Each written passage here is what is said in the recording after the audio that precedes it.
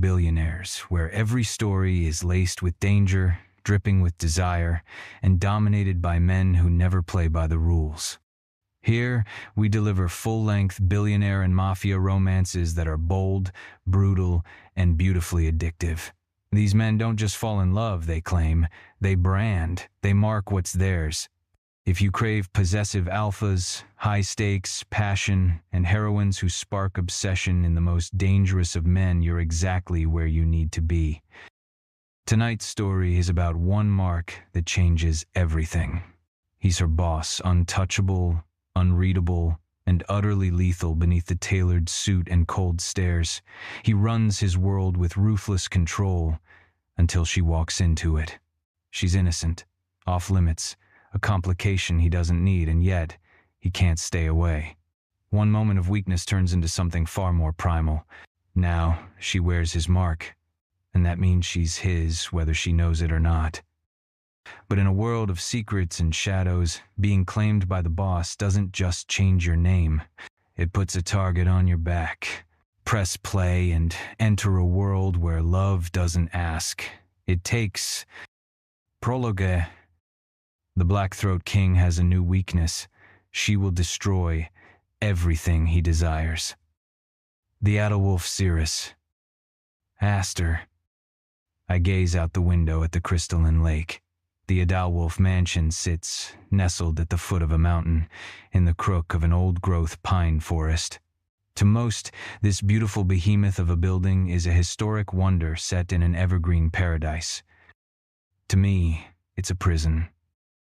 Behind me, Oma sits bent in her chair, her eyes fixed on the crackling fire. "Snow's coming tonight," she croaks. Great. Snow is just what this giant, echoey mansion needs. By this time tomorrow morning, this whole place will turn into a setting for The Shining. Nah, Stephen King would think this place is too creepy. If I listen closely, I can hear the furious howls of the Adalwolf ancestors echoing off the mountains. Even someone not prone to visions would pick up on the creepy vibe. I sense my soon-to-be alpha's approach before I hear his thundering footfalls on the ancient wood floors. Not even the priceless rugs can dampen Aiden's stomps. The Adalwolf prince can move as soundlessly as a wolf when he wants to. He doesn't want to today. Something's pissed him off. Oma tilts her head, and I rise and open the door before Aiden can batter it down. "Welcome, Aiden." I greet him with my eyes fixed on the floor. I've learned not to look the dominant wolf in the eye. I know the consequences of standing up to an alpha. Whether or not my second cousin will be as cruel an alpha as my uncle remains to be seen. Aiden sweeps by me without acknowledging my presence and heads to the window to overlook the lake, surveying the territory that will soon be his. "He's plotting something," Aiden mutters to the glass. "I know he is." I don't have to ask who Aiden is talking about. Brick Blackthroat is his nemesis. Our family, the Adalwolfs, struck a blow to the Blackthroat family business years ago. But Brick has defied the odds and built back everything they lost, and more. I'd admire it if thinking well of a Blackthroat wasn't treason here. "How is my grandnephew?" Oma asks. Aiden turns. "Father is doing well this morning." We can all hear the lie in his voice, but we don't comment on it. When Odin dies, Aiden will lose his father, and we will lose our alpha, the driving force behind our pack. "I need a vision," Aiden says. Oma cackles, showing her sharp incisors. "If only, great-grandnephew. Visions don't come at my beck and call." "Insight, then." Aiden paces in front of the window. "I have seen nothing, but perhaps Aster can help you," Oma says, throwing me to the wolves as I knew she would. She's been having visions of the Blackthroat pack.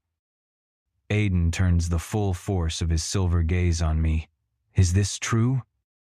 I swallow and take my place in the center of the carpet, head bowed.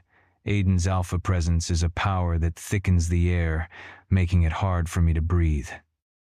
"Yes, Aiden," I murmur. "I've had a few dreams, a few blurred images and impressions. Not much." "Tell me." His voice echoes with power.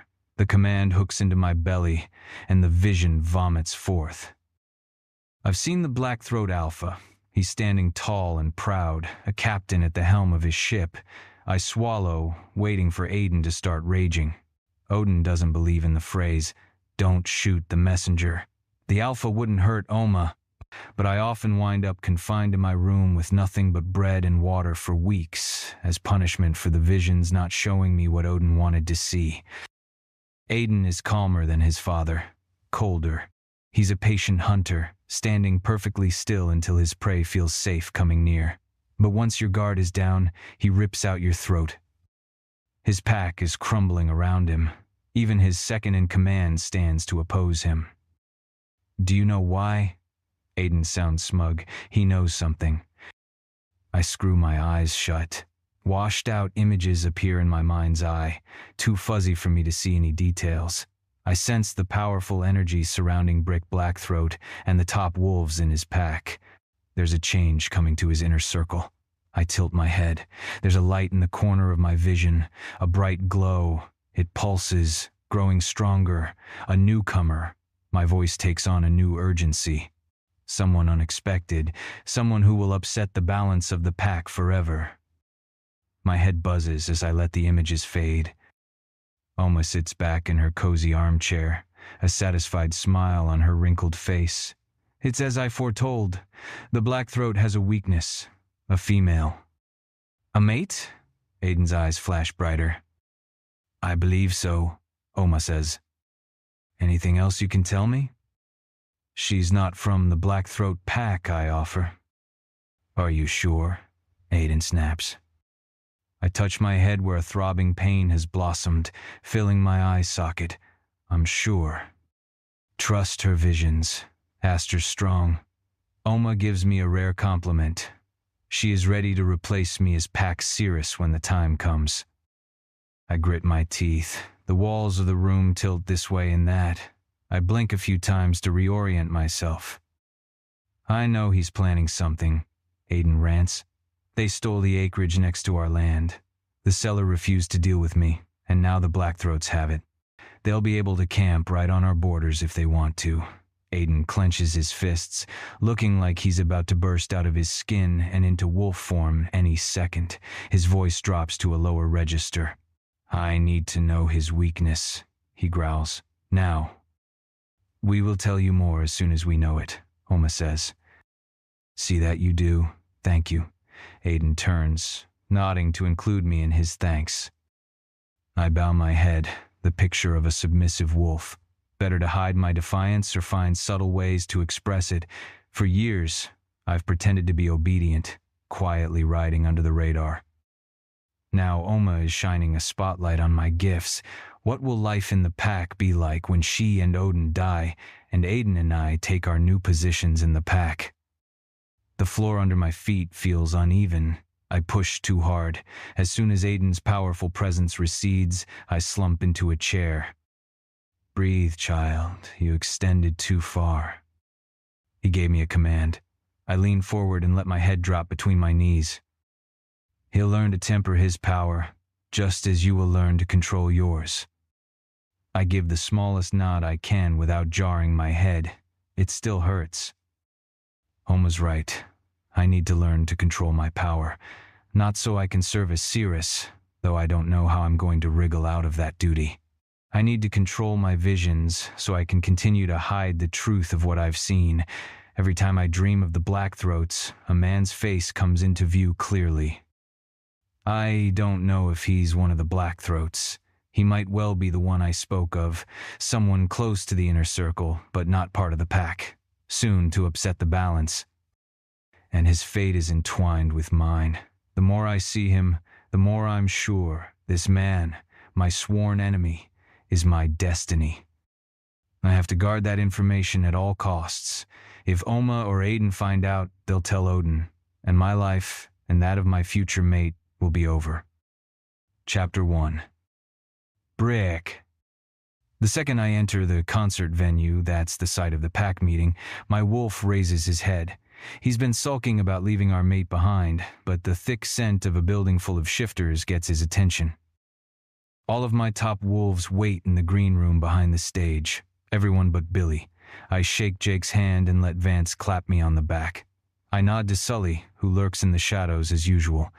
Every once in a while, he touches his coiled earpiece, communicating with his security team.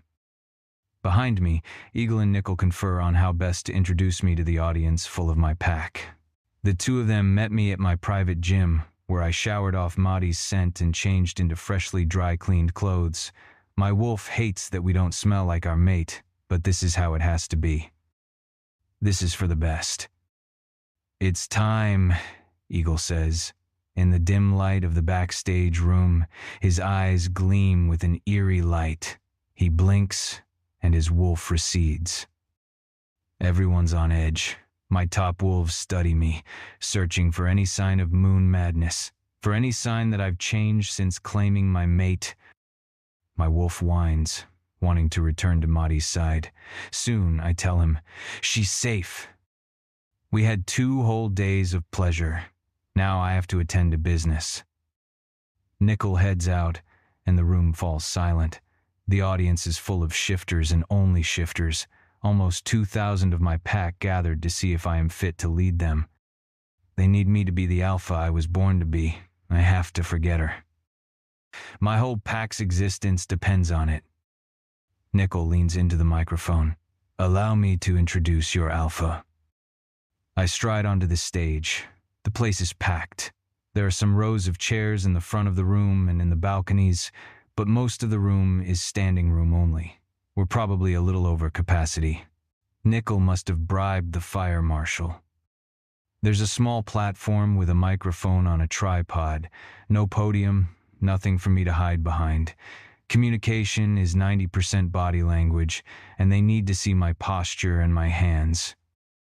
"We're not politicians," my father used to sneer. "We're not humans in a democracy. We rule on the strength and power of our wolves." I stare into the sea of glittering eyes. This place is packed with predators, and at the first sign of weakness, they'll tear me apart.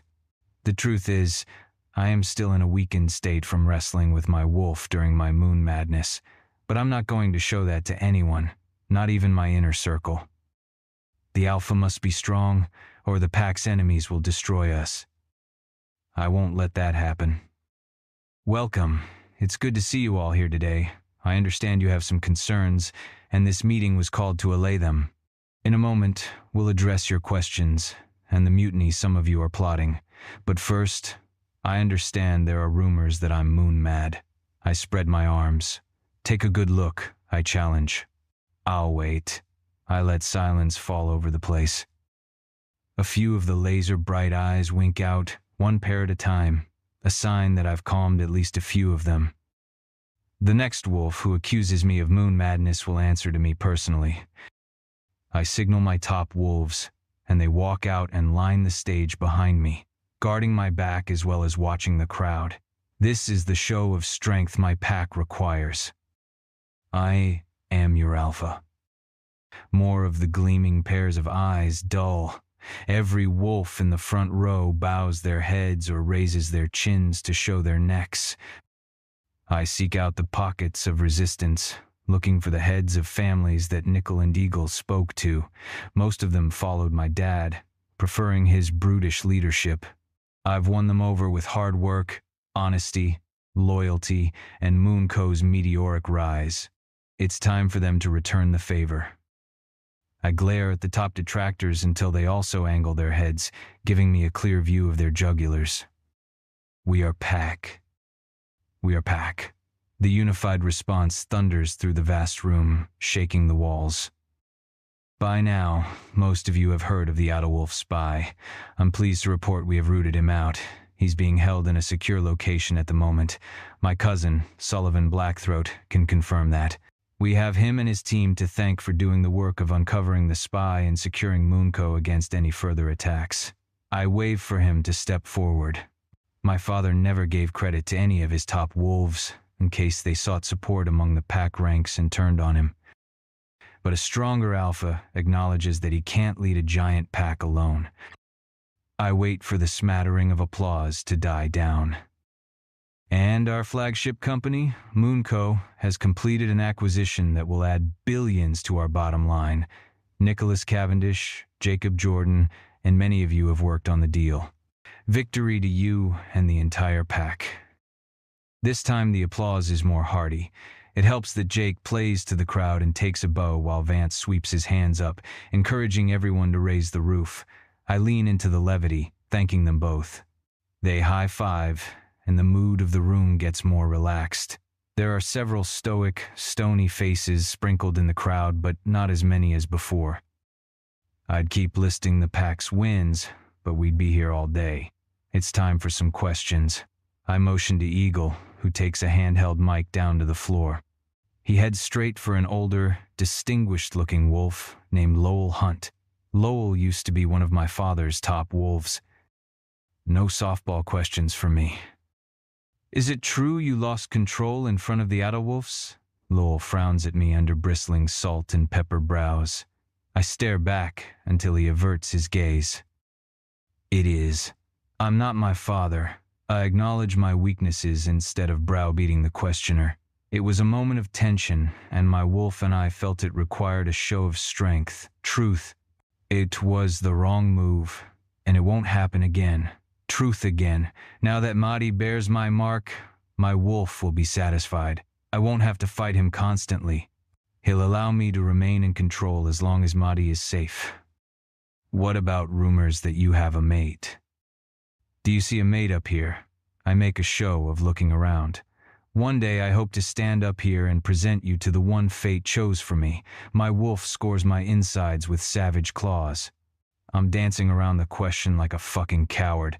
I can never publicly claim a human mate, not without relinquishing my role. There's no chance the pack would accept her. It's not even safe to hint at her while the Adderwolves are a threat to us. And they'll always be a threat as long as Odin or Aiden live and breathe. Today is not that day. So you'll be going to the mating games in a few days? Someone shouts from the back of the room. There are murmurs and rustling as wolves turn to see who shouted out of turn. I recognize that voice. It's Billy, near the exits. The crowd parts to let him through. I haven't seen him for a while. My wolf still wants to kill him for thinking Mahdi was a traitor. He stares up at the stage with haunted eyes. Is he challenging my dominance, or is he teeing up questions for me to help me save face? Either way, I have to answer him. Fuck, I grit my teeth. Yes, now that we've uncovered the Adderwolf plot and secured our dominant position in business, mating is my top priority. My wolf is restless, hating the way I'm doing this. He thinks I'm betraying Mahdi, but I'm just trying to keep her and everyone I love safe. As soon as I wrap up a few things here, I'll fly to the Swedish pack games along with my top wolves. We'll see if there are any hearts that Mr. Jordan has yet to break. Jake takes the jibe with a grin and a shrug. Any other questions? Yes. A burly wolf in the middle of the 10th row stands up. I challenge you for alpha. The venue explodes. There are shouts of anger, of encouragement. I look to Eagle. He's nodding slightly. The challenger clambers past other wolves in his row, headed toward me. That wasn't a question, I chide, but I accept your challenge. I knew I wouldn't get out of here without a fight. Down on the floor, Nickel and Eagle wave wolves back to create a space for us to face off. I step off the podium, shrug off my suit jacket, and hand it to Vance. Even without the microphone, my voice carries to the back of the room. Let's do this. Chapter 2. Mahdi. I pace Brick's luxury high-rise. It's been over an hour since he left, but I'm still trembling. Whether it's from anger or fear, I can't be sure. I'm essentially a prisoner right now, a mistress locked in a tower. Brick's dirty little secret. It makes me want to puke. I've started to call Aubrey 3 times and then stopped. What can I tell her that would make sense? My big bad boss, who for 2 short days I considered my boyfriend, thinks I'm in danger and is keeping me under lock and key. That wouldn't make sense without the part I can't tell anyone. That the billionaire boss is also a werewolf. Ha! There are werewolves of Wall Street. Wish I could share that joke with Aubrey. For the first time in my life, a sense of helplessness creeps in. I've always been driven. I've relied on my brains to get me out of any and every dilemma, to engineer my way into my desired positions and perform at top level. But, as Brick said, this isn't my world. I don't even know where to start when there are two burly wolves outside the door, keeping me prisoner. It would be easier if I weren't in love. If I hadn't tasted the sweetness of being loved and doted on by Brick, watching my powerful, hot boss hole melt into someone real, someone who shows me his vulnerabilities and promises me forever. It would be easier if I didn't care about protecting him and what's important to him. But all of those things are true. I've been avoiding that uncomfortable truth for a few months, but after nearly losing Brick to moon madness, I can't deny what he means to me. And now that he's marked me, he's admitted what I mean to him. Except no, he hasn't. Or at least he's admitted it to me, but he doesn't want his pack to know. Just like my asshole sperm donor refused to acknowledge me or stay with my mom after she got pregnant because she didn't fit into the high society circle of the Harringtons. I hate him for that. A knock sounds at the door, startling me out of my thoughts. No matter. My brain wasn't on a path to solving anything today. I draw in a measured breath and exhale. What could this be? One of the henchmen asking to use the bathroom? I can't imagine they'd let anyone through. As I approach the door, I hear the lock click open. "Miss Evans?" A deep voice speaks on the other side. "Mr. Blackthroat sent this visitor." For one brief moment, my heart leaps, thinking it will be Aubrey or my mom. I've only been locked up for a few hours, but I already feel so cut off and isolated. It's like I've been gone for an eternity instead of a couple of days. But when I pull the door open, I find a gorgeous, middle-aged woman the size of a twig, dressed like she's on a Paris runway.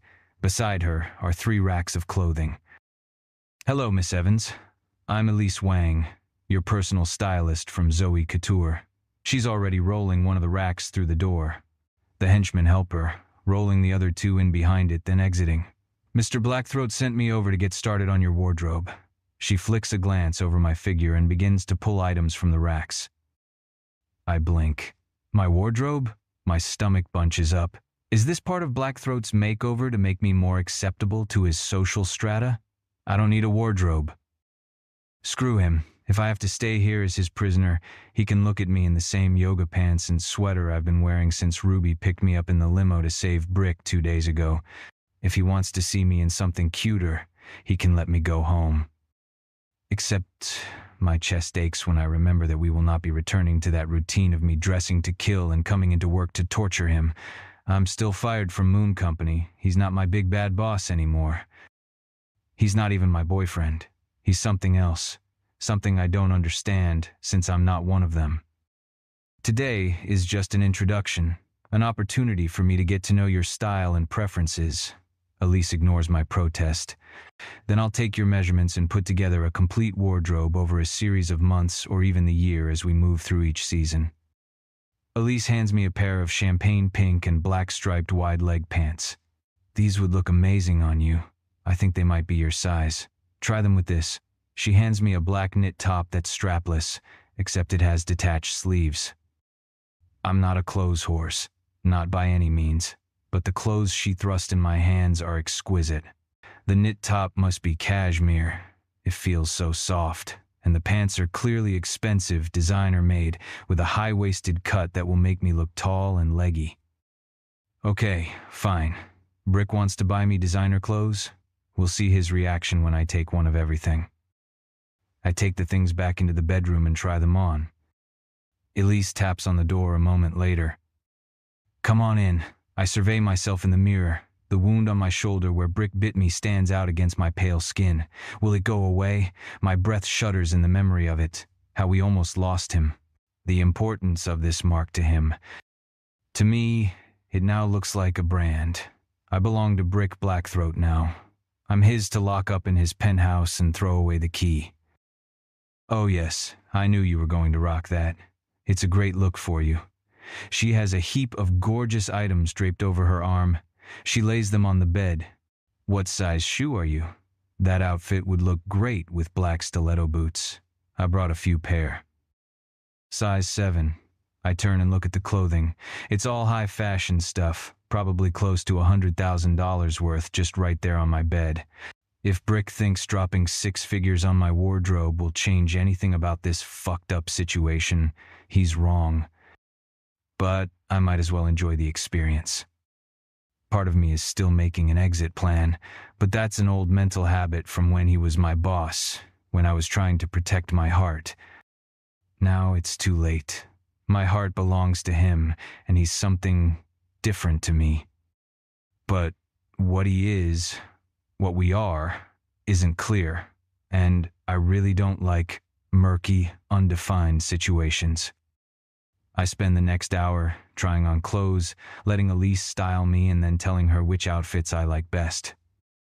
She leaves me with every single item of clothing on her racks that fits me, along with staples of silk panties, bras, pajamas, loungewear, athleisure wear, and casuals, and promises to return tomorrow with the things that she didn't have in my size and additional items she wants to shop for now that she knows my taste. When she leaves, I feel even more hollow than before she came. I walk to the giant wall of windows overlooking Central Park and look down. The problem is not just the literal prison I'm in. I could certainly strategize my way out of this building. The problem is one of my own making, one that wants to somehow keep Brick, to make something work with him, to have the bliss of the last 2 days without giving up my entire life and identity for it.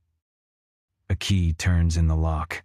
I round on Brick, prepared to give him a piece of my mind, but I stop short with a gasp.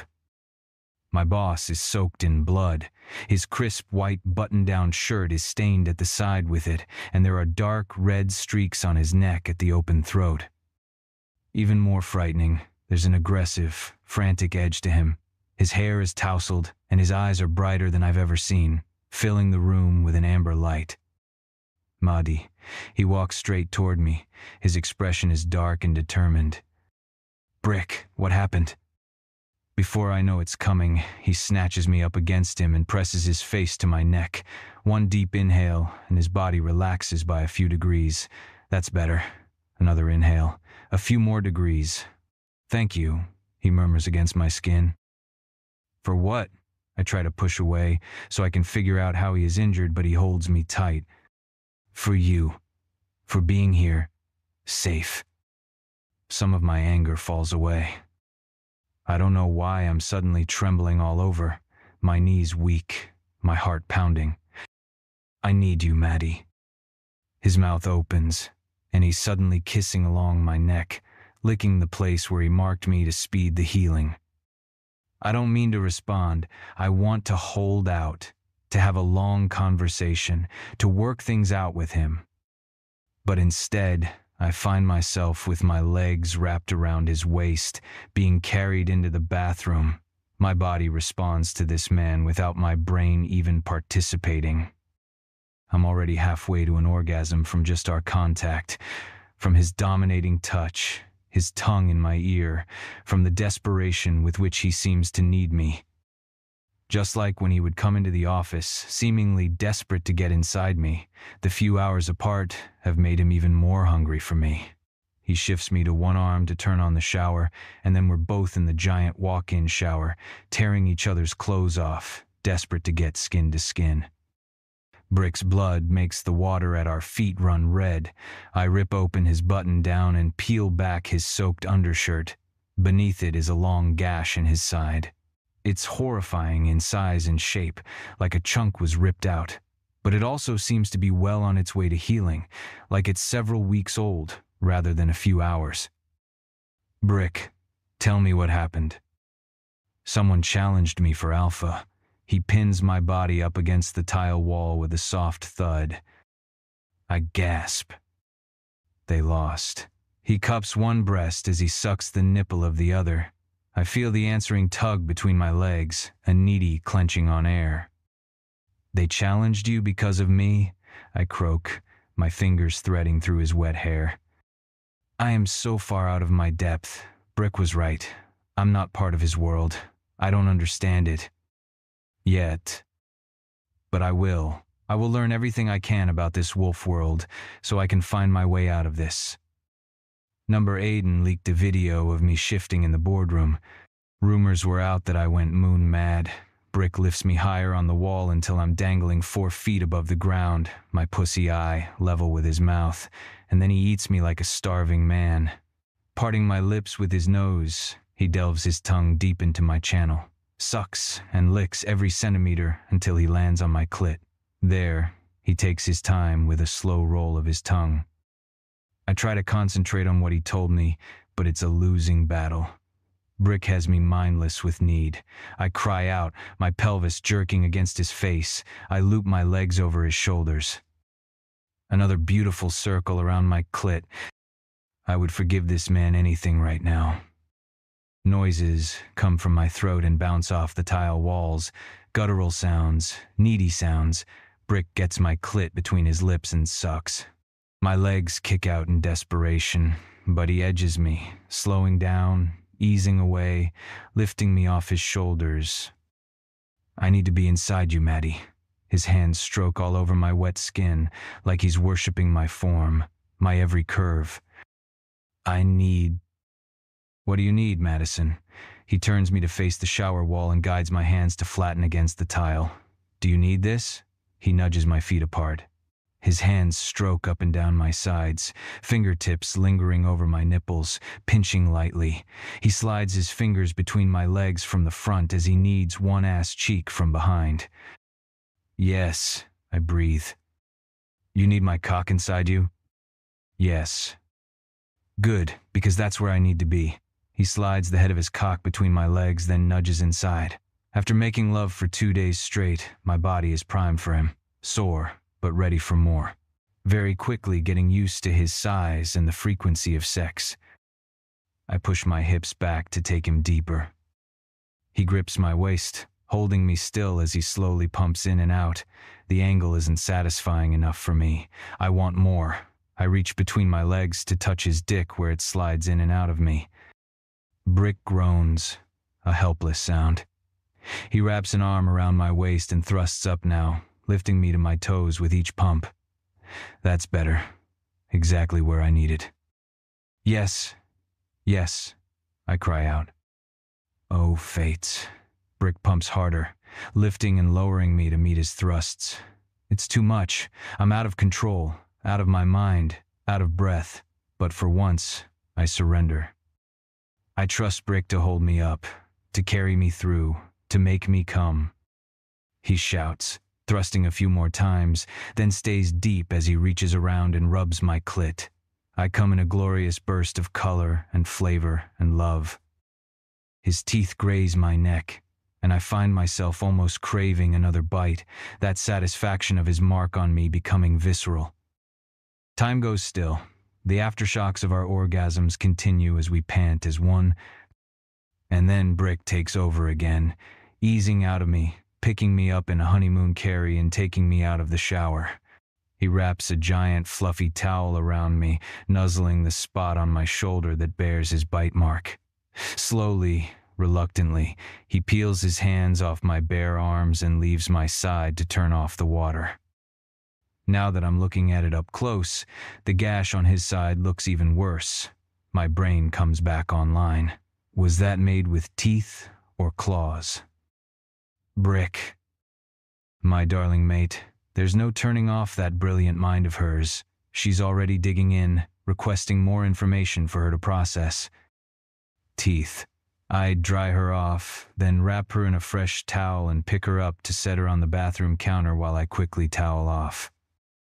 I'm surprised at how much I still physically need her. I would have thought marking her would have taken the edge off, and it has, but not to the extent I expected. The entire time I was away this morning, my wolf was desperate to be with her. Maybe it's because I fear she's in danger. Or because I actually did go moon mad, and these are the after effects. I'm still desperate to claim Maddie, even though she's already mine. What does the other guy look like? I showed mercy. My father would have made him fight to the death for even having the audacity to challenge. I don't think adding trauma to the shifter's family, my pack members, strengthens my position as a leader. You heal quickly, she observes. There's still so much she doesn't know about us, including the basics like our healing properties and how a pack functions. She may have saved my life by coming to me in my moon madness, but we still have oceans to bridge. Oceans I have no idea how to navigate. Yes, it will be gone in a few days. How is your wound? I examine her puncture marks, the ones from my teeth. The site is not infected. It's healed faster than a normal human wound because I've been licking it, and my saliva has healing properties, but it will still leave a scar. She touches it. I'm okay, no change since this morning. She reminds me that I've already examined her today. Her voice has a note of stiffness in it that makes me wince. Brick, you literally locked me in here when you left, with a key. That is unacceptable. I knew this conversation was coming. At least my wolf is calm after giving her pleasure. Using the key was idiotic on my part, but I didn't have time to explain myself, and my wolf was frantic to keep her safe. I turn away. As a leader, I'm used to hiding weakness or indecision, and Madison is my weakness. I'm sorry. That was wrong, matey.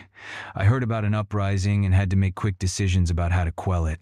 I was afraid for your safety. That's the only reason I locked you inside. It was overkill, I know. The next time you lock me inside here, I will set fire to your penthouse, she says in that same efficient, professional way she negotiated her way to a raise. Then we'll see how safe it is to lock a human in an apartment with no exit. I sense the color drain from my face. I scrub my hand over it. Right, fire hazard. Fire hazard. Prison. Whatever you want to call it, it doesn't work. You don't lock me in a room or a building ever. I don't care how scared you are for my safety. That doesn't work for me. I'm sorry, Maddie. Some of her professionalism drops away, and I glimpse uncertainty in her gaze. I step in close and cradle her face in my hands. I know we still have a lot to figure out. She nods. I thought we would be figuring things out. Together. Not you making unilateral big bad boss decisions and locking me in your apartment. I wince again. That was wrong. Let me make it up to you. I never got to court you properly. I'll take you on a date tonight. Better yet, we could fly somewhere. Have you been to Paris? No. Somewhere warm. A beach. Just you and me. A chance for us to get on the same page. I see her softening. I stroke her cheek with my thumb. Why can't I go back to work? Fuck. Maddie must see the misgiving in my expression because she pulls out of my grasp. Brick, do people still think I caused the security breach? I stiffen. Yes, some, but I am already working to correct that. Then what is the problem? The problem is that I marked you, matey. Every wolf who works at Moonco will know with one sniff of your scent. Her brow furrows. And? The pack cannot know about you. Chapter 3. Maddie. I try to shove Brick away. He catches my elbows. Just for now, Maddie. Until the dust settles from this uprising. I can't have my pack seeing me as weak. My stomach rumbles. I never ate breakfast. I was too upset with Brick. Of course, he hears it. I now know he has superhuman hearing. You're hungry. Let me take you to lunch. Brick reaches for his phone in the suit pants on the floor. I'll call John to pick us up. I don't want a helicopter ride to a fancy restaurant from you, I say tightly. Brick lowers the phone and catches my gaze. What do you need, matey? Tears prick my eyes. I need to go home. My life isn't here, locked in your penthouse. I have a family and friends. Humans. My lips twist in despair when I say the word humans. The realization of exactly how different my world is from Brick's is still setting in. I'd have thought we were worlds apart before because of our class status, income, and age difference. Now I know it goes far deeper than that, and I fear it could be a divide we can't bridge. You need your things.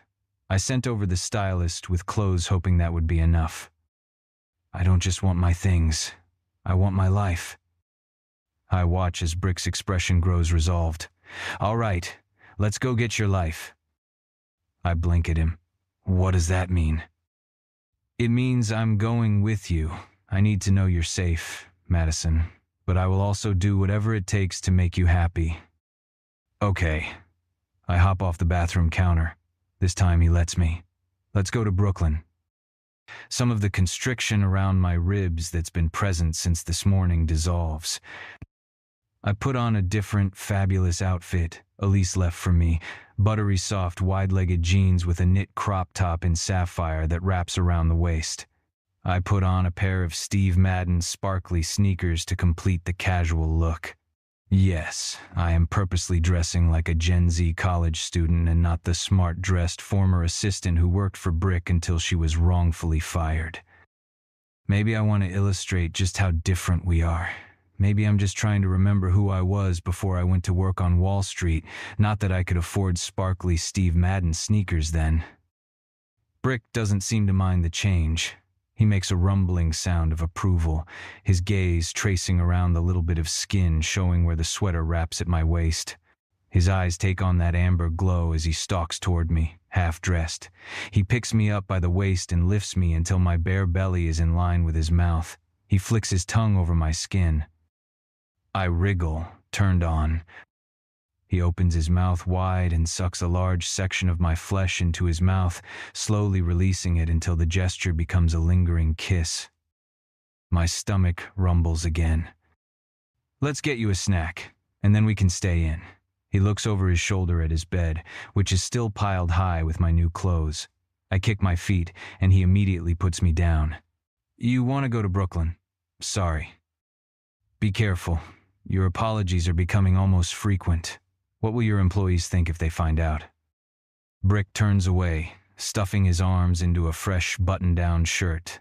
I had to prove myself worthy of leading a pack and running a startup venture when I was younger than you, he says.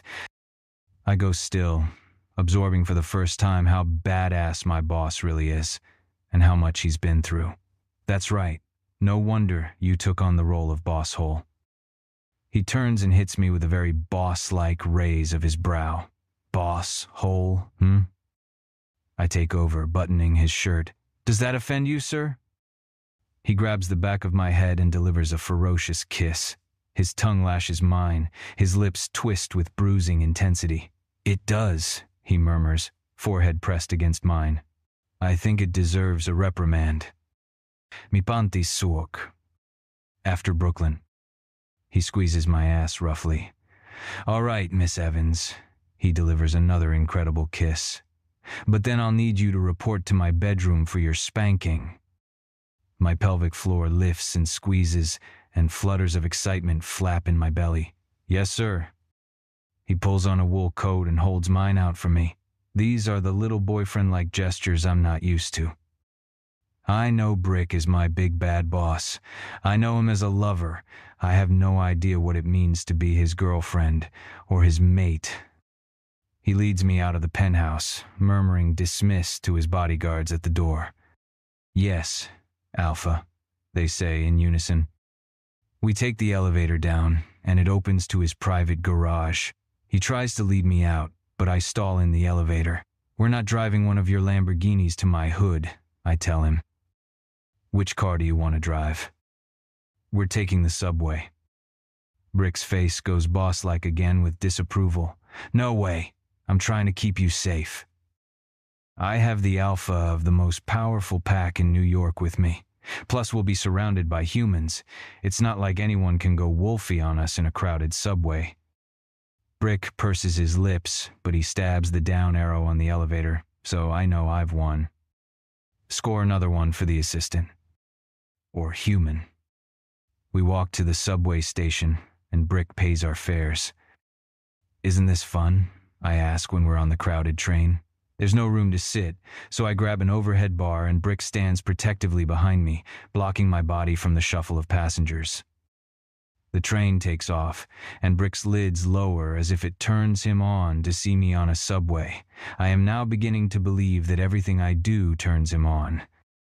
It's quite a power I have over him. If only I'd understood what was actually going on back when I worked for him. I don't know what I would have done differently, though. We still had major barricades to being together. I just didn't understand what his were. Mine are still the same.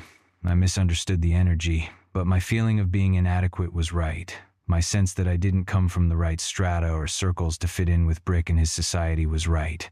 Brick literally has to hide me from his pack now. But it's still all worth it. For moments like this, having Brick Blackthroat, my billionaire boss, my boyfriend, my lover, my mate, whatever that means, standing on a subway car with me, looking at me with the moon in his eyes. Having him willing to come to my neighborhood. Of course, the last time he came home with me, I freaked out and broke things off with him instead of letting in the wonder of it. Believing that a man like him could love a woman like me. But maybe it's not love at all. Maybe it's just this wolf mating biology thing. What's going on in that brilliant brain of yours? Brick taps the top of my head. I'm wondering if it's all just physical for you, like a biology thing. A man nearby looks over at me with interest.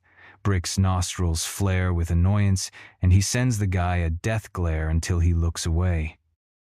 It's not. It's a very Brick-like answer. Concise. To the point. I look up, needing more. Don't say I'm the best assistant you've ever had. He frowns. Well, you are.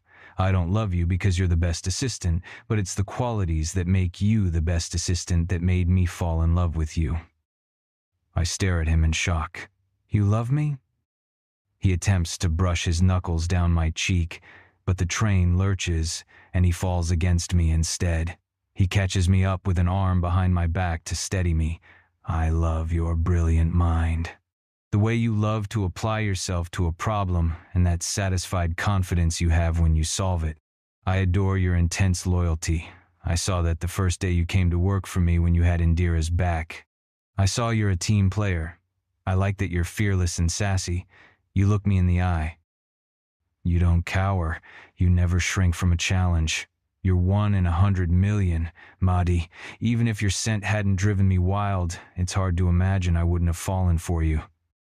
The breath has completely left my chest. Tears spear my eyes. What about you? Am I more than a boss fetish? I let out a watery laugh. Our bodies collide again as the train slows down. I don't know why I'm afraid to tell him the inconvenient truth, that he's already everything to me. That he probably has been since the moment he let me see past his walls over Thanksgiving, that I'm still terrified of telling him because I already feel so weak in this relationship, so at a disadvantage. If I give up this last piece of resistance, there won't be any way to come back. I won't recover from losing my heart and my pride to Brick Blackthroat. I duck under his arm. This is our stop. Brick. I follow Mahdi, frowning at the way she dodged my question. Am I nothing more than a boss fetish? If that's true, I need to figure out what it is my mate requires to make our relationship real and meaningful. That's when I fully understand why we're in Brooklyn. Mahdi needs me to integrate into her life. I've asked her to do all the integrating to mine. I wrenched her from her human life. I mistakenly thought she would love the upgrade to my billionaire row house, and designer clothes would take away the sting of locking her up in the penthouse. But it's unfair to ask her to be the one who makes all the accommodations. This puzzle of Mahdi isn't something I can solve with money. She requires me to meet her halfway. We step out into the cold, and Mahdi walks briskly down the sidewalk. A few blocks down, she throws open the door to a tiny Italian restaurant wedged between 2 row houses. The sign reads Sordello's. This is my favorite restaurant. We step in, and smells of garlic and marinara greet us. Tables are packed side by side, so close a stranger's elbow might hit you while they eat. A middle-aged woman behind the welcome station waves to Mahdi. Did you have a pickup order, Mahdi? She searches beneath the counter. I didn't see it come through. Eating in today, matey says. Oh, nice. Sit anywhere. She gives me a speculative look. New York City is a melting pot, but I suppose I don't look like I belong there. I'm overdressed. Or maybe she recognizes me. I let Maudie lead me to a tiny two-person table against the window. You're a regular here, then? I'm itchy all over at the sudden realization that I don't know nearly enough about my mate. Yes, they have the best eggplant lasagna. The eggplant is in place of pasta, so it's gluten-free. Are you gluten-free, Maudie? My wolf suddenly comes to attention, ready to defend Maudie against any possible poisoning. No, I just like it. I relax. I'll try it too then. I'm usually more of a steak guy, but I need to consume all that is Maudie. We order, and Maudie gives me one of those openly assessing looks I've come to love. Her brain is engaged in solving a problem. So how did this challenging for alpha thing work? She speaks in a low voice. Not that I'm worried. Everyone in here is human. I can tell by their sense. Is it just like wolves in the wild? I nod. Pretty much. The top families of the pack called a town hall meeting so everyone could see me in person and realize that I'm not moon mad. I denied that I ever had been without actually lying. Wolves can smell lies. Wow. Maudie digests that pretty easily. And then someone challenged you? Yes. So what would happen if they did think you were moon mad? I hold her gaze to impart the significance. The Blackthroat pack would probably be destroyed. Why? She sounds angry, like she's willing to fight for my pack. The Adderwolves are in a constant ambush on us. They are always trying to poach our members. I nearly lost the whole pack when they murdered my father. But you kept it together. I nod. I fought every challenger. I visited every pack member's home. I promised them the Blackthroats would rise again. And you did. Yes, I thought I'd won everyone's loyalty, but the Adderwolves sometimes succeed in turning my members, as they did with Jerry. She nods. The janitor. Yes, I only allowed a wolf to clean my floor because I believed I could trust my own pack members with company secrets, since they are all shareholders. I was wrong. Hold up, the pack members are shareholders? Yes. Our food arrives, and I wait for her to take a bite. Then I taste the lasagna. This is good. She looks pleased. I kick myself for not previously attempting to meet her on her turf. Every single pack member is a shareholder? She asks with disbelief. Yes. That's very socialist. I was thinking it was more like a royalty situation. They tithe to you or something for being their leader. Loyalty goes both ways. Some packs still work like royalty. Nichols' home pack in England certainly does. Wait, is Nichols' home pack? Are the British Royals wolves? I hide a smile. Not the King of England, but some of the dukes and earls are. Shifter bloodlines in Europe go back to medieval times. You remember Beowulf from your college English class? Maudie gasps, and her eyes dance with excitement. I need to know everything. Are there books? How can I read up on the history? I consider. Most knowledge is handed down orally, but I believe the Adderwolves have some old secret texts. Their pack is witch blood woven in, so they possess more magical knowledge than most. It makes them all the more dangerous.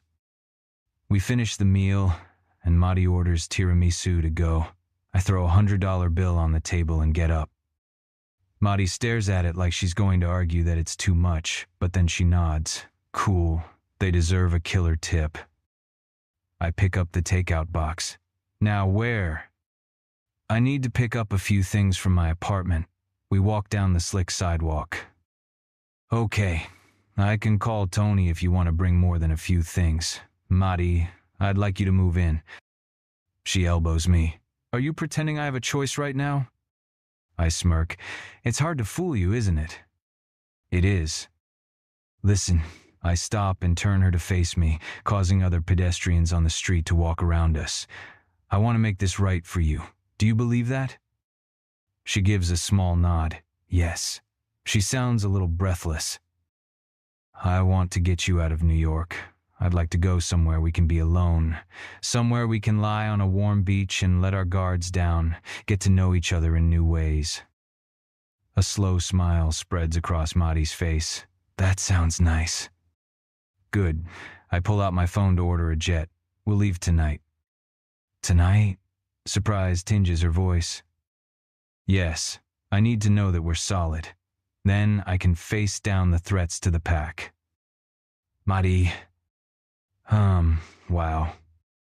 It's completely impossible to stay angry or resentful toward Brick.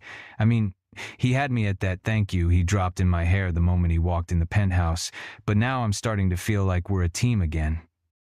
Brick is on the phone making arrangements as we walk to my apartment. He walks up the stairs with me, but his phone rings again as we walk in. Hang on, it's Eagle. I'll just take this call and then come in, he says as he answers it. I nod. Does that mean he doesn't want me to hear what he's saying? No, I'm being paranoid. He said he wants us to be solid. He's taking me to a beach. Considering what a cold, nasty day it is in New York, I'm thrilled. I go inside and grab a small suitcase, throwing in a swimsuit and flip-flops for the beach and things I've missed most while staying at Brick's, my Kindle and charger, my ultrasonic toothbrush, my favorite sleep shirt, a pair of bronze dangle earrings Aubrey made for me. My phone rings, and I check the screen. Catherine Adewolf. I haven't spoken to her since I figured out Jerry was a spy and contacted her for support. She was the one who told me to call Sully to have him follow up on it. As I'd guessed, she told me that she'd unwittingly been used as a weapon against her mate, just as I was being used. I answer the phone, feeling a small stab of guilt at communicating with her, while Brick still refuses to speak to her. But I'm not unloyal. I'm Team Brick all the way. I just happen to think Catherine is, too. Madi, hi. Catherine's voice is uncertain. I can't help but feel pity for her. To have your own son hate you would be the worst sort of fate. Hi, Catherine, how are you? I'm well. I'm just calling to congratulate you on your mating. I stiffen. Brick doesn't want the Adewolfs or his own pack to know we're mated. How does Catherine know? Or is she using me to get information for Aiden? Ruby told me, she explains. I relax a little. She also told me how you saved his life. Thank you, Maddie. Truly. Well, of course, I start to say, I love him. Something I haven't even said to Brick. Something I'm still trying to defend myself against. But for some reason, holding that back from his mother feels wrong. She feels like an ally in all this. I love him. I know you do, sweetheart. I saw it at Thanksgiving. I saw what you mean to him, too. I'm sure it's complicated with you being human.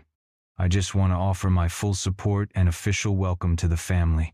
I'm not a Blackthroat, but Brick is my son, which makes you my daughter, now. Tears sting my eyes for the relief of having at least one wolf shifter welcome me to their kind. But it also feels so empty, like I got married but missed my wedding. Here I am, locked into a lifetime as Brick's one and only mate, and my own mother doesn't even know I'm dating him. She wouldn't approve if she did. Thank you. My throat is clogged. It's a lot to absorb. I don't understand it all, and that drives me crazy. Well, I'm here. Like I said, I'm not a Blackthroat, but I know Brick, and I can tell you anything you need to know about wolf culture. You're one of us now, Madi. You're in our world. I don't know what it's like to mate out of species, but I do know what it's like to mate out of pack. It was awful. I will do everything I can to make it easier for you to integrate. I don't know why I feel like bawling. I clear my throat. That means a lot to me. Thank you. Do you think we could get together sometime? Of course, as soon as I suggest it, I realize it's not possible. Not if I'm under lock and key. There's no way Brick would allow his mom into his apartment, and if I go out to meet her on my own, I'd surely have bodyguards who would report back, or just schedule a phone chat. I hear Brick enter through the front door. My pulse quickens like I'm going to be in trouble. Now isn't a good time, But maybe later? Anytime, sweetheart, just call me. This is my cell number. Brick enters my bedroom, his eyes fixed on the phone at my ear. I walk into the bathroom like I'm still packing up my toothbrush. Okay, thank you. I've got to run. Bye. I turn and find Brick has followed me in. I bump into him, and he catches me, those large hands molding around my upper arms gently. Who was that? I turn the tables and attempt to give him one of his big bad boss arched brows. Am I going to have any privacy at all in this relationship? He draws back. If I didn't know better, I would say I wounded him. It wasn't my intention, but I am still sore about him locking me in his apartment this morning. Still, as I justify my caginess in my head, it feels wrong. Everything about me and Brick feels wrong right now. No, not everything. The ever-present intense physical chemistry is here, but nothing else feels solid. I'm supposed to be his life mate. His mother is calling to welcome me to the family, and the ocean that divides me and Brick only seems to be getting more choppy. I push past him, throwing more belongings into my bag, but he follows me, catching me around the waist and pulling my back against his front. He strokes my hair back from the side of my face. Am I suffocating you, Maddie? The tension melts from my body just from being in his arms. My cells begin to vibrate like my body is celebrating his presence. Locking me in your apartment might be considered suffocating behavior. There's no tartness to my voice. My words come out husky and soft. He traces his tongue around the shell of my ear. I'm sorry, he murmurs. It's just that you belong to me now. If he wasn't continuing with that insane nibbling along my ear, I might reject that sentiment. I can't help but be all up in your business because it's my job to make you happy. Oh, damn him. But mostly what I'm aware of is that I haven't wooed you properly. Wolves know their mates by scent. Humans require a different kind of courtship. I know I'm late to this game, but I am going to court you properly, Madison Evans. I'm melting into a total puddle at his feet. Are you? I didn't even know I had a bedroom voice. Apparently I do. He kisses my neck. Do you think it will work? My core clenches and quivers. I think there's a definite chance it will work. Chapter 4. Brick. Maddie shifts in the leather seat of my private jet, not touching the wine or cheese plate our attendant served her. It's close to midnight, and we're in the air en route to a private Greek island, a place I can keep her safe, where we won't be disturbed. Sully's already there arranging a full security team, so I will know she's safe when I leave to attend the Swedish pack games. My confidence in my plan is flagging, though. Far from being impressed by the luxury of the private jet, Maddie just seems out of her element. She's as ill at ease as she was the night I picked her up in a limo for the ball. I don't know if it's her sense of not belonging to my world, or a general resentment toward the upper class stemming from the Harringtons' rejection of her mother, but she isn't impressed by any of this. I need to modify my idea of wooing her. Marking Maddie may have cured my madness, but didn't magically solve anything for her. She doesn't have the shifter biology to tell her we're right for each other. Destiny isn't speaking to her the way it has to me. I know she's mine. No matter how much I tried to deny that fate, it's true. She picks up her phone and opens the New York Times app. New puzzle, she murmurs and starts filling in the boxes on the crossword. I watch over her shoulder, marveling at how fast her mind works. You're bored, I realize. Of course she is. I took her from a fast-paced, high-pressure job where she felt like a success and somehow expected her to enjoy the luxury of being a kept woman. When she meets my gaze, her eyes are troubled. You need problems to solve. That's what you're good at. I feel like I've been dropped in the ocean without a flotation device. She casts a glance toward the window. You can have your job back. I promise it, knowing I'm fucking myself, knowing it can't possibly work. The moon madness is worn off, but the sense of being split in two still rides me. Things are still on a knife's edge with maintaining my leadership of the pack. She's too smart, though. Her narrowed gaze tells me she also knows it won't work. I grasp for another straw, going for her kink. I will make your life a living hell, little girl. You won't be able to keep up with my demands. This earns me a faint smile. You kind of lost your teeth when you revealed that you need my pussy to survive. I growl at the mention of that particularly delectable anatomy. Oh, I still have teeth. I suspect my eyes glimmer with my wolf. Maddie's body revs back to life. Her pupils dilate, cheeks flush, and I smell the sweet scent of her arousal. I stand and reach out a hand for her. I guess I'm going to have to show you that I'm still the boss. She takes my hand, but instead of lifting her to her feet, I pull her up and over my shoulder and walk with her to the back of the plane where there's a fully enclosed sleep pod. Maddie laughs and kicks her legs. I slap her ass hard enough to get her attention. She shrieks. I open the pod and drop her on the neatly made bed. Let me show you what happens when you disobey the big bad boss. I yank off her boots, toss them out of the pod, and shut us in together. My cock strains against my slacks. You're not my boss. I unbutton her pants and yank them down, along with her panties. Keep telling yourself that. Oh my God. She's excited. Goosebumps stand out on her arms. Honey coats her inner thighs. You may own me, Madison Evans, but I will always be bigger. I pull her sweater over her head. Batter. I unhook her bra. She's now completely bared to me, and I'm fully dressed. And Bozier. I roll her over and deliver a flurry of sharp smacks. Ow, oh God, brick. She reaches back to cover her ass. I catch her wrists and pin them behind her back and keep spanking. I know I'm playing with fire. My mate is already disgruntled with me.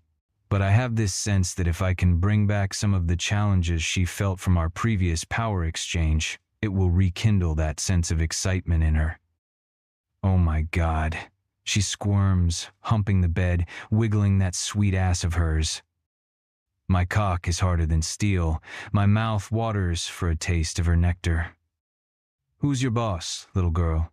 Her ass has turned a rosy shade of pink. I slap it a few more times, then dip my fingers between her legs. I don't answer to little girl. I deliver 5 more spanks, a little harder this time. Are you sure that's how you want to play this?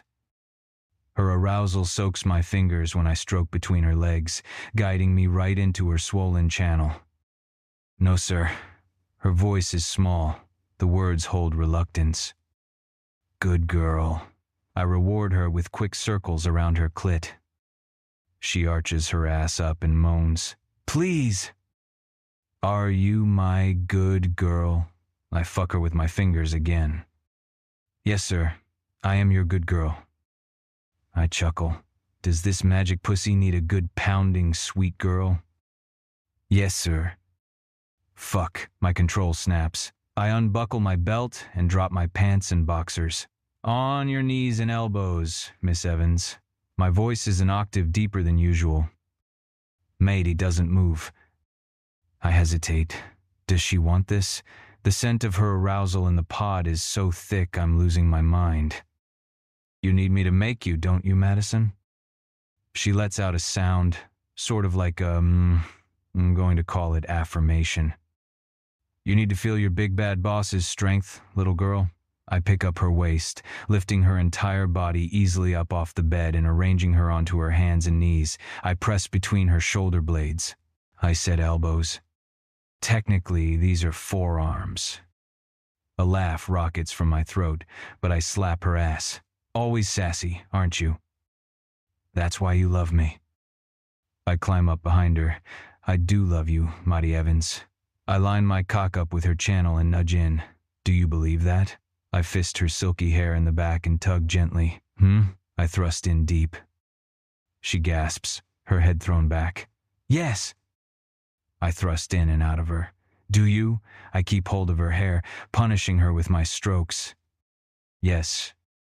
Because this is more than mating biology, Maddie. This is real. Do you believe that? She soaks my cock with more of her juices. Her moan has a keening whine to it.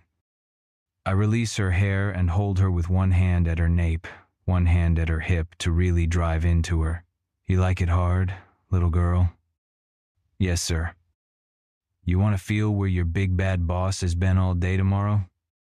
She starts to come, her inner muscles clenching around my cock.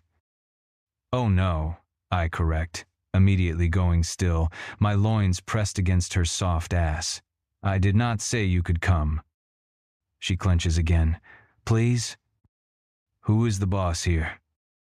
You are.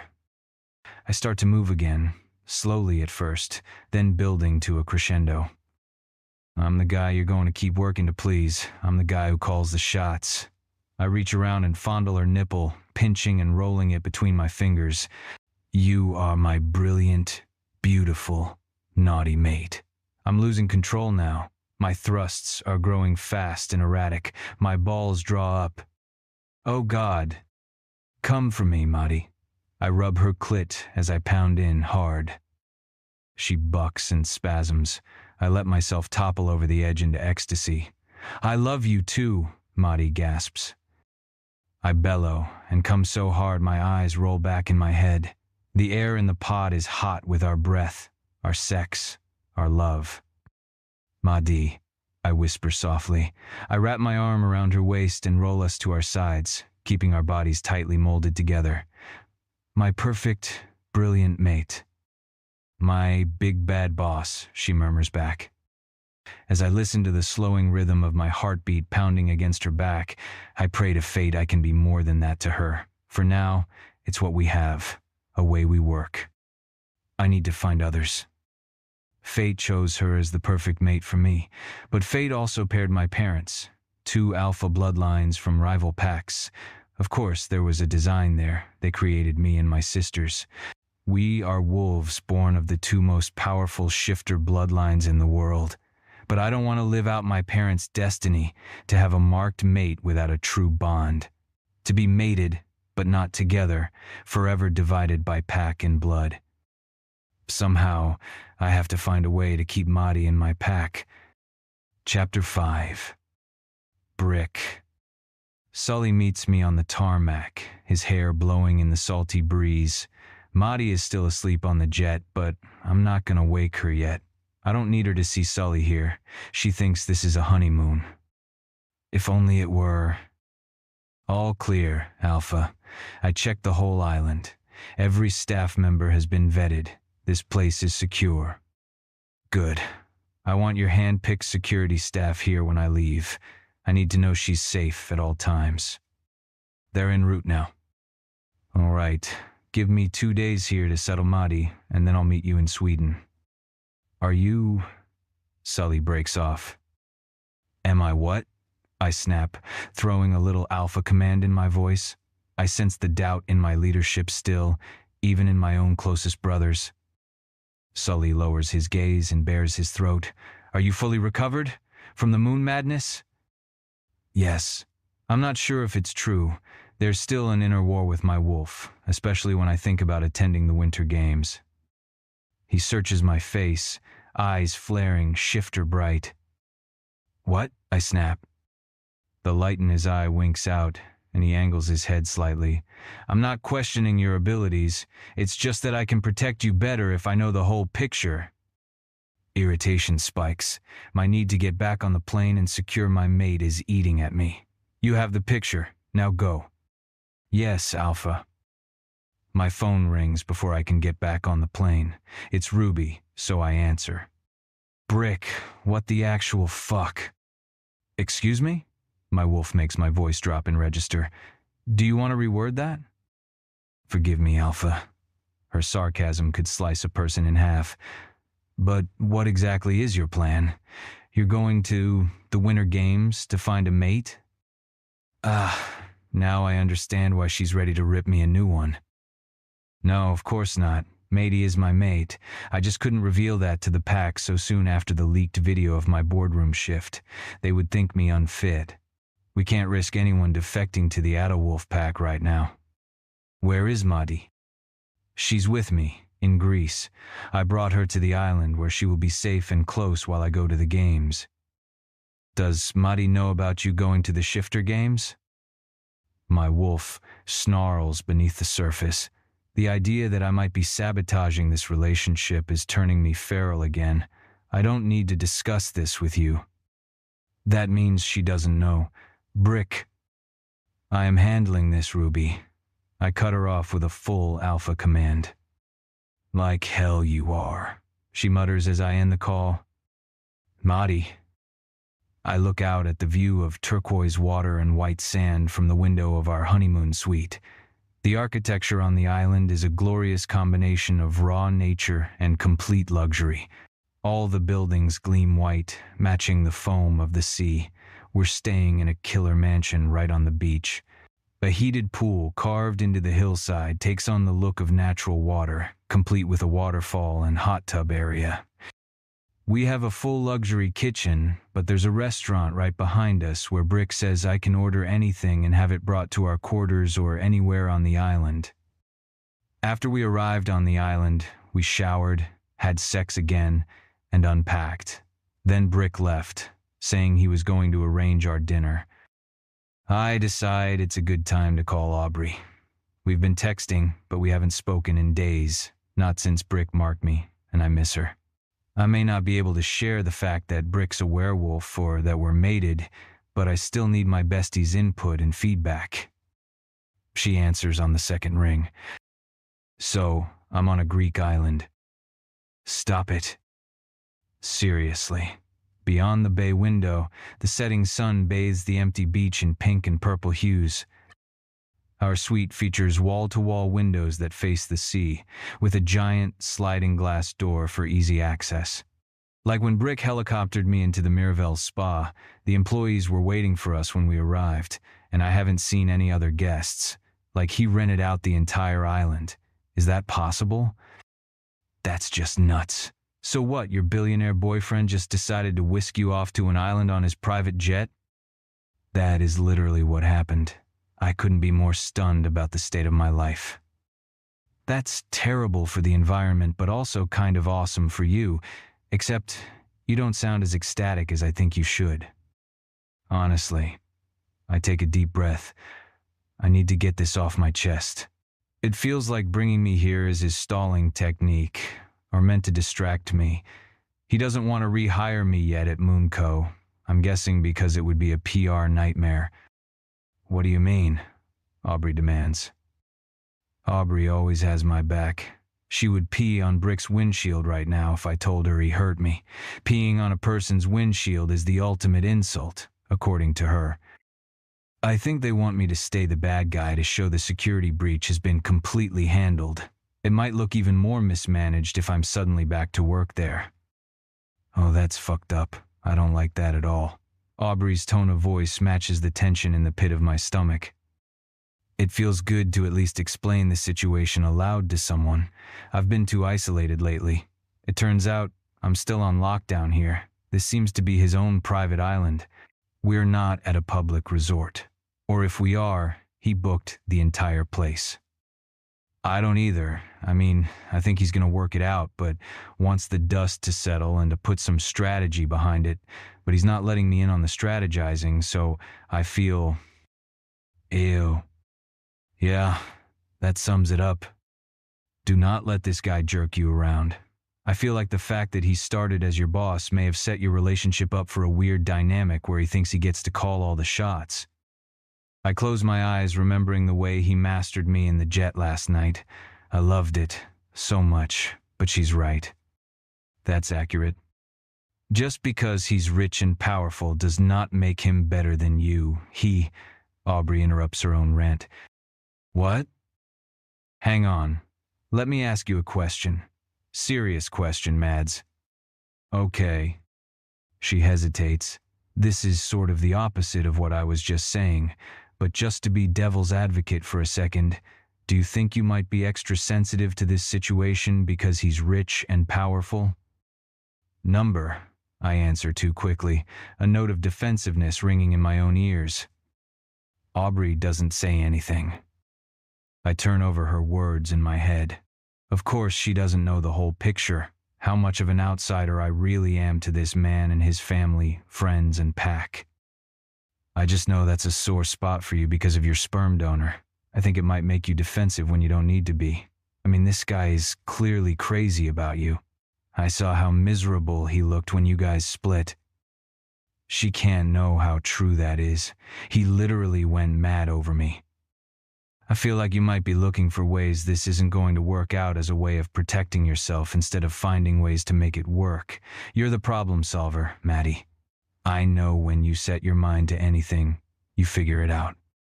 I'm not sure this is a problem I can solve. Aubrey scoffs. Do not sell yourself short. You're Madison fucking Evans. You already brought this crypto billionaire to his knees. Now make it work. I smile. Seriously, you're on a Greek island. Please go live it up. Have great sex. Enjoy the scenery. Make him give you your job back with another raise. This is your oyster. Pry it open and take your pearl. I laugh. You're waxing poetic today. I'm a little jealous. Not that I'd want a rich dude to jet me off to an island, but it seems like you're being rewarded for a lifetime of hard work and proving yourself worthy. So drink it up. My chest feels lighter. I will. You're right. I'm probably just tired from the jet lag. Thank you for talking me off the ledge. Anytime. Also, I love you, but I gotta run. Call me if you need to. Love you. Bye. I end the call just as Brick walks in through the door. Ready, love? He holds a hand out to me. It's shocking how giddy and breathless I get hearing him call me love. I think you're gonna like the dinner I have planned for you. Brick. I lead Maddie down the beach to the place where I had the staff set up a table for two, surrounded by blazing torches that light the table and keep Maddie warm and reflect fire on the water. This is lovely. Thank you. Maddie's eyes are warm as I pull out her chair to seat her. There's something softer about her, like whatever she was bracing against has been removed. If only I knew what it was. This sure beats New York in December. It does. I uncork the wine and pour us each a glass. Maddie's skin glows in the light of the setting sun and the glow of the torches. I want to forego dinner and devour her again. Did you book this entire place? I own it, so yes. This way I can fully focus on you and have you close by and protected when I go to the pack games. One of the staff brings out our salad plates. Traditional Greek salad with the most perfect sheep feta ever created. Maddie devours it, pleasing my wolf. The next few courses consist of more Greek cuisine, fresh-caught and grilled sea bass, dolmades, rice, and the light flaky baklava for dessert. I got you something. I pull a small jewelry box from my pocket. Oh, Maddie's eyes round as she splits a glance between the box and my face. I made a mistake denying what you meant to me. I went mad. I didn't have a chance to propose before I marked you for life. Propose? She sounds stunned. This isn't quite the moony-eyed reaction I was hoping for. Claiming you was the shifter form of a proposal, but I should have given you this first. I cracked the box open. Inside is a giant baguette-cut rectangular emerald, surrounded by tiny diamonds that continue around the length of the slender band. Maddie stares at it but makes no move to take the box. I pry it from the container and reach for her hand. She pulls her fingers away. Hang on, Brick. The reason you didn't propose before is because we were nowhere near that level in our relationship. Just because you marked me doesn't mean we just skip ahead to marriage. Damn. Clearly Maddie doesn't understand that I'm way past marriage. She's mine. I'm hers. There's no other option for us, except the miserable form of anti-mating my parents lived out, which I'm not willing to reenact. But she's human. She has no idea what the marking means, and if I look through her eyes, I can see that I jumped the gun with this ring. I'm anxious to seal the deal with Maddie and floundering. Okay, I put the ring back in the box and pocket it. I'll make you a deal. The corners of her lips tick up. My beautiful mate loves a challenge. What deal? You run from me, I'll chase. If I catch you, you wear the ring. It doesn't have to be an engagement ring. We'll call it a late Christmas gift. Maddie downs the rest of her wine. Do you mean run and chase, literally or figuratively? I arch a brow. Run, Maddie. Now? She slides her chair back in the sand. I'll give you 3 minutes head start. Then I'll be on the hunt, and you'll be my prey. Maddie bolts from her chair and runs barefoot down the darkened beach, her flip-flops left in the sand under the table. I close my eyes, savoring the vibration of my wolf, readying for the hunt, knowing that I will catch my mate, that I will master her, and that she will love every minute of it heightens the experience. I remain perfectly still, listening to the waves crash against the shore, drowning out the fading sound of Maddie's footfalls. I wait until she's had ample time to put distance between us, perhaps to hide. Tension builds beneath my skin. I'm sure my eyes begin to glow amber as my night vision engages to seek her. I kick off my shoes beneath the table. Without looking at my watch, my body calibrates to 3 minutes, and the moment the last second ticks by, I surge into motion. I sprint in the direction Maddie ran for several hundred yards and then stop, turning in a slow circle. My clever mate wouldn't run in a straight line. She'd double back to fool me. I lift my nose to the air. The salt spray fills my nostrils, but I catch her scent. I turn in another slow circle. There. I catch her scent more fully. I take off again, slowing when I lose the scent. I find it again near the rocks. I turn and climb the jagged stones to the top of a small cliff. There, I find Maddie's scent grows stronger. When I draw closer to it, she darts out of the crevice where she is hiding and jumps to the sand below. I vault after her, catching her around the waist and hauling her into the air. She laughs. I spin her in a circle, drop her to her feet, and let her run a few more feet before I catch her again. This time I tumble us both to the ground, making sure my body breaks the fall for hers. I roll her to her back in the sand and straddle her waist. Now, I've got you. There's a deep purr to my voice. She blinks up at me, a smile on her face. What now, big bad? Now you wear my ring. I pull the box back out of my pocket and pry the ring out.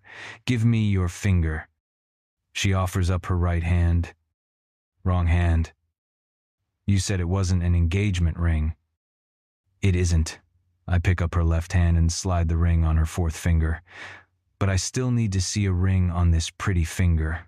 I can't have some other human thinking you're available. What if they did? I will destroy any man who makes a move on you, I growl. Maddie pulls my face down to hers, moving her lips across mine. I kind of like the jealousy. Get used to it. I yank her shirt up and slide my hand inside her bra. I'm possessive as fuck. You caught me. Now what are you going to do with me? She shivers a little, so I scoop her back up into my arms. Now I'm going to fuck you senseless, but after I strip you and warm you up in the hot tub. She loops her arms around my neck. That sounds amazing, she murmurs against my ear. Chapter 6. Maddie. The island is incredible. Brick and I spend the next day exploring the natural beauty, hiking to the highest points to take in the incredible views in the morning, then taking sea kayaks out through the natural stone arches in the afternoon. I saw a pod of dolphins. Brick made love to me out on the golden beach, bringing me to orgasm after orgasm until I scarcely remembered my name. Tonight, he took me in a boat to a restaurant on Corfu. It's all been so magical, but we haven't addressed anything real. Not my job, nor his pack. We haven't discussed what life will look like for the two of us when we leave this beautiful island and go back to reality. The problem solver in me can't stand the avoidance of said reality. And yet I'm reluctant to ruin the fantasy. I've never been so pampered, so doted on. I've never felt this kind of luxury and believed I deserved it or that it was for me. And I still don't. But something in me is willing to pretend for the moment Maybe I just need a break from all the drama and trauma of the last few weeks. When we get back to the island, though, I sense things change. Brick goes back into big bad boss mode as we walk back to our building. His expression becomes a stern mask. His demeanor grows more powerful, more distant. He's holding my hand but isn't present. "What is it?" I ask. "I have to go away for a couple of days." A bucket of ice water dumps over my head. "What? Where? Why?" Brick hesitates, and I pull my hand out of his and stop walking. "Brick, I'm going to Sweden for the Winter Pack Games." My stomach knots up. "When did you plan on telling me?" Brick winces. "Now. I planned on telling you now." "So what? I go back to New York alone?" "You'll stay here for a few days until I get back. I was thinking, your mom and Braden are still on their winter breaks, right? I could send the jet to get them." My eyes and nose get hot. As much as I would love to share all this luxury with my hard-working family, there's nothing about this scenario that doesn't stink. "What are these games? Why do you have to go?" Brick grows even more stiff. "They are mating games, a chance for single wolves to show off their prowess and catch the scents of available she-wolves." My stomach draws up so tight I feel like puking. Mating games? I'm obviously not going for that purpose. "For what purpose are you going?" I blink hard to keep back the angry tears. "To show my pack their leader is still strong and capable, that I'm not moon mad. By entering these games?" He nods. My voice gets deathly quiet. As a single wolf, or as a mated wolf? His silence is the worst possible answer. "I will never look at or touch another female, Madi. You are my mate, but everything is breaking and blowing up right now, and I'm not sure my leadership could withstand revealing I've mated a human just yet." Betrayal rips through me, shreds my insides with a million tiny forks. But I refuse to listen to my emotions. Logic is my only friend here.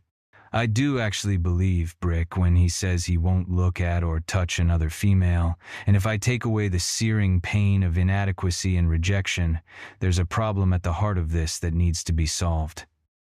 "When are you leaving?" I'm proud of how even I keep my voice. "Now." I nod jerkily. "Go then."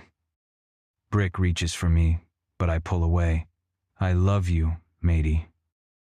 You blink hard. "Go." "I'll be back as soon as I can. Send the jet for your family or Aubrey, whoever you like, but don't leave the island. I need to know you're safe while I'm gone." I walk away without answering. If I spoke now, it wouldn't be well thought out. My emotions would be leading. I don't have the spaciousness to unpack my own insecurities about this relationship. I need to dig into this pack leadership situation and get all the facts. Arrange and rearrange them in my mind until they make sense, and I find a solution. It's either that or walk away. Permanently. Chapter 7. Esther. I never liked being near Catherine Adderwolf. I don't dislike her, but the female she-wolf is soaked in pain. Being in the same room with her physically hurts me. Now, as she enters Oma's room to pay her respects, there's something chaotic about her energy. If I had to express it as an image, it would be like trapped butterflies scrambling to get out, beating themselves against a glass cage. Now that I see it, I realize she's always had those trapped butterflies in there, but before they were barely alive, hardly moving, drugged. I squint my eyes, trying to see beyond the veil. I must learn to interpret these sensations. I won't have Oma to guide me much longer. She's nearing her last breath. I saw that in a dream last night. She'll be dead before month's end. Catherine comes in and sits beside Oma, picking up her gnarled hand. Oma can't speak anymore. She hasn't spoken out loud for 3 days. She only speaks into my head now. She says, "You served your pack," I interpret. A wave of Catherine's pain rolls over me, nearly making me pass out. This time I sense bitterness with it. I realized that, too, has always been in the mix, but the older she-wolf kept it hidden before, tamped down with the butterflies. She kept herself half dead just to exist with us. This realization startles me. Catherine drops the Cirrus's hand and stands, looking down at her with an undisguised contempt. I hate you for what you did to me. I don't forgive you. I never will. No one has ever spoken to the Cirrus this way. She has never paid anything but the utmost honor and respect. It shocks me to hear the hatred in Catherine's voice, but even more, it shocks me to realize what I failed to see until now. Tears fall freely from my eyes, but I'm not sure who they belong to, Oma or Catherine, or perhaps they're mine. Because it's the first time it has occurred to me that a female in this pack, other than the Cirrus, can and should have a will of her own. Catherine's story was fed to me in a way that celebrated her sacrifice, her role for the good of the pack, but now I suddenly understand her deep, deep pain. It's a wonder she's even alive with that much pain. Time suspends for a moment. The air shimmers and hums with potential energy. I don't know what it's for. Whether Oma is cursing Catherine, or Catherine has cursed Oma, or it's just the pulse of life hanging by a thread.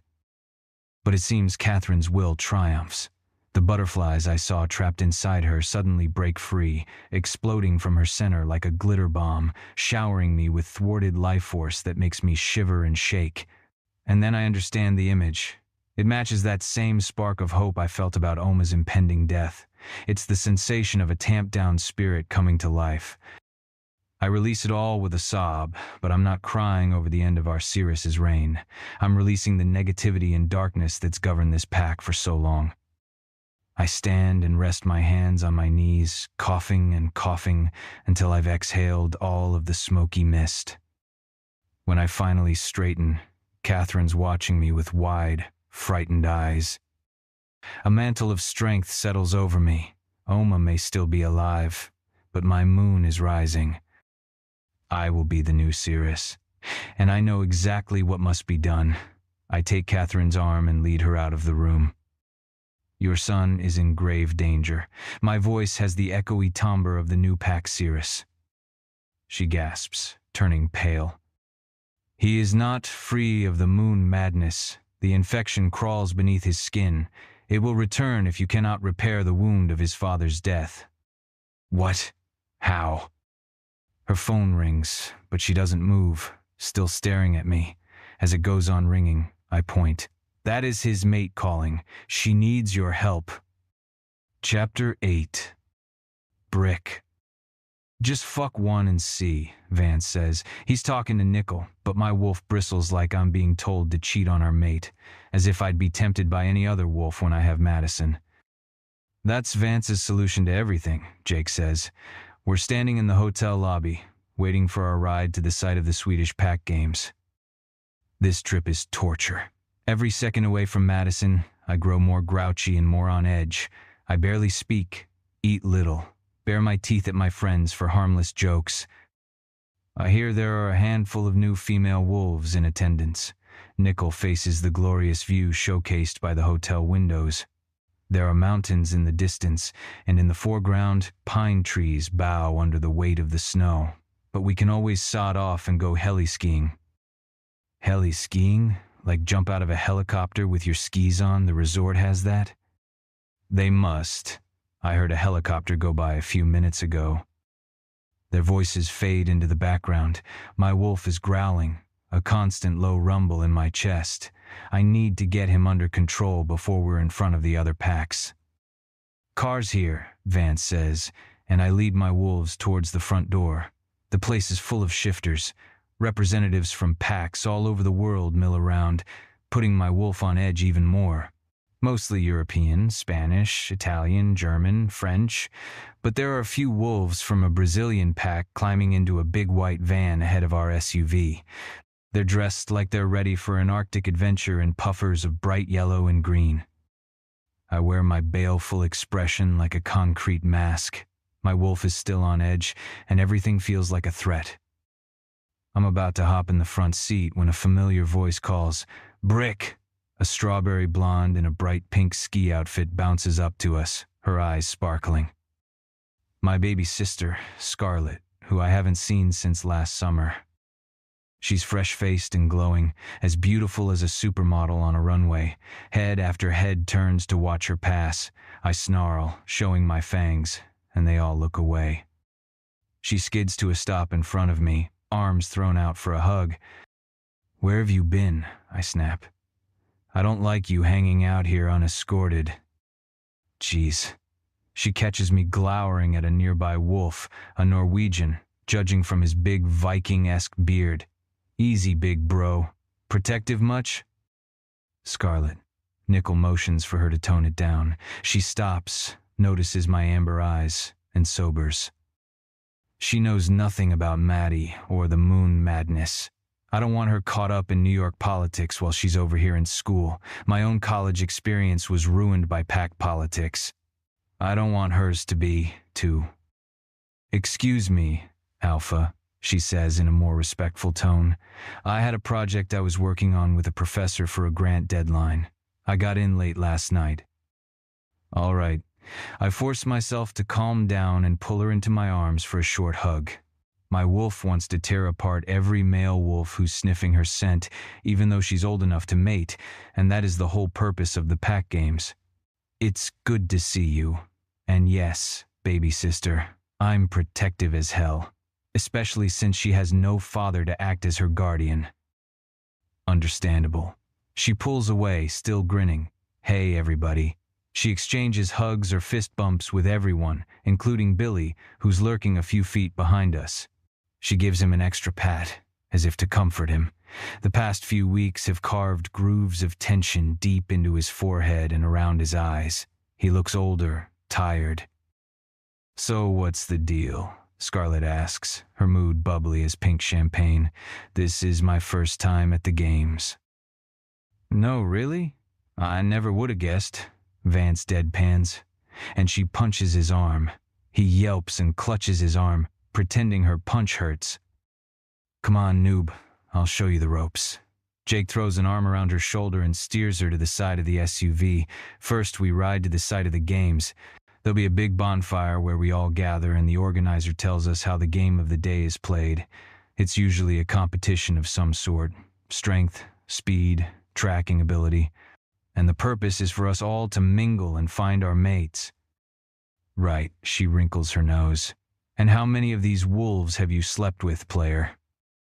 Vance howls. "Oh, she has your number." I know they're having fun, but I'm on edge, and if I don't get my wolf under control, someone's going to lose a jugular. "Come on," I order, and we all climb in the SUVs to head to the games. The sooner I get through the stupid games, the sooner I'll get back to being with Maddie where I belong. Maddie. It's weird waking up alone, and it's weird that I feel weird because how long have Brick and I been waking up next to each other? A few days? So much has changed. I have whiplash. I stare down at the giant emerald-cut rock on my finger. Did a billionaire werewolf really chase me down the beach last night to make me wear his diamond ring? The same guy who then told me he's going to mating games in Sweden where he's pretending to be single. Asshole. No, he's not an asshole. Things aren't so black and white. There's a ring on my finger. A promise that he wants to make a life with me. It's just that right now the life he's offering me sucks eggs. I throw my legs over the side of the bed and climb out to look at the view. At least I'm on a beautiful island. I might as well enjoy it. The windows show an idyllic day. Brilliant blue and sunny skies. Balmy weather. It's cool enough I might need a light sweater in the shade, but I bet I'll heat up on the beach. I throw on a blue sundress and toss a pair of pretty white sandals and cardigan into a woven seagrass tote, a pair of designer sunglasses, and I'm set for the day. I now have the coastal grandma wardrobe of my dreams, and all it took was dating a billionaire to get it. Back in my normal life, I'd be scrambling across freezing sidewalks to the sweaty subway with my secondhand bag and practical, well-worn flats. Now I'm alone on a private island in a billionaire's mansion, with werewolves patrolling the beach to guard me. Life sure comes at you fast. The sand is shifting beneath my feet. I need to remember who I am. He can't take that away. I won't be swept off my feet by all this glamour and the whirlwind of wealth and privilege. He can hide me away. He can keep secrets from me. But he can't make me someone I'm not. I won't allow it. I just wish I could figure out what to do. I checked my phone to see if Catherine let me know her plans. She said she would come, but I'm not sure when. My phone is dead. I forgot to plug it in last night, so I head to the huge room I think of as the living room to find my cord, and stop short when I see Brick's mom sitting by the pool outside. I called her last night and asked her to come, but I didn't realize she'd get here so fast. I throw the door open. "Catherine?" "Maddie." She turns with a warm smile. Her cream color lounge set and cashmere cardigan would make Diane Keaton jealous. "You're here," I blurt because my brain is still catching up. "Catherine is here? Already? I need a latte." I took the jet overnight. Oh, right. The ultra-wealthy don't have to book tickets. They can just order up their private jets, spend the night in a comfy bed, and wake up at their destination. No big deal. I'll never get used to this. Catherine chuckles. "I wanted to be here sooner rather than later. How about we have some coffee out here? I instructed Ariadne to make you your favorite. Vanilla latte, right?" She points at the second mug of coffee on the table. Right. She's more at home here than I am, which makes sense. She's probably used to beach, front mansions filled with everything you could desire. The tight muscles in my back and neck relax. That would be lovely, thank you. I sit with her in the sunlight. The patio furniture is pristine, and there's not a speck of sand on the pavers. The only sign of anyone is a dark shape walking the beach, one of the guards on patrol, holding a nasty-looking gun. He strolls out of sight only to reappear in 5-minute increments. Catherine notices me studying the guard. Security is tight. It has to be. Brick wouldn't leave you undefended. He shouldn't have left at all. "What's going on?" An ocean of kindness warms Catherine's voice. I swallow down a lump in my throat. I don't know how much I should tell her. Even though I believe she's in my corner, Brick doesn't trust her, and she is still from the enemy pack. I keep it vague. I need to understand everything about the history and rivalry of the two packs, as well as everything there is to know about what it means to be alpha. "Oh, is that all?" Catherine lets out a chuckle. "No, of course. I'm happy to help get you up to speed. I know you're very bright. I'm sure you feel out of your depth with your sudden indoctrination into our world." A sense of relief moves through me. I was right to bring her out here. Yes. Where do I begin? The Adderwolfs and the Blackthroats have been rival packs since New York City was called New Amsterdam. My family came over from the royal bloodlines of Germany. The Blackthroats were British pack royals. Nickel and Brick are distant relations. I absorb that. British royal wolves. It gives new meaning to the song, Werewolves in London. As with the human immigrants to the New World, the goal was to seize ownership of land, resources, and wealth to establish new, powerful packs in America. Both packs were part of the original Wall Street trading. The rivalry ran deep. Challenges and killings were ordinary occurrences in the old days. Then over the years, things grew more civilized. An uneasy truce developed after World War II. Instead of outright grabs for power, the focus became on undercutting each other in business, stealing clients, buying up land for hunting, and a continuous attempt to lure the other pack's members into defecting. A gorgeous young woman with long black hair and thick lash extensions comes to our table. "Good morning. Can I bring you something to eat?"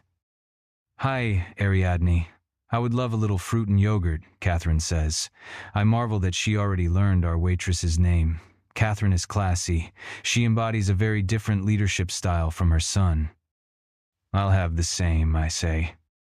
After Ariadne walks away, I whisper, "Is she a wolf?" Catherine nods. "Yes, the Blackthroats bought this island to preserve it from development and then granted permanent hunting rights to the local pack. In exchange, they served the Blackthroat Pack Alpha. And they are well compensated, of course. Whoa, how feudalistic. Is there a way to tell if someone is a shifter? Signs to look for apart from the changing eye color? For you, number we go by smell. I nod. Sorry, please continue about the pack rivalry. Well, Brick's in a difficult position now. His pack members will perceive mating a human as a weakness to the royal bloodline and to the pack as a whole. My brother and nephew will surely exploit it to the fullest when news gets out. She lowers her sunglasses and arches her brows. I haven't heard that news is out yet, though. I hide my pain with a sip of coffee. I'm sure it's the reason he waited until it was almost too late to claim you. Or perhaps that was more about my family's treachery in throwing you two apart with the breach in Moonco's security. Catherine sips her tea. Although I can't understand why Odin or Aiden would want to throw you apart, it seems it's more in the Outerwolf's interest to exploit the relationship as a weakness. So they don't tell you their machinations? I haven't been privy to any decisions regarding the Blackthroats since the day my father allowed Bruce Blackthroat to claim me on an altar before the entire pack. I draw back in shock. Oh yes, it was quite disgusting. He claimed me, left a pup in my belly, and was forced to leave. That was the arrangement made between our packs. He paid massive amounts of money to my pack in exchange for stolen moments with me. The rules were that he could keep the pups, but my pack would keep me. Catherine's eyes fill with tears. What? That's horrible? The Blackthroat pack would never accept me into their own, and mine wouldn't let me go. After the pups were weaned, I only got to see them 1 day a week. I can't imagine how awful that was for everyone involved. I don't want my son and his mate to suffer a similar fate. Well, for what it's worth, I don't think it was your family who drove the wedge between us with the security breach. It was Billy who believed me responsible. Ah, yes. Well, the Whites are notorious human haters. He probably wanted you away from Brick, but don't take it personally. He's Brick's second, perhaps not the biggest or strongest in the Blackthroat pack, but certainly the most vicious. His urge and duty is to defend his alpha and the pack at all costs. It's hard not to take it personally, I mutter as Ariadne appears with bowls of Greek yogurt topped with juicy raspberries, blueberries, and blackberries. I know, when I mated Brick's father, it should have heralded an end to the rivalry. It was a golden opportunity for joining the two powerful packs into one, but our Cirrus saw only doom. Cirrus? Oma. She's not really anyone's grandmother, though. She's a virgin, which is necessary to hold her power. During the years of witch hunting and trials, the Outerwolf saw an opportunity. They offered their protection to a witch coven in exchange for access to their powers. One of theirs was brought into our pack and bred with our kind. The Cirrus's power is interwoven with the Alpha's. Her sight guides his power, but she also draws power from him. Oma has been alive an unnaturally long time. She would have died long ago if she were not sucking the life and sanity from my brother, Odin. I suspect both will die soon. A shiver runs across my shoulder blades and down the outside of my arms to my pinky fingers. There's something creepy and wrong about what Catherine just described. You must understand, my brother and nephew will stop at nothing to destroy the Blackthroat pack. They are absolutely brutal. Odin is insane, poisoned by the Cirrus, and Aiden is worse. The Blackthroats don't have a Cirrus? Number with Brick as alpha, they are far more modern as a pack. We finish our breakfast and thank Ariadne when she comes to clear the table. Let's take a walk on the beach, I suggest. Catherine accepts with a gracious nod and leads the way down the stone path to the sand. I study her movements as if I'll be quizzed later. Not to be weird, but I'd love to have half her elegance and poise. If Brick and I do marry, she'll be my mother-in-law. Would we live in the Berkshires? I can't think about that now. A wet breeze blows off the sea. Catherine looks down the endless beach, her expression clear. Her skin is flawless, her makeup perfect, her shoes and jewelry understated in a way that tells me they're eye-poppingly expensive. She looks fit to grace the cover of a magazine. She always does. And yet, my overall impression of her is that she's profoundly sad. My family used me as a weapon to destroy my own mate. The only reason I didn't let myself die of grief was because Scarlett was still young. I couldn't let her lose both her parents. I reach out and squeeze Catherine's hand. It feels intrusive to ask, but I need to know everything. I need to know how the Autowolves work and think. How did it happen? It was his birthday. I bought him cigars from Cuba, and I came over on my visiting day. After we were intimate, he smoked one of the cigars. Her voice wobbles. It was laced with silver powder. Silver kills shifters. I remember the employee handbook forbidding silver cutlery. Yes. You know why they worked so hard to frame me as the poisoner? Murderer?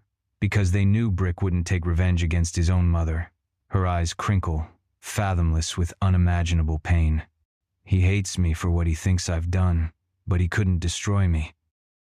If it had been an outsider, Brick would have rallied his entire pack and wiped mine off the face of the earth.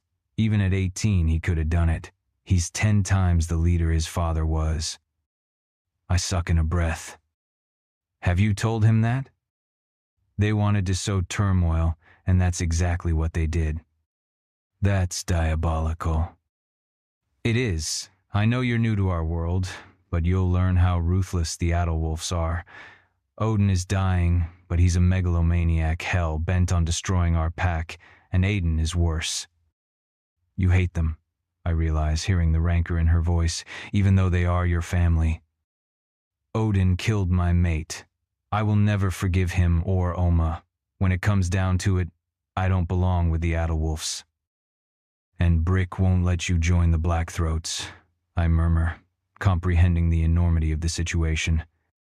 My family would kill me before they let me defect. That's what they told Bruce when we realized we were mates. Chills sweep down my arms again. What else am I to tell you? Do you know about wolves in the wild? When I shake my head, she says, they're led by an alpha pair, a male and a female, the main breeding pair. For years, biologists thought the male alpha led the pack. It wasn't until a volunteer reviewed data that they realized the female alpha made the decisions, and the male fell in behind her. Most of the time, when the pack is moving, the alpha female is out front. She chooses where the pack goes and where to make her den. I didn't know that. Neither did the biologists until a volunteer correctly reported what she observed. She saw what the biologists overlooked because they were men who imposed their own worldview on the facts, and she was a 13-year-old girl. I chuckle. I thought you'd like that story. Catherine heads closer to the surf and stops to shade her eyes and look out to sea. I do the same. Wolf shifters aren't that different, Catherine says. The men think they lead, but they're nothing without a mate. They are meant to be part of an alpha pair. Why are you telling me this? She turns to face me. You are an alpha, just like my son, equal to him, in fact. My throat is tight, so I swallow a few times. He told me I'm weak. Strength isn't always about muscles and speed, fangs and claws. You are his mate, Mahdi. That means you are destined to lead the pack, at his side, as Brick's equal. I pause because in the distance, there's the sound of a helicopter. I turn east, shading my eyes against the bright morning sun. A dark shape appears, flying low over the sea, a helicopter. My heart leaps. Is it Brick on his way back? Another black helicopter appears beside the first, then another, and 3 more behind them. Are all Brick's top wolves coming back with him, in their own helicopters? Catherine sucks in a breath, her cheeks gone pale. Something's wrong. A few hundred feet away on the beach, the guard on patrol is shouting into his walkie-talkie before holstering it with a curse. Signals down, they're blocking it. He whirls and runs towards us, gripping his automatic weapon in both hands. Get off the beach, we're under attack. More black helicopters appear, blotting out the sun. There's a dozen of them in a precise triangle formation, like they're part of a military exercise. Catherine grabs my arm. Run! I dash along beside her, tripping in the sand. Only Catherine's death grip on my biceps keeps me from face planting. We hurtle back towards the main buildings, the guard covering our backs. "What's happening?" I pant. "Adalwolf's." Her voice is grim. I glance back. The helicopters are almost to the beach. Whoa. "No time. We need to get inside." She pulls me along. We race up the dune. We're almost to the patio when there's a rat-tat-tat sound. I duck automatically, racing to hunker down behind the patio table. Beyond the dune, the guard is making a stand, aiming his AK-47 at the helicopters. There's a whistling sound, and the beach explodes. Sand flies into the air, a buzzing sound fills my ears, and the stench of smoke and mortar stings my eyes and nose. The sand rains back down. There's no sign of the guard with the gun. "This way." Ariadne is there, her eyes glowing amber. "There's a safe room." Catherine hauls me up and pushes me across the pavers to the door. Quickly. She's breathless, or maybe that's the ringing in my ears. The sound of gunfire and the blast of heavy artillery shakes the house. Will they fire on us? My whole body is shaking. I race with her through the sitting rooms, dodging around the beautiful furniture. I bump into a pedestal holding a blue and white vase, and the whole thing crashes to the floor. Glass shatters. Catherine and Ariadne don't pause. "This way." Ariadne leads us through a kitchen, into the pantry, where she moves a 1-pound can of Manzano tomatoes and opens a hidden panel to reveal a keypad. "Stand back." We do, and the whole shelf swings out. Behind it is another keypad and a steel door. She presses in the code. The door opens with a hissing sound. There's a narrow room with a bed. No windows. Just looking at it makes me claustrophobic. Ariadne makes an urgent motion for me to enter with her. "Get inside," Catherine orders when I hesitate. "You'll be safe." "What about you?" She shakes her head. "They're not here for me." I stand my ground. "Tell me what's happening." Catherine's pupils are constricted to tiny dots. As strong as she was on the beach, she looks frail, like a hardy wind could blow her away. I didn't know. I swear it on my mate's grave. "I'm not blaming you." I grip her shoulders. "I know you didn't betray us, but I need to know what's going on." "It's stupid. This has Odin's paw prints all over it. He's gone mad. Those helicopters have the mark of his personal guard. This is his last stand. And if I know him, he won't hold back. He'll throw every wolf he has at our defenses until they break." Another blast shakes the house. Cans rattle on their shelves, and Catherine shudders as if she's been hit. "Get in the safe room," Ariadne yells. "I'm shutting the door." "Please," Catherine adds, "you must be safe. My son will never forgive me if you're not." I let her push me into the room, and I wrap my arms around myself as Ariadne locks the door. The dim lights switch on as soon as the door shuts and locks. "Matey," Catherine calls. The sound is muffled, but I hear her. "Yes, I'm here." I lean against the steel door. "Whatever you do, whatever you hear, you must stay in there." I open my mouth, but another explosion swallows my okay. Am I really safe in here? What if they bomb the house? What the fuck is Odin thinking? This will create an international incident. Or maybe not, because the island is private and remote enough. I had no idea the Adalwolfs would be so reckless and risk so much. When it comes to pack warfare, I'm in over my head. It's clear Brick and his top wolf weren't overreacting when they said their enemies were ruthless. That poor guard. And what about the rest of them? The safe room is tiny and horrible. I pace back and forth. It takes 5 steps to go from one side of the bed to the other. Ariadne huddles on the bed, chanting something that sounds like a prayer under her breath. The seconds tick down, dread building like poison in my system. Have the Adalwolfs landed? With as many of them as there are, they could take the beach. Through the thick door, there are shouts. I press myself against the door, trying to hear more. Gunshots make me cringe, but I stay where I am. Rough bootsteps march by. A man's voice barks, "Where is she?" I can't hear Catherine's soft answer. More angry interrogation and a harsh slapping sound and a soft cry. "No," I shout and pound on the door. "Don't hurt her." "Quiet," Ariadne hisses. The sounds of violence and distress continue. I look around for a weapon or a way to call for help. My hands shake with adrenaline, so I make myself slow down and check a cabinet, but there's only jugs of water and energy bars, first aid kits and gas masks. Nothing I can use to help. I find myself standing in front of the door, whispering, "Stop it." What am I doing? She told me not to leave, but I can't just stand here and listen to them kill her. Strength isn't always about muscles and speed, fangs and claws. You are his mate, Mahdi. That means you are destined to lead the pack at his side, as bricks equal.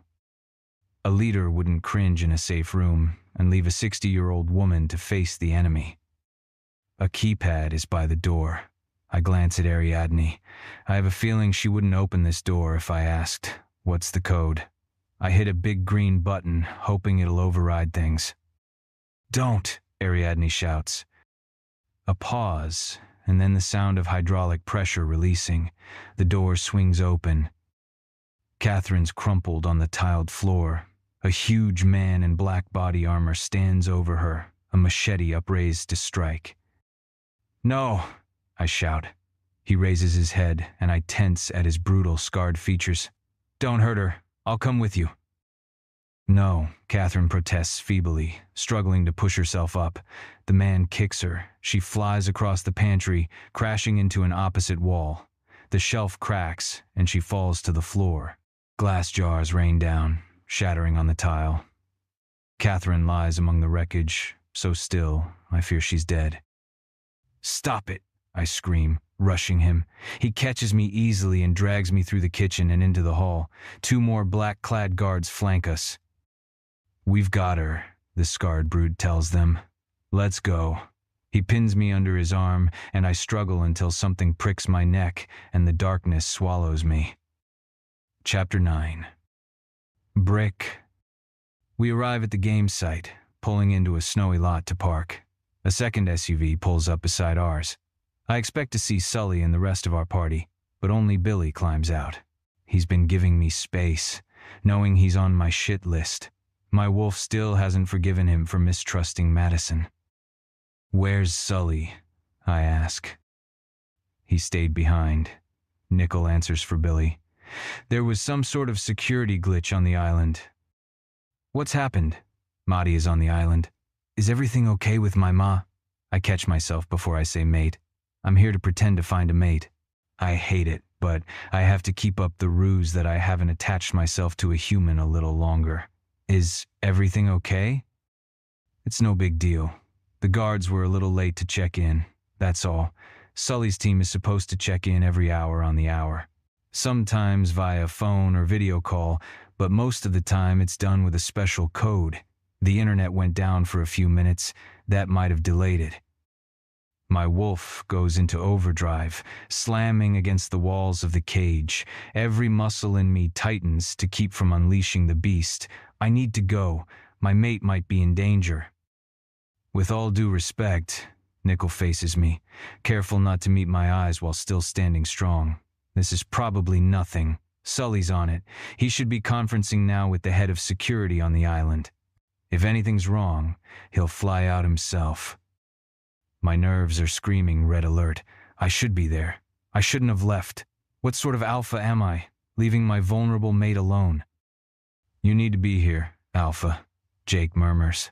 He and Vance crowd me, blocking others from seeing my meltdown.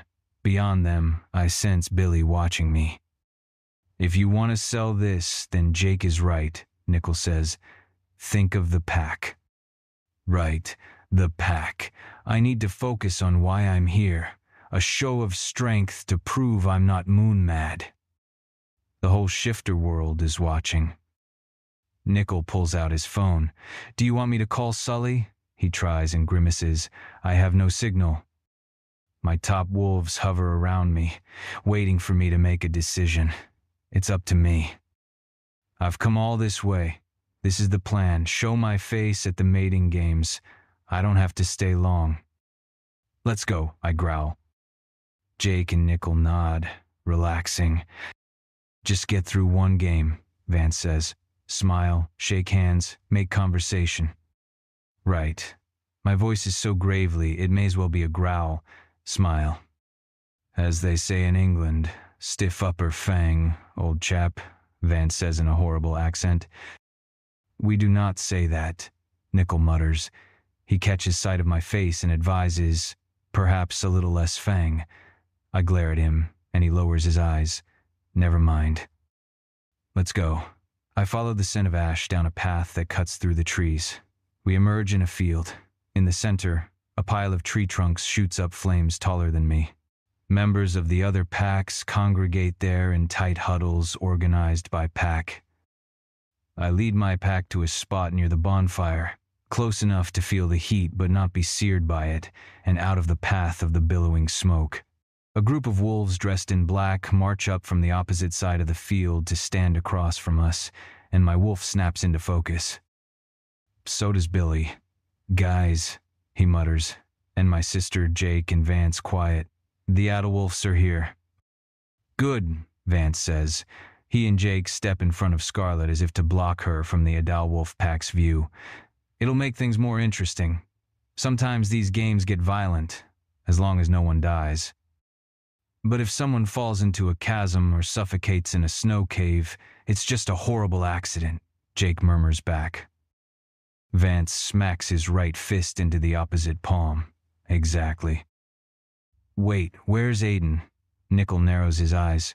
There's no sign of Odin's son among the wolves in black, and of course, Odin isn't here. He's snug in his fortress, living out his last days. So why are wolves from his pack here? Enforcers, the biggest, baddest of their fighters. My wolf tugs at me. Something's not right. One of the Adderwolves, a big bruiser with a scar slashed across his face, leaps to the top of a boulder. Change of plans today, he shouts. A shudder goes through onlookers as they see his harshly scarred face. Wolves don't scar like that unless the wound is treated with vampire blood. But Odin is known for punishing his troops with that sort of torture. Our Alpha Odin has designed a new game. What game? A wolf with a French accent calls. The wind picks up, clearing away the smoke and carrying a chilling scent to me. A soft, sweet one that doesn't belong in this frozen landscape. Number, it can't be. The scent smells exactly like Madison. A strangled growl bursts from my chest, right when the Adderwolf announcer looks straight at me. The challenge is called Hunt the Human. Mahdi. Icy needles prick my cheeks. I flinch, and an awful clump of freezing wet slush falls against my neck. It's so cold it burns, and I jerk upright. Pain pounds through my temples. My mouth tastes like ash. There's a strange slumberousness in my limbs, but the savage wind slicing through me is waking me the fuck up. I'm no longer in balmy Greece, with white sands and turquoise blue water as far as the eye can see. The sky above me is gray and heavy. I'm on a vast frozen plain, lying in the snow. Someone wrapped a thick red coat around me and shoved my bare feet into snow boots, but underneath I'm still in the light blue sundress I was wearing on the island. My hands and bare knees are already going numb. I force my frozen fingers to zip up the coat and flip up the hood. I'm whimpering, my jaw cramping from how fast my teeth are chattering. Where am I? I have to think. There are tracks around me, the heavy boots of my captors imprinted in the drifts. Far to the left are signs of parallel tracks, like a helicopter landed there. There's no sign of the helicopter now. There's no sign of any living soul. I'm alone. Dark shapes topped with snow rise in the distance. I brush away the snowflakes clumping on my eyelashes and can make out massive evergreen pines. I must be on a frozen lake, and the trees are lining the shore. Beyond the forest, giant peaks disappear into the clouds. I force myself to eat a handful of snow.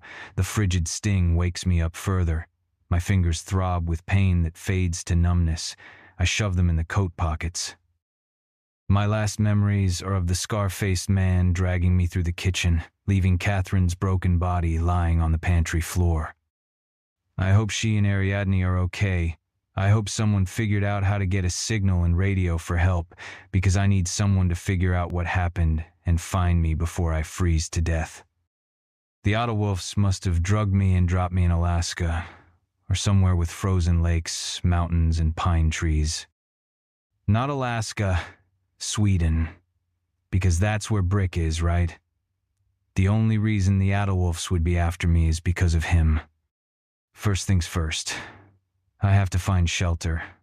I can't survive out in the open like this. The only reason I haven't died of exposure is the winter coat and boots my kidnappers gifted me with.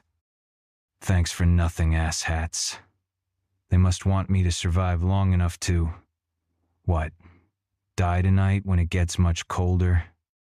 This line of thought is not helping. I force myself to trudge towards the nearest shoreline, a mile away. I'm not gonna die here. I can figure this out. An eerie sound bursts from the tree line. I stumble to a halt, my muscles freezing as the melancholy cry goes on and on. Am I headed towards it or away?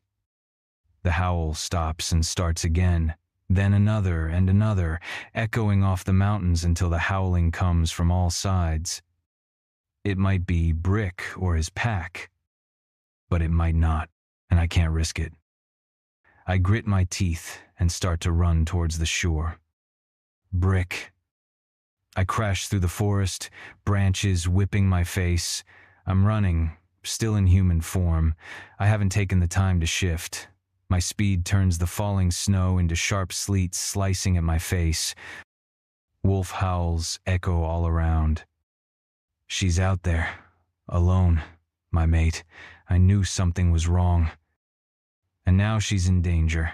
My wolf was telling me to return to her, and I let my top wolves convince me to go ahead with this charade, to put my pack first. Did they know something was wrong? Did Sully know how bad it was and hide it from me? Is there a traitor in my pack?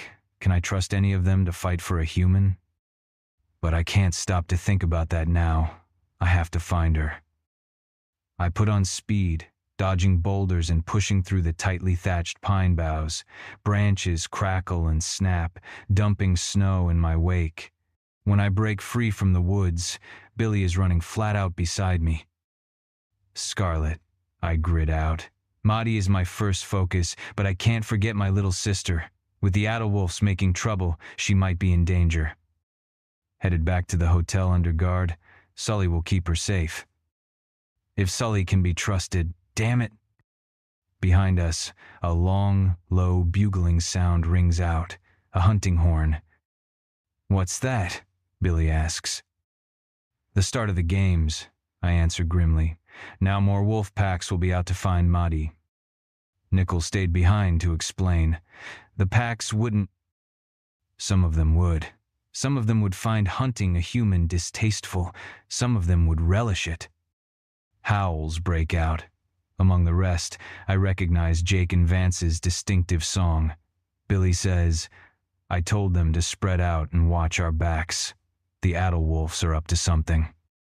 The wind shifts, blowing bonfire, smoke our way, and I lose the faint floral scent. I halt, floundering in the snow.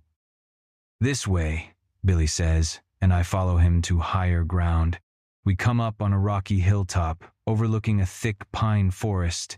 Beyond the frosted treetops lies a large frozen expanse.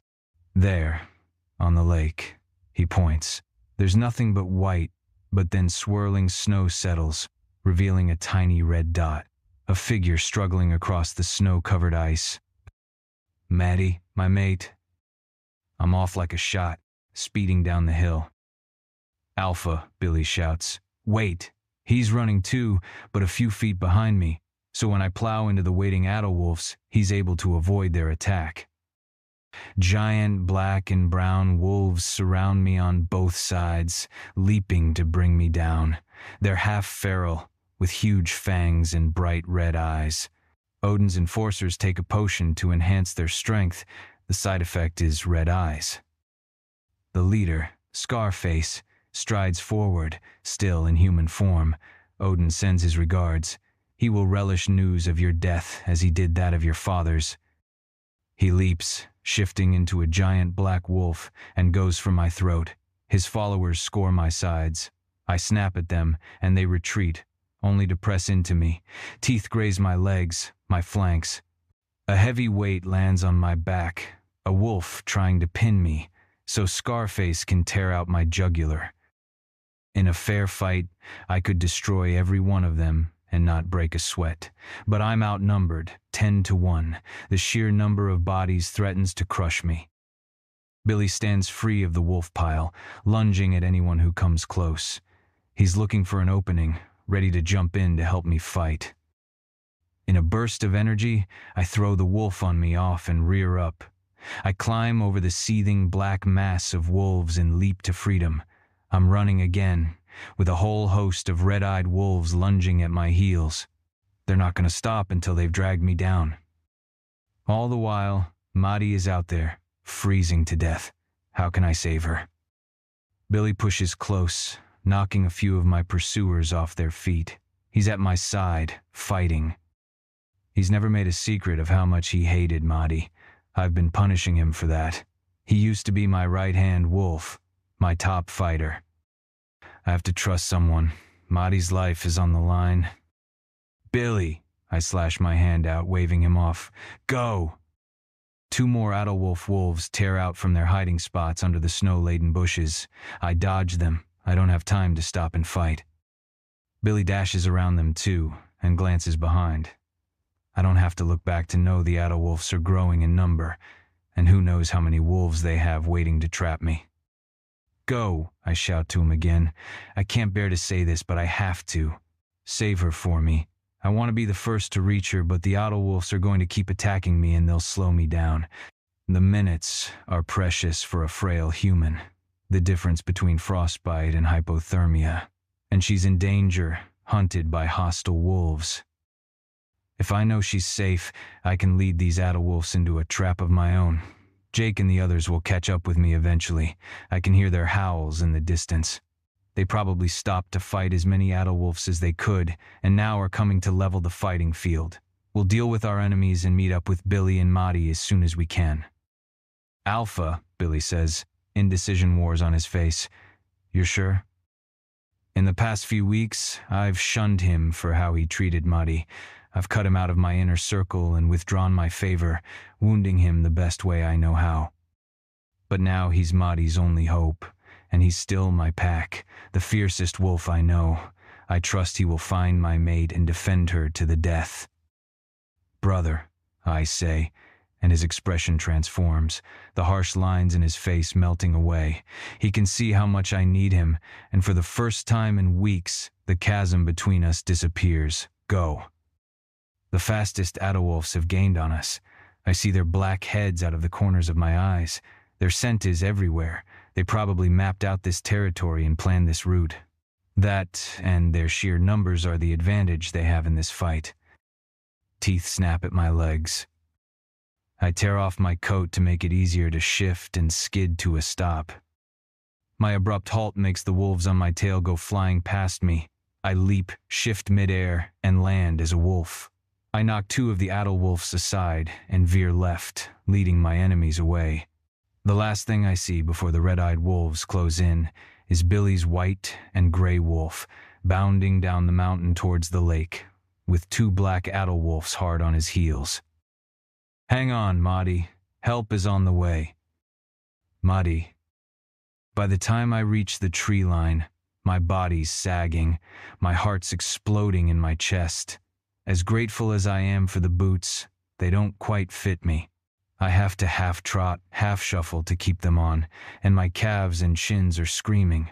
Snow's fallen in and frozen my feet. But the wolves are coming. Their howls have intensified, blending with the whistling wind. My boot hits a slippery patch, and I go down. The fall knocks the air out of me. I crawl until I can rise. My palms throb, and so does my ankle. I can't put my full weight on it, but I do the best I can, limping forward. Two black wolves race out of the swirling snow, their paws pounding on the ice. It's almost a relief to see them, to put a face to the ones hunting me. They're eating up the distance like it's nothing, heading toward me. A third wolf appears between them. My heart leaps. Is it Brick? But the closer the trio come, the less I feel certain it's him. Brick's wolf is tan with a black streak running from chin to chest. This wolf is gray with white splashed around its muzzle. They're so close. I see their glowing eyes, a pair of blue between two red, and I don't know if they're friends or foes. Ice coats my lungs, making my breath sob out of me. I whirl and limp the final feet to the trees. Each step jars my ankle, making pain radiate up my leg, sparking tears. I can't run, not like this. I can't outpace my hunters, but maybe I can hide. In the shadows of the towering pines, the snow's mounded under a thin crust of ice. I stagger into the deeper drifts, crying out as my chafed hands break the crust and plunge into the powdery depths. Each step is like lumbering through sand. The wolves are less than 100 feet away. I'm not going to make it. With a snarl, the gray wolf turns and leaps on the black wolf on its right. They disappear in a flurry of snow. The wet sounds and growls tell me they're fighting. A new wave of adrenaline hits my bloodstream, carries me a few feet more. Behind me, the single black wolf dashes the last bit of distance towards me. In no time, it's on me, all horrible teeth and fur and crazed red eyes. Something tears at my calf, and I cry out. I throw myself to the side, trying to get out of the way, and my jacket tears. Feathers fill the air. The black wolf rises to hind legs, the end of my jacket in its jaws. It pulls me off my feet. I'm thrashing and crying, trying to get free of the coat. I'm yanked back, then the coat goes slack. I fall, hard on the ice, and it scrapes my face. The jacket's still half on my aching arms. Its hem is torn, but the black wolf is gone. Not gone, fighting for its life. The gray wolf is beside it, snarling and snapping at its side. They reach the lake's edge and plow into the drift, the gray one on top of the black. I detour right and fight my way through the deep snow, thrashing until my feet find purchase. It's a stroke of luck that I don't lose a boot. I clamber out of the drift and find solid ground under an evergreen bush. I scramble on hands and knees. Twigs poke my face, but I hunch, head down, and push to the other side and into a clearing. The way ahead is through an endless forest of black trunks. Behind me, there's a whimper. Then a roar blasts my back. One of the wolves has won. It'll come for me. I grab a fallen branch and force myself upright, favoring my unhurt ankle.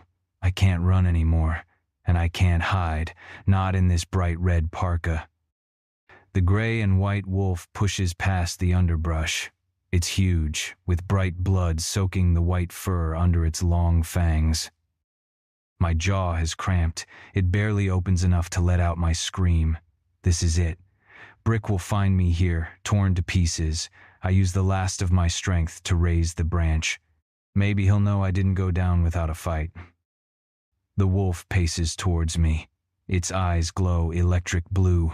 It's not Brick. His wolf has amber eyes.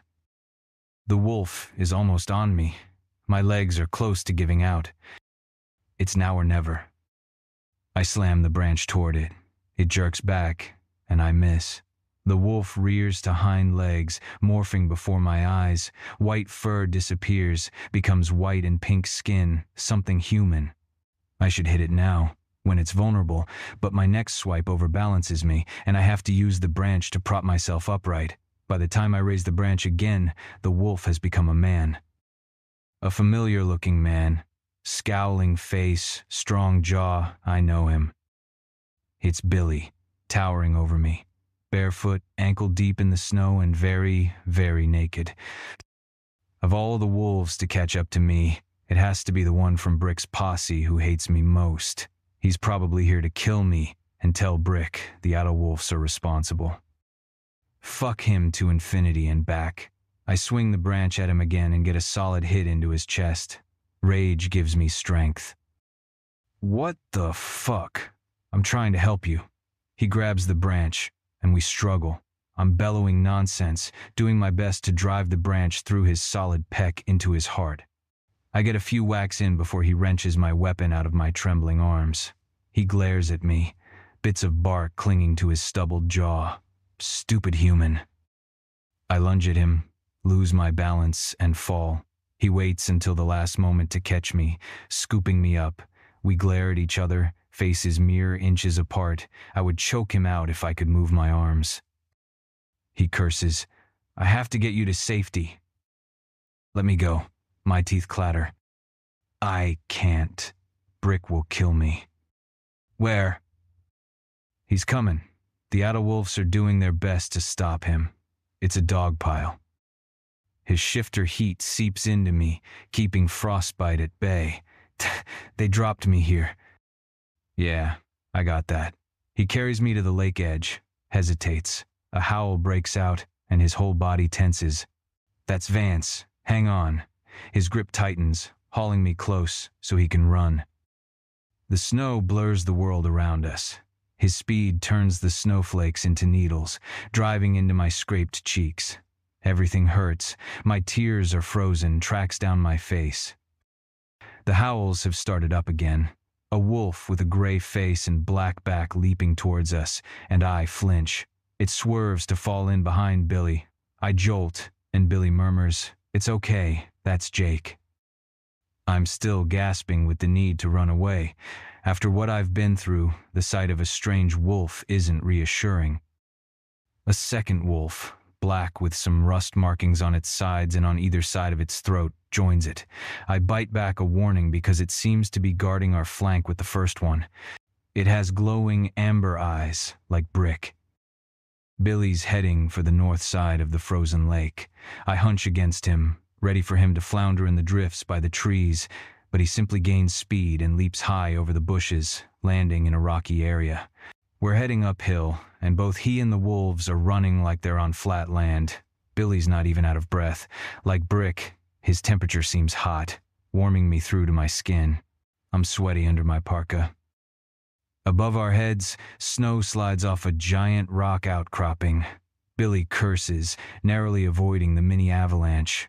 Nickel peers down at us. "This way," he shouts. "We've secured a chalet." He's bare-chested but doesn't seem to mind the cold. Billy ascends to the rock, and Nickel falls in beside us, jogging, naked. "Hello, Little Red Riding Hood." Billy snorts. I hate them both. I'm too cold to talk, so I raise a frozen hand and extend my middle finger as far as I can. Nickel smiles grimly. "Still alive, I see." To Billy, he says, "Come on, we've got to get her out of the cold." "No, I thought we'd stop for tea," Billy snarks. He and Nickel head higher, running through an obstacle course of trees and boulders like it's a child's play. The two wolves behind us fall back, standing on the rock as if looking out for enemies. "Where are the Adderwolves?" Billy asks. "Scattered. I took 2 out and called for backup. Found this place." He points up. We're on the side of a mountain, and halfway up the peak, sunlight glances off a set of windows. It's an empty chalet, remote, defensible. The road's out, so it's unreachable except by helicopter. We can secure it. He says all this while leaping over boulders, not missing a breath. Our Austrian allies are guarding the north and west perimeter in case more packs come to hunt the human. Hunt the human? Seriously? "Where's Brick?" Billy asks. A roar echoes off the mountain. It's answered by a chorus of chilling growls. Nickel and Billy curse in unison and increase their speed. The trees fly by. Nickel dashes ahead. He jumps off a boulder and shifts midair, morphing into a giant white wolf. It lands on all 4 paws, its coat blending with the snow, and darts into the trees. He'll try to distract them. Billy's voice is tight, but I think they're trying to stop us from getting to the... The trees part, and we're in a huge clearing, right under the cliff that holds the chalet, and it's a war zone. A snarling pack of black wolves swarm a central figure. The creature in the center roars and throws 5 of them off at a time. The bodies go flying, one of them striking a tree trunk and cracking it in half. The other 4 gain their feet, shake their heads until the rabid foam flies from their fangs and leap back into the fray. The group writhes as they try to drag the center creature down. It's Brick. He's in wolf form, his fur matted with blood, red staining the tan. There are wolves trying to bite his back, his sides, giant wolves with red eyes and slavering jaws. He tears into them, flings them off, only for them to attack again and again. There are so many demon-eyed wolves. How has he survived? Billy skids to stop on the edge of the clearing.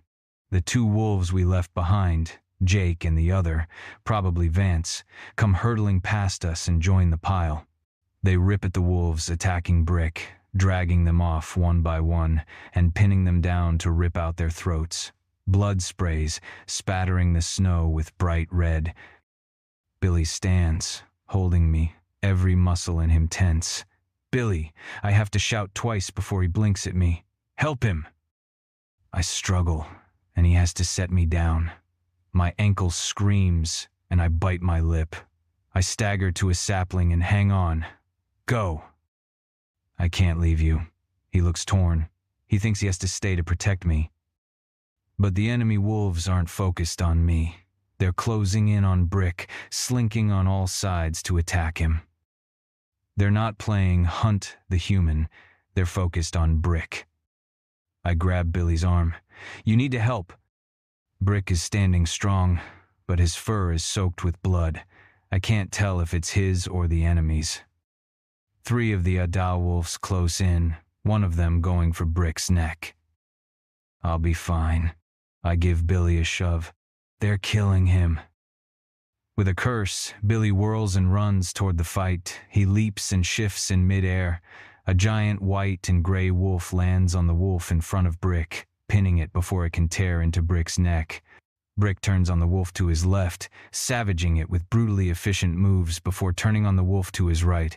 Snarls and growls echo around. Blood sprays. I lean back against the sapling, steadying myself. My head is dizzy with heat, and my good leg doesn't want to hold me up, but I'm going to hold on. Then I see it, a huge scar-faced wolf lurking a few feet away. It's got its eyes set on Brick.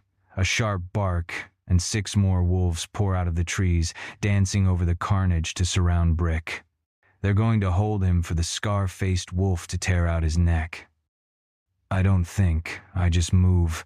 I stagger forward, losing a boot as I run. With a shriek, I rip off my red coat and toss it at the scar-faced wolf just as it starts to lunge.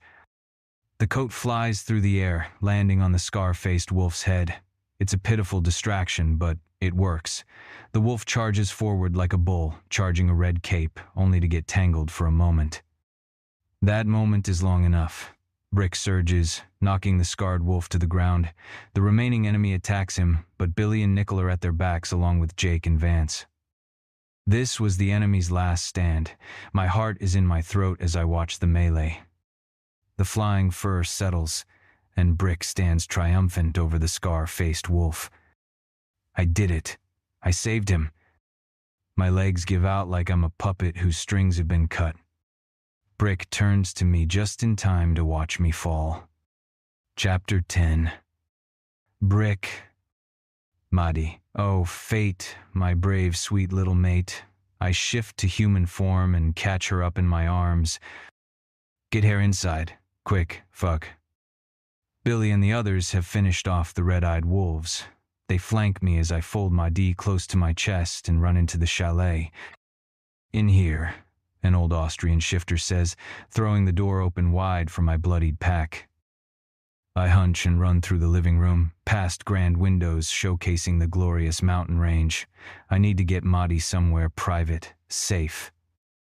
I hear Billy getting rid of the chalet owner, asking him to spread word that Hunt the Human is no game. Thank fuck.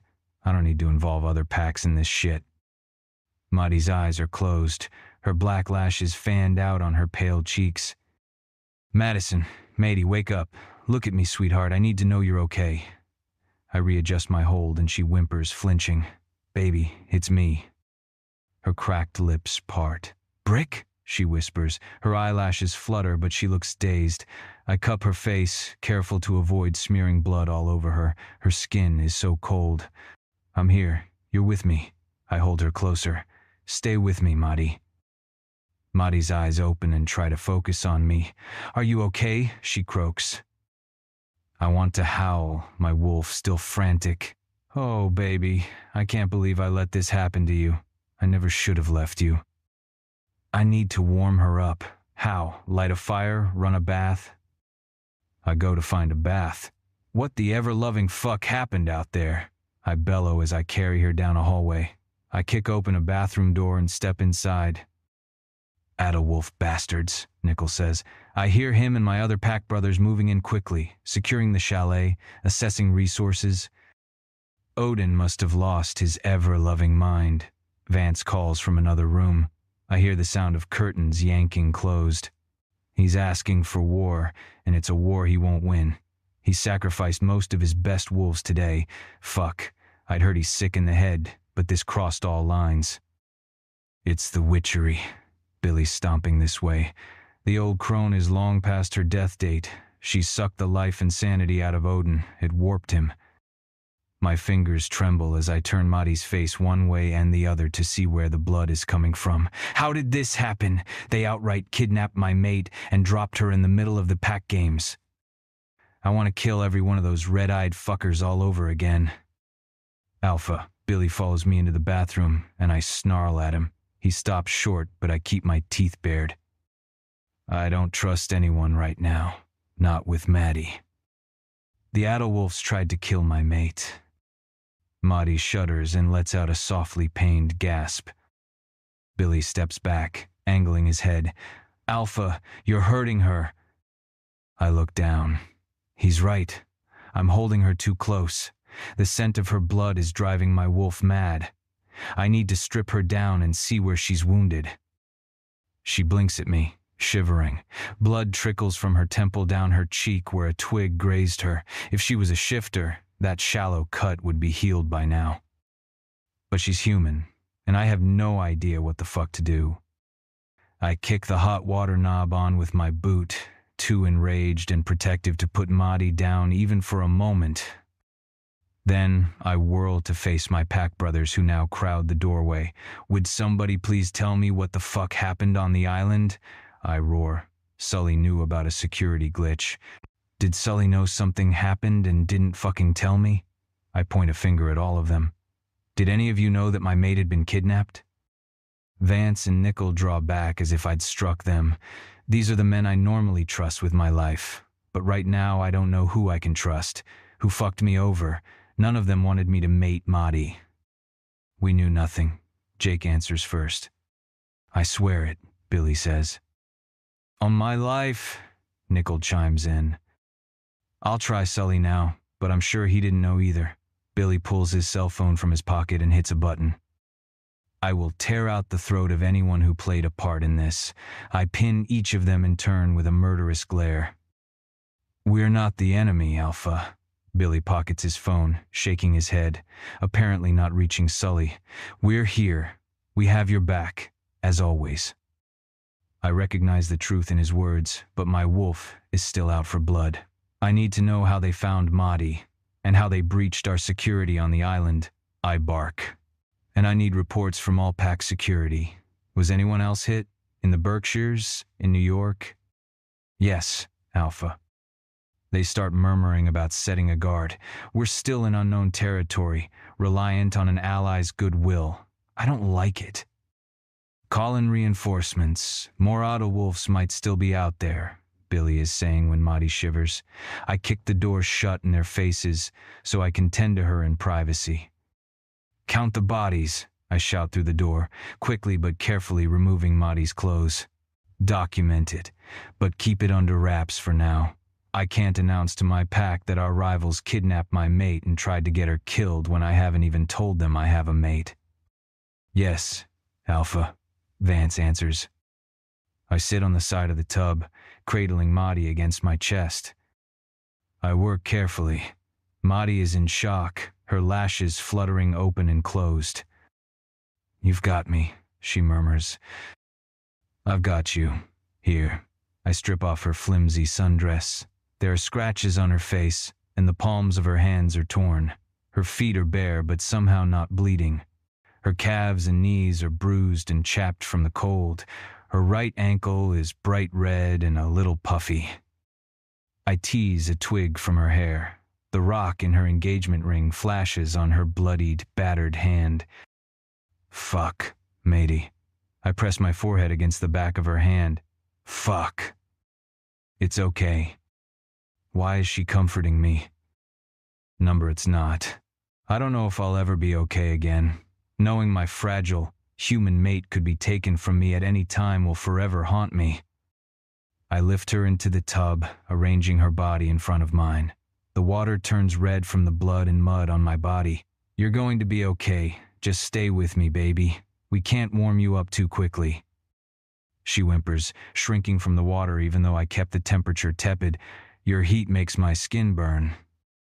My heart thunders against Maddie's back. After a few moments, her breath grows stronger. Her skin warms. I sense the life force returning to her body. I'm okay. She sits up, rallying like we're still at battle. It's okay. It's over. You're safe now. She moves to stand up, though, so I lift her with my hands at her waist. She climbs out of the tub, still favoring her right leg. Your ankle, I gesture at it. You need to see a doctor. It can wait. She dries off like she has somewhere to go. I climb out and drain the tub. Maddie, look at me. When she turns, she's completely composed.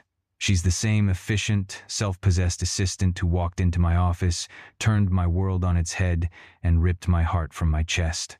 There's no sign of trauma, only massive determination. She hands me a towel. I still want to tear the world apart for trying to take her from me, but she truly appears to be okay. Scraped and bruised, but not dying. I need you, Maddie. It's not what I meant to say. Not at all. In fact, it's not something an alpha should ever say. At least not the way my father led. But it's the honest truth. I need Maddie with a desperation that's still driving me mad. I nearly lost her out there, and my wolf won't quiet until I've claimed her again, thoroughly. It's definitely not the right thing to say when Maddie must still be fuming over me coming to the pack games and leaving her on that island. But for some reason, she doesn't show any anger or resistance. I'm here. I'm yours. She drops her towel and steps forward. My body collides with hers before my brain even gives it the order to move. I snatch her up in my arms to keep her weight off her hurt ankle. I pin her against the wall, kissing the fuck out of her mouth, sucking down her neck, cupping and squeezing one breast. I need you. Again, I didn't mean to speak, but the words rasp from my throat. I just let go and go with it. I need you so fucking much. Her legs wrap around my waist, and then I'm carrying her out of the bathroom, oblivious to whether we'll be seen. My brain cells have all taken a dive south of my waist, and my dick is clearly in control right now. I find a bedroom and kick the door shut. I'm ravenous. I toss Maddie into the center of the bed and climb over her, spreading her legs and feasting like a starved man. I squeeze and knead her ass, lifting it so her core is easy to lick, suck, and penetrate with my tongue. Maddie's voice bleeds through her panting. Her whimpers and cries of pleasure drive me even faster to madness. Now, Brick, she orders. I don't know what she means, but there's nothing I won't do to satisfy her. I drop her hips back onto the bed and climb over her. She spreads her knees wide, tipping her entrance up from me. Clearly, this is what she needs from me. You want me inside you, beautiful? Yes, she moans. Now, she cups her own breasts, squeezing them, looking every inch like a sex goddess. One swift snap of my hips, and I bury my cock inside my beautiful mate. She cries out, and I freeze, afraid I hurt her, but then she begins moving her hips to meet mine, moving them with determination, like she needs more. Is this what you need, Maddie? I ease back and slam in home again. She cries out again, her eyes rolling back in her head. Yes, she cries. You need a good, hard fucking? I pick up my speed, delivering deep, hard, steady thrusts. Yes, Brick. Something about hearing my name on her lips drives me fucking mad. I let out a wolf-like snarl and drop to one hand beside her head, pumping faster now, like fucking her is my job, my living, my purpose in life. Maddie, Maddie, beautiful Maddie. I chant, desperate to see her come. The room is hot. It's spinning. I somehow sense the moon shining on us, blessing our union. Right, because Madison is my mate. Maddie. Brick. Her nails dig into my shoulders. I love you. My breath catches. My balls draw up tight, and then I come so hard I forget where my body stops and where hers begins. I come so hard I must scald her with the hot ribbons of my release. Maddie comes, too, her mouth open on a silent cry, her internal muscles working my cock, squeezing every last drop of cum from it. I let out a broken-sounding groan as I lower my body onto hers, kissing along her ear, her hairline, across the bridge of her nose, and finally mating my mouth with hers. It's true, she's broken me. I'm nothing of the man I was before I met her, before I mated her. I knew she was my weakness, but I suddenly understand that it's not because she's human, it's not because mating her may mean losing the pack, it's because she cracked me open, showed me what life looks like with love in it, with a female I can trust and depend on, one who has my back as much as I have hers.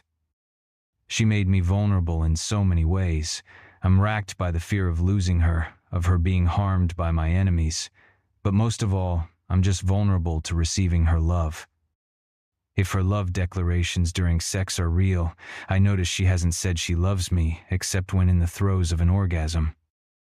I need to know that what she feels is real because if it is, nothing will ever be the same. Maddie. Brick rolls us onto our sides, his arms tightly wrapped around me, our bodies still connected intimately. Thank you, he breathes against my neck.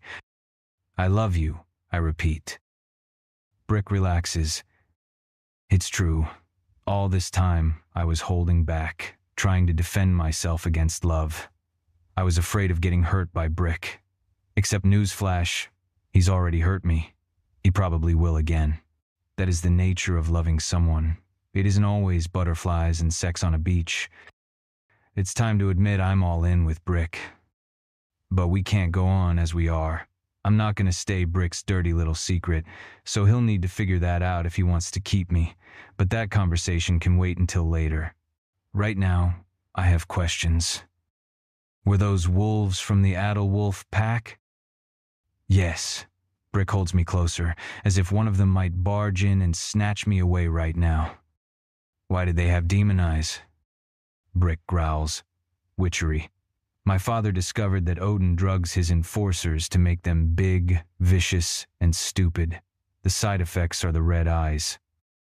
Oh, crazy. He eases back, so he can see my face. Tell me what happened. They came to the island? Yes, I gasp and sit up. Your mom. They nearly killed her. She fought to protect me. Brick stiffens. My mom was there? Yes, I hold his gaze. I sent for her. I needed to understand your world. He stabs his fingers through his hair. That explains how they found you. It wasn't because she told them. She defended me. Brick, they were going to cut off her head with a machete. Some of the color drains from Brick's face. What? That's what I'm telling you. She was going to die to protect me. Ariadne showed us to the safe room, but your mom stayed out to fight. The only reason they got to me is because I opened the door, against her wishes, to keep them from killing her. Brick's chest dips, like that news hit like a blow.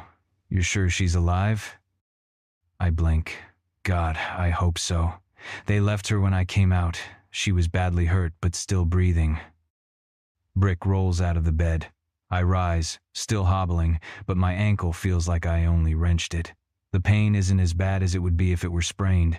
Brick yanks the bedspread off and wraps it around me. He opens the door and pads out, naked. What's happening? He demands. We have Sully on a video conference. We found clothes for both of you.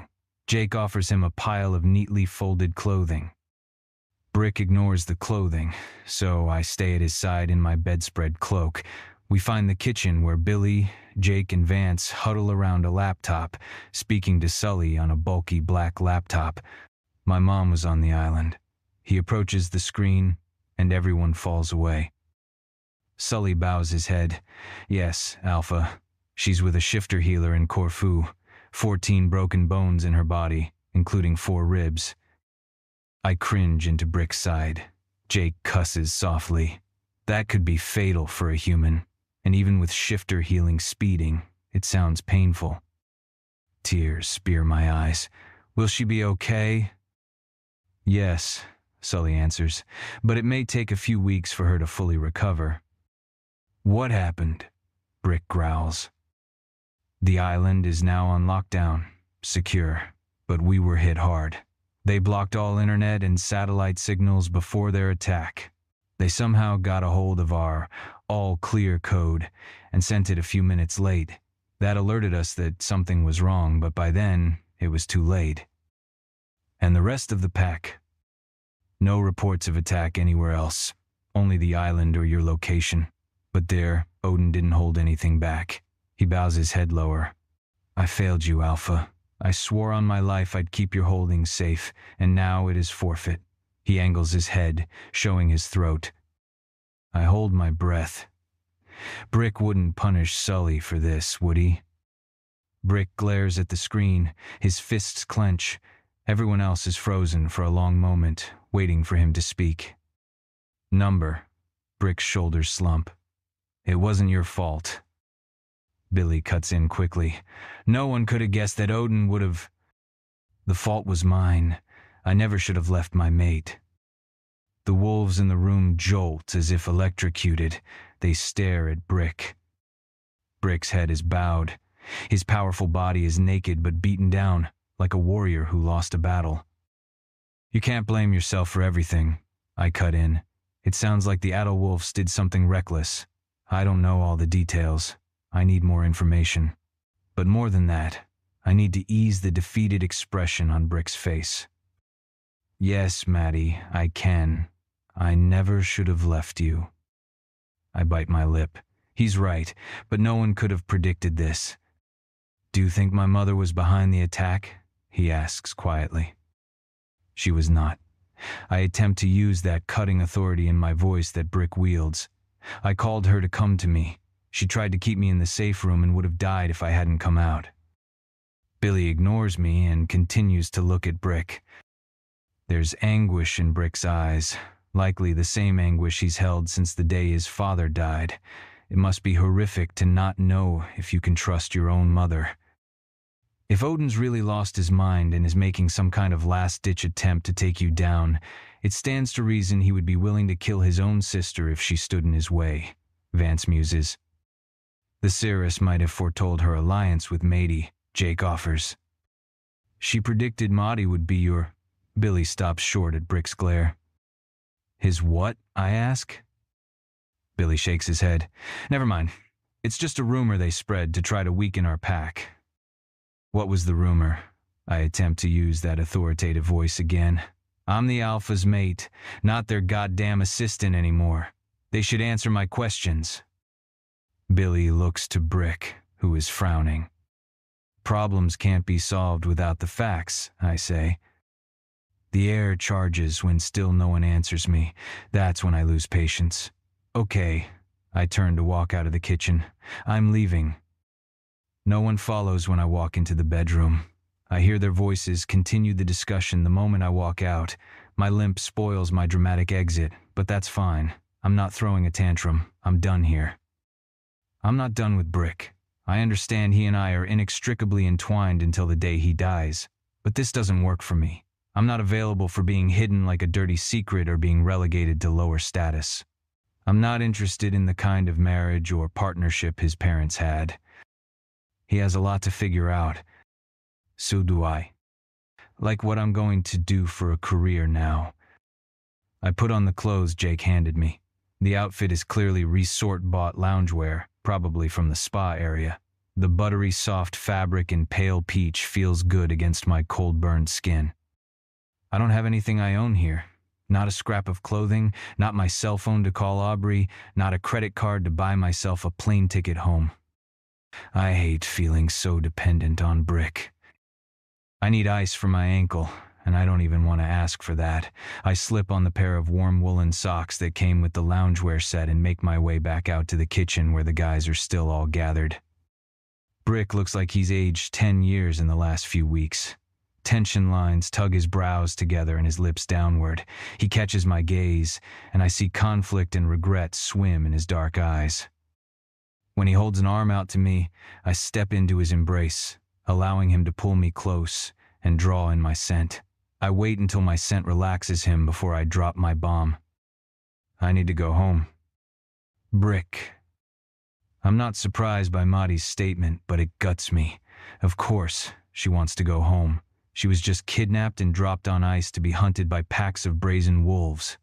And that was after I left her alone on an island so I could pretend to look for a mate. Right now, I'm just grateful she's allowing me to hold her. Get the jet here, I ordered Jake.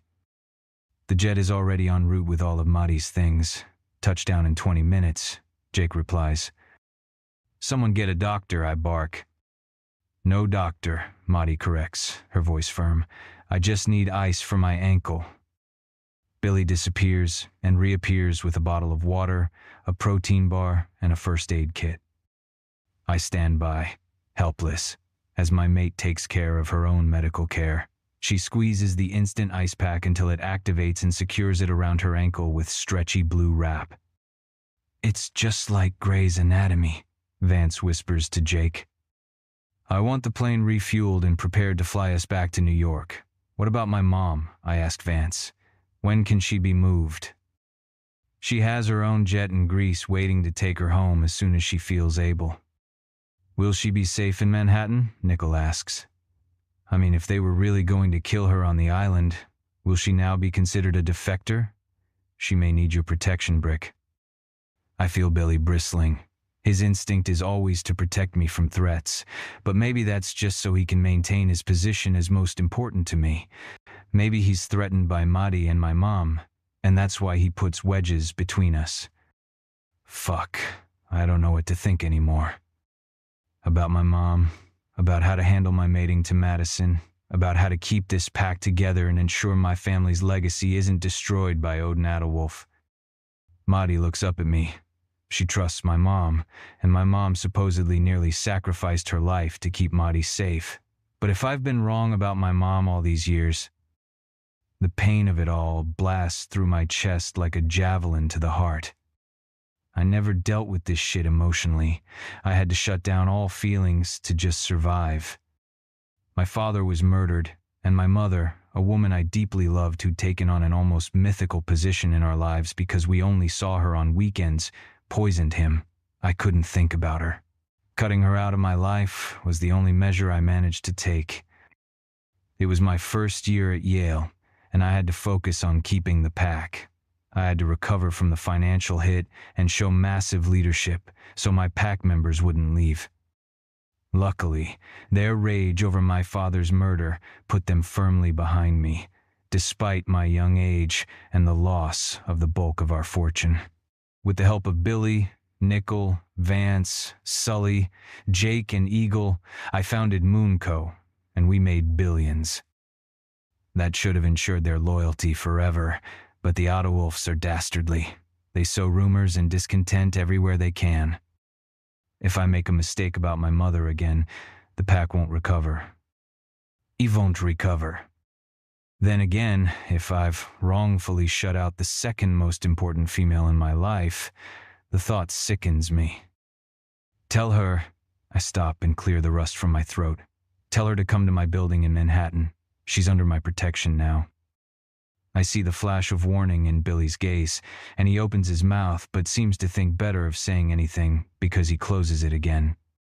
Yes, Alpha, Vance says. The doorbell rings, and Jake leaves and returns with stacked boxes of pizza. He hands me a box. For your mate. I know it seems outlandish, but humans have hands too. Marty deadpans, winning a smile from him. Male wolves like to feed their mates. It's a provide and protect thing, he explains. Humans used to do that too, Marty says. She's using her cool, business-like voice. In medieval times. There's a chorus of oohs and chuckles, like the ones Marty earned that first day when she handed Billy his ass for trying to stump her on the drinks. The mood in the room lightens, some of the pressure in my chest lifts. There's something about my mate being on top of her game that both calms me and turns me on. Thinking of her as this weak link, this fragile human who I can barely protect had me and my wolf going mad again.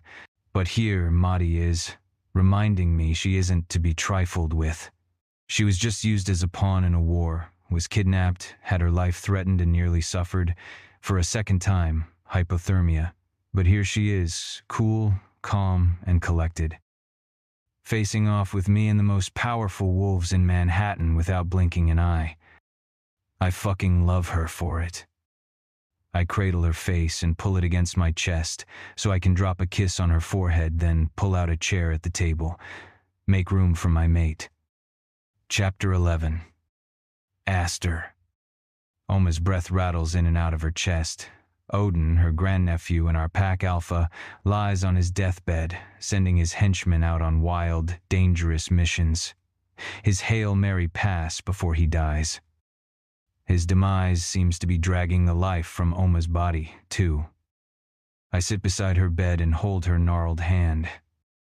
I will die with him, she tells me telepathically. I drew life force from the Alpha to be the Pax Ceres. Her explanation makes no sense to me, but there was a mingling of witch blood somewhere in the Adderwolf line. It's possible some ancient witch wove a spell to forever bind those with the sight to the Alpha of the pack for the protection of both species. I lift a glass of water to her mouth, fitting the straw between her lips so she can sip from it. Odin and I will both end our life cycle without seeing the Blackthroats obliterated. Bitterness laces her words. She's carried the weight of this feud longer than anyone alive in either pack. To her, winning against the Blackthroats means everything. She blinks, her shriveled lids at me, her blue eyes unfocused as she looks through me into the beyond. You will use your gifts to guide Aiden when he takes the throne. You will draw your power from him, for him. How, Oma? You will know.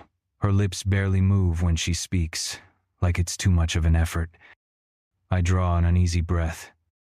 The future she's seen from me doesn't mesh with what I've been shown, the glimmers I've had of the Blackthroats, of a mate, of my betrayal. They terrify me, all of them. And working with Aiden, partnering with him, that feels impossible. He may be a cousin, but I scarcely know him. He treats me like a child. I often still feel like a child. I've been so sheltered here in my prison tower, this Manhattan mansion on Billionaire's Row. I'm barely allowed to leave, and when I do, I'm under guard. My whole life has been spent within these walls, tending to Oma, learning from her, training. I've been kept in the dark ages. I have no access to computers or cell phones or all the technology that the rest of the family employs. It's forbidden for me. I wasn't allowed to attend school, not elementary, middle, or high school. College has never been in the cards. All I got was a parade of tutors who came to me and taught me a carefully crafted canon meant to mold me into the vision Oma had for me. I'm supposed to remain untainted, pure, virginal, untouched. That's what Oma says. If I mate, I lose my power, and that would be a tragedy for the entire pack. The gift doesn't belong to me. It's for the good of all the Adderwolves. I'm just the vessel. So I'm sheltered and protected like pack royalty, like the family jewel, but I'm also policed. It's wrong, terribly wrong, but as frightened as I am of taking the position of Cirrus, part of me aches for the change. Any change. My life has been such a monotony of nothing but old pack lore and a centuries-old rivalry. As much as I will mourn Oma, there's a tiny seed, a spark of hope for my future without her. What will life be like when I'm the one with the power to see? Can I demand more freedom? Will I be able to leave these walls? Meet the male who appears in my dreams? The one who is silent, stoic, strong. The one who can speak straight into my mind without moving his lips and who hears me without me speaking. He's my future, and I'm his. The rest, the revenge and the rivalry and the hatred between packs, I could walk away from it all and never look back. Mahdi. Sleet pelts the jet as we land in New York. It seems like a month has passed since we left for the Greek Isles. Brick's long body curls around mine, spooning me from behind. We haven't spoken yet about what happens now. Brick Blackthroat may be a powerful businessman, the toughest boss on Wall Street and a ruthless leader of his pack, but when it comes to matters of the heart, I'm realizing he might be an emotional avoidant. It explains why he hasn't fixed his relationship with his mom, why he went moon mad rather than deal with his need for me. He didn't even try to figure out how to make it work with a human. He still hasn't. Not that I'm any better. I pushed him away at every turn, so certain he would never actually commit to someone like me. I clung to my pride rather than fighting for us. Neither of us move when the jet touches down. We had sex when we first boarded, which helped us both sleep, but we still haven't talked. I mean the kind of talk with a capital T. The one I suspect we're both avoiding. You'll come back to my building. His voice is gruff, the bossy boss thing that usually turns me on. Number. I stay facing away from him, watching the precipitate pelt the windows of the jet. The arm draped over my waist tightens, and he pulls me closer, his body stiffening. I need to keep you saw. Don't, I cut in. You hid me away on a private island in Greece with machine gun carrying guards, and I still wasn't safe. I'm not going to live my life this way. I actually sense the temperature in Brick's body drop, like my words chill him. Maddie, he chokes. I roll to face him. Brick, I want to be with you, but so far, it looks like you lying, locking me up, and hiding me away. I need you safe. I'm fine with being protected. I'm not fine with you shutting me out. Brick lies perfectly still, almost like he's frozen. I understand your pack is under siege by the Adderwolves, but I don't want to be your hidden human. I want to be your mate. At least I think I do, but I don't even know for certain what that means. I'm still learning your world, without any help from you, I might add. Come back to my place, he gives his head a quick shake. To our place. You can make it yours, whatever you want. I haven't even shown you the building. No, you haven't. And that speaks volumes right there. Brick, you just went to mating games in Sweden. It was for show. There's no one but you. You know that. You said you would do whatever it takes to make me happy. Yes, and I will. I'm happy in Brooklyn. The words must drop like a bomb because Brick flinches. Your apartment was a prison to me. You literally locked me in there. That's not something I'm going to forget with a little redecorating or whatever you're suggesting. He holds my gaze with the intensity of a vow or swearing. I'll move to Brooklyn. I need you, Mahdi. I shake my head. I need to be with my friends right now. People who aren't ashamed of who I am. If being your mate means I'm not your equal, I want no part of it. He sucks in a breath. Brick, I need you to let me go. Never, he growls. The passion in his voice is a satisfying interrupt to his woodenness. He's starting to lose control. I put my hand on his chest to soothe his wolf. His chest is burning hot now. I don't mean forever. I mean right now. He catches my wrist and pulls my hand up to his face. I curve my hand around his cheek, and my heart double thumps at the tenderness of it. The big bad boss letting me in, showing me vulnerability, accepting my caress. I'm all in with you, I whisper. His chest quakes, like a dam of relief just broke. But not like this. You need to figure things out with your pack. If you can make it work with a human as a mate, I'm yours. If not, I'll work it out. Brick's voice is a rough croak. I hold his gaze, showing my trust, showing that I'm not angry, I'm just done. Good, let me know when you have. My phone, which is plugged into the charger near my feet, starts buzzing with an incoming call. Neither of us move. Brick's jaw works. His breath is rough. Finally, he says, "You should get that." Yeah. I reach for the phone and look at the screen. I don't recognize the number. But it's time to start my new life. The old one has shattered. I swipe to accept the call. This is Mahdi. Madison Evans? An unfamiliar male voice asks. I swear Brick's chest grows bigger, like he's prepared to defend me, through the invisible cellular waves, from any threat on the other side. Yes? This is Edgar Lewis, personal counsel for Miss Eleanor Harrington. I believe you two are acquainted? I glance at Brick, who can of course hear everything. Yes. Miss Harrington suffered a stroke and is being cared for in a private wing of Mount Sinai Hospital. She would very much like to see you. Goosebumps run over my arms. Oh. May I send a car for you?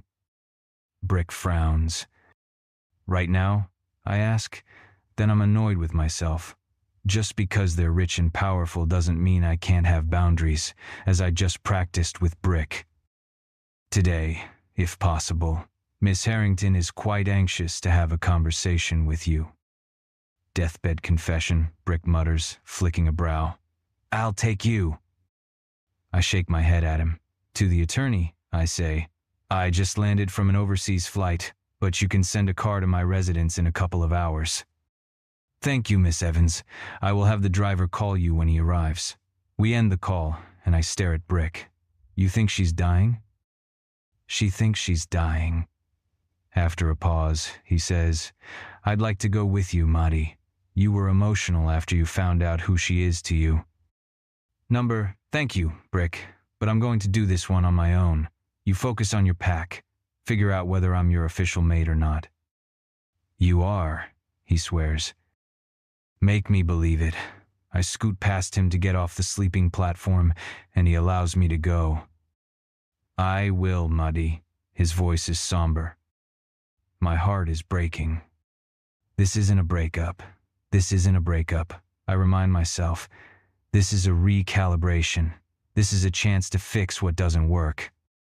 But what if it can't be fixed? A voice whispers in my ear, and I find my way out of the jet and into the cold, miserable New York day. Brick. I keep myself stoic, safely depositing Mahdi in her apartment and ordering a security detail to guard her 24/7. The moment I get back to my penthouse, I tear the place apart. I upend the teal corduroy sofa, smash the glass of the framed Warhol hanging on my exposed brick wall. In the kitchen, I find crushing the metal-legged bar stools to be particularly satisfying. Fuck. My mate is in Brooklyn instead of with me. Why did I let her go? This feels like my parents' marriage all over again. I don't want Mahdi to be my Saturday lover, someone I steal frantic physical moments with just to keep my wolf from going mad. I don't even know if Mahdi's offering me conjugal visits anyway. I'm not sure what just happened. Was she issuing an ultimatum? Figure it out or we're done. And if we're done, chances are good, I'm done. I marked her, which should inoculate me against moon madness. But the fact that I succumbed once makes the likelihood of going feral again much, much higher. Of course, I had to set her free. I can't keep her against her will. Locking her in my penthouse was my worst mistake. No, denying she was my true mate was my worst mistake. Hell, I've had too many worse mistakes with matey to even know where they line up with each other. I agreed because I love her, and the life I'm offering isn't fair to her. So my choice right now is to save myself and forsake the pack, or risk a return to moon madness to keep my pack together. Mahdi. A limo picks me up to take me to Mount Sinai. 6 months ago, I'd never seen the inside of a limo. Now, it's apparently my main form of transportation. Oh yeah, and private jets. I need to have a conversation with Brick about carbon dioxide emissions from his jet and its effect on the environment. He needs to be doing some major offsetting. Although, from what I saw at the Blackwood Family Foundation ball, his family and pack do care about preserving our natural resources. Hopefully, he's already footing the bill on some major reforestation projects around the globe. These are the thoughts I use to distract myself from the gnawing emptiness in my chest. I may not be a wolf, but I've felt a strong sense of something missing since the moment Brick left my apartment. I text Aubrey on the way to the hospital. I'm home. Back from Greece and moved back to our apartment. Super long story. Right now, I'm on the way to see my dear old grandmother for some kind of deathbed confession about how I'm actually a Harrington. Aubrey calls 2 seconds after I hit send. What the fuck? Are you okay? Yep, I'm totally okay. I am. We're just recalibrating. I insist to convince myself as much as her. On a scale of 1 to full breakup, this is a 3 or 4. What happened? It's such a long story, and one I can't tell my best friend, which absolutely sucks. The short version is that I don't feel like I'm a partner in the relationship, so I took a step back while we figure out what that looks like. That's all true. I know Brick loves me, and I've finally admitted I'm in love too. I'm also totally committed to making this work. Well, that's new. Aubrey sounds encouraged. Yeah, so this isn't me running scared this time. It's from a position of strength. I don't want to be a rich guy's pampered girlfriend. That's just not a role that's going to work for me. I had a life before I met him. I need to have a meaningful life with him too. You want your old job back? My chest constricts.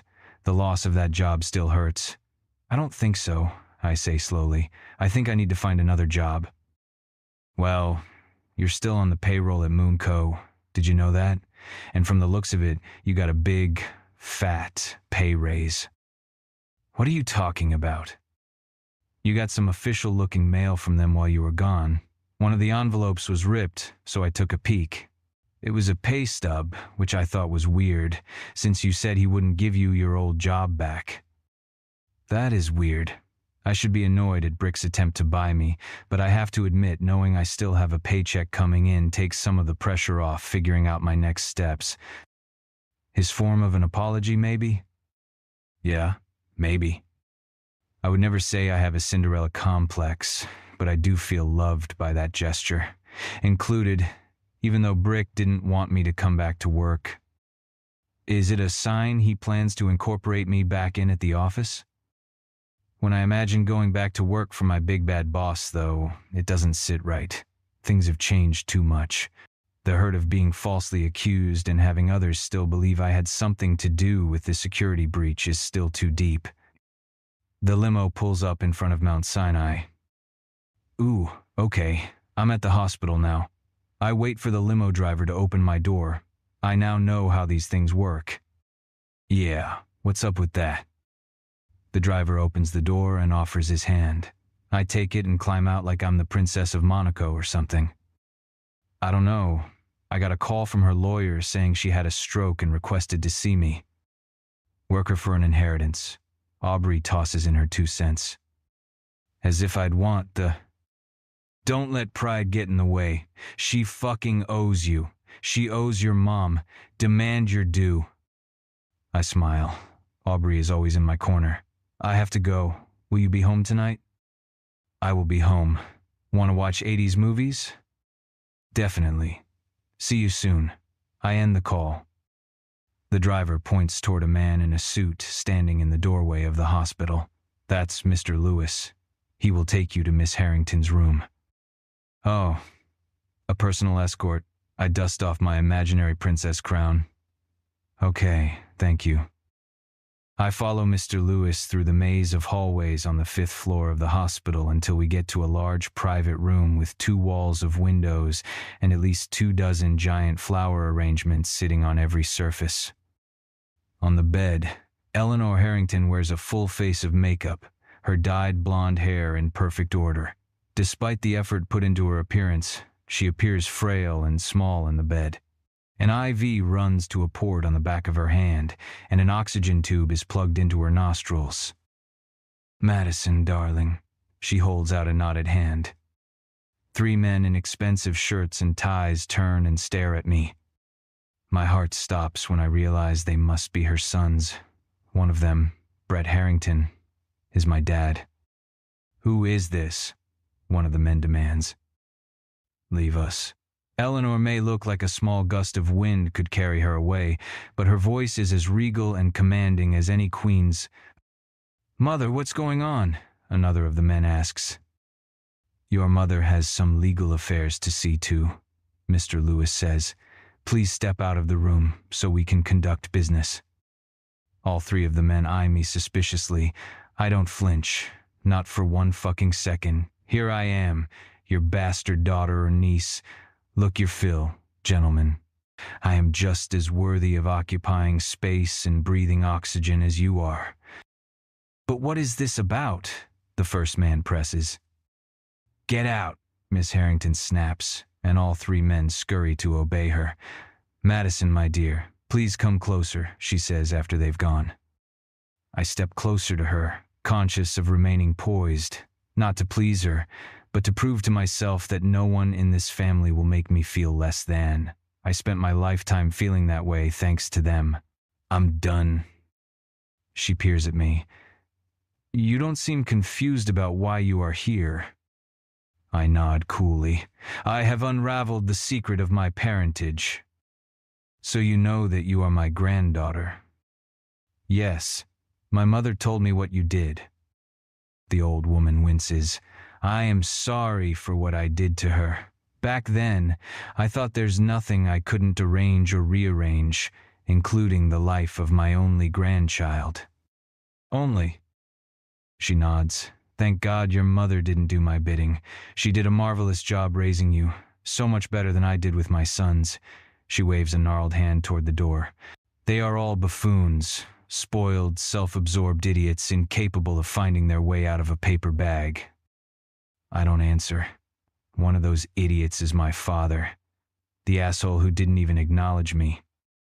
As if she's reading my mind, she says, Brett never knew.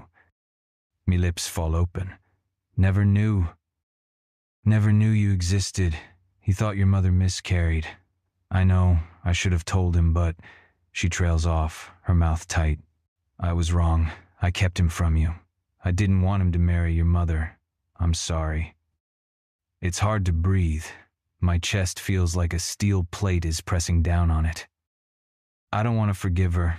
She doesn't deserve it. But something about the precariousness of my entire existence right now, something about sending Brick away and breaking my own heart yet again, about realizing how fucking complicated and not very black and white life is, gives me a sliver of compassion. She's a dying woman. If she needs to get this off her chest, I will allow it. My mother suffered. I know, my dear. I'm sorry. Edgar has already cut a check for her. She flaps her hand in the direction of the lawyer, who holds up an envelope. I narrow my eyes. What are the conditions this time? So bright and savvy. No conditions. I'm trying to make amends to you and her. I keep my face blank. Money doesn't fix 22 years of spurning us, but I'm not about to refuse it either. My mom needs that money. I want you to run Torrent Cosmetics. My eyes fly wider, and I suck in a shocked breath. What? You're bright, motivated, the child I always wanted to have. You're capable of great things, Madison. I rub my lips together. They suddenly feel so dry. I prefer Madi, I find myself saying. Matey. You. I swallow down the lump in my throat. You rejected me. You didn't think I was good enough to be in your family. Now that I have a Princeton education and a job on Wall Street, I've proven I'm good enough." Eleanor's eyes fill with tears. "I'm so sorry. I know I was wrong. I made a mistake when I found out your mom was pregnant, and then, when I learned she kept you, it felt too late to change course or tell Brett.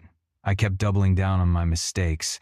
I watched you from afar and pulled strings to ensure your success.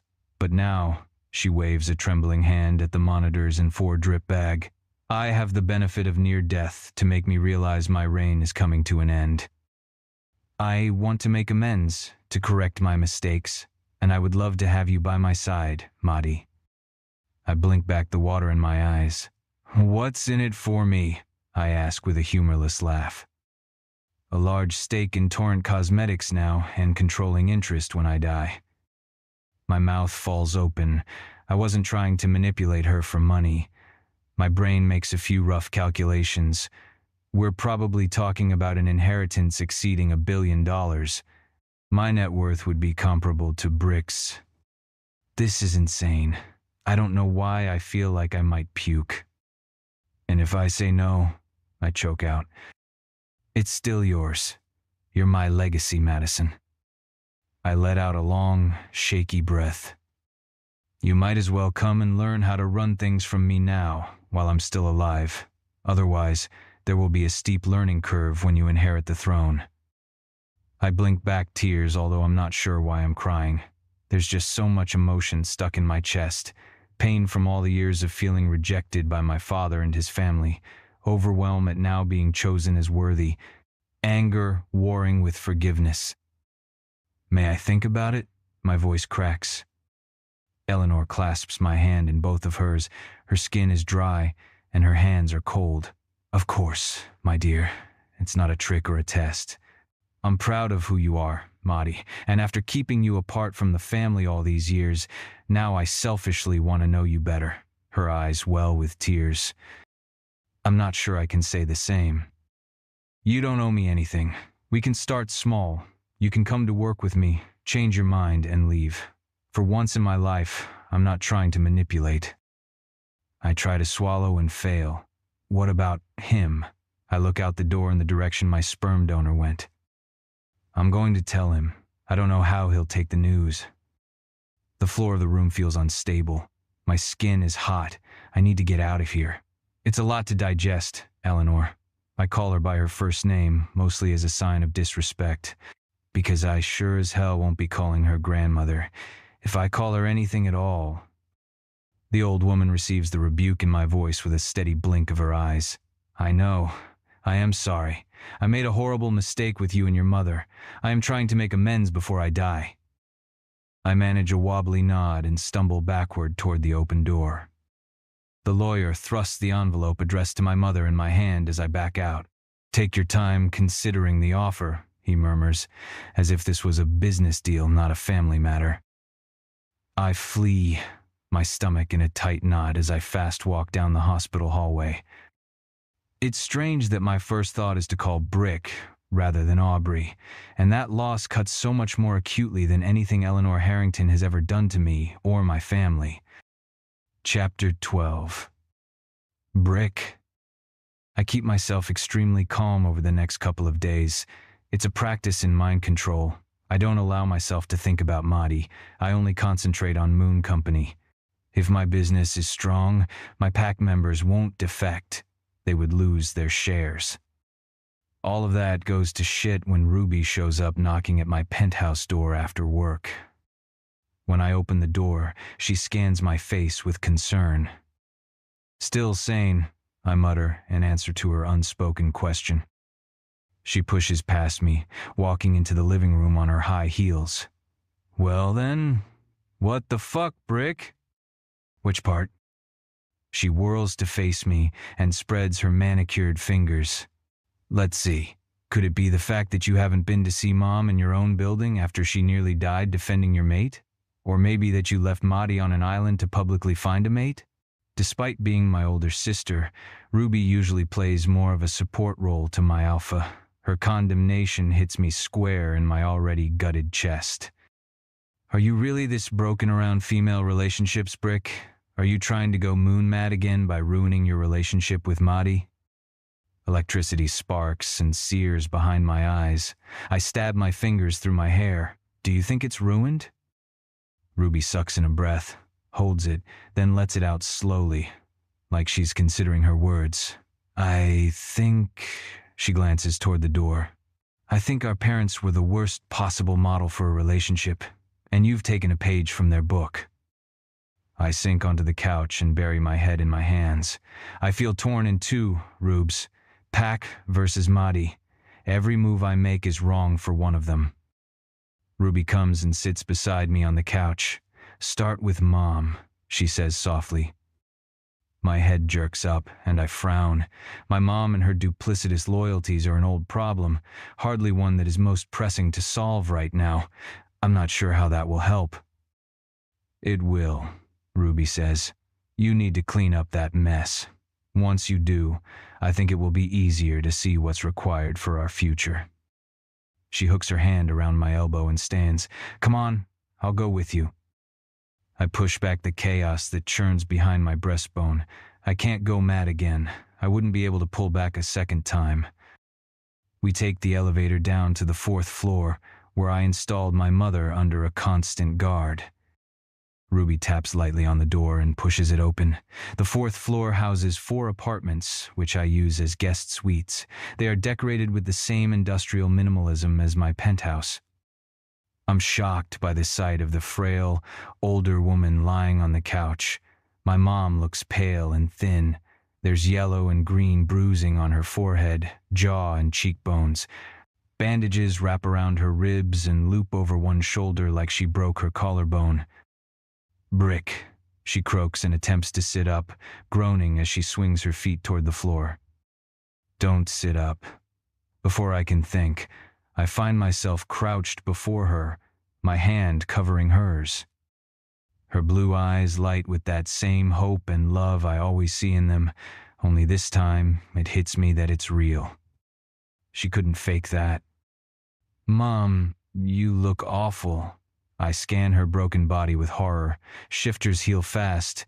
If she's still recovering days later, she must have been nearly beaten to a pulp.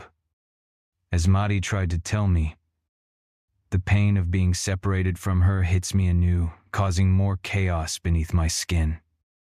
She's had to regrow a few ribs, Ruby tells me, accusation in her voice. I squeeze my mom's hands, shocked at how much emotion I suddenly feel for her. As if the last 10 years of stonewalling all feelings related to my parentage only made the pain grow and swell, and now that I'm opening the door, it pours over me like hot lava. Thank you. My voice breaks and I clear my throat. Thank you for protecting my mate. My mom's eyes fill with tears. It's my fault they found her there. Bitterness shreds her throat. They must have followed or tracked me. I told no one where I was going or why. I can only surmise I've been under surveillance all this time. Breathing feels difficult, like I'm in a hot sauna, and the air scorches my lungs. It's not your fault. Madi needed you, and you went to her. Your loyalty was to me and my mate. I surprise myself as I say the words, but it becomes obvious that they're true. And if I admit that truth, everything in the past must rearrange to fit it. My mom would never harm her own family.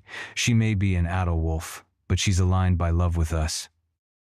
My mom attempts to adjust herself to sit higher and wheezes. I gently lift and arrange her, moving a pillow behind her back. Odin was making his last stand. My mom says weakly, or Oma was, their reign of power is about to end. Because they will die together. I realize suddenly that there's no purer source of knowledge about the Adderwolves than my mother. I've just never mined her for it because I didn't trust. She nods. The magic bound them, but Oma is ancient. She's sapped all the life force and sanity she can from Odin, just as she did from your grandfather. Odin will be her last alpha, though. The magic is already in place to transfer to her successor. A young virgin. Yes, Aster. She's been locked away like a medieval princess her entire life, serving the old hag. She will not unduly influence your cousin. The pack leadership may actually become stable again. I study her. Is she hoping I won't destroy them?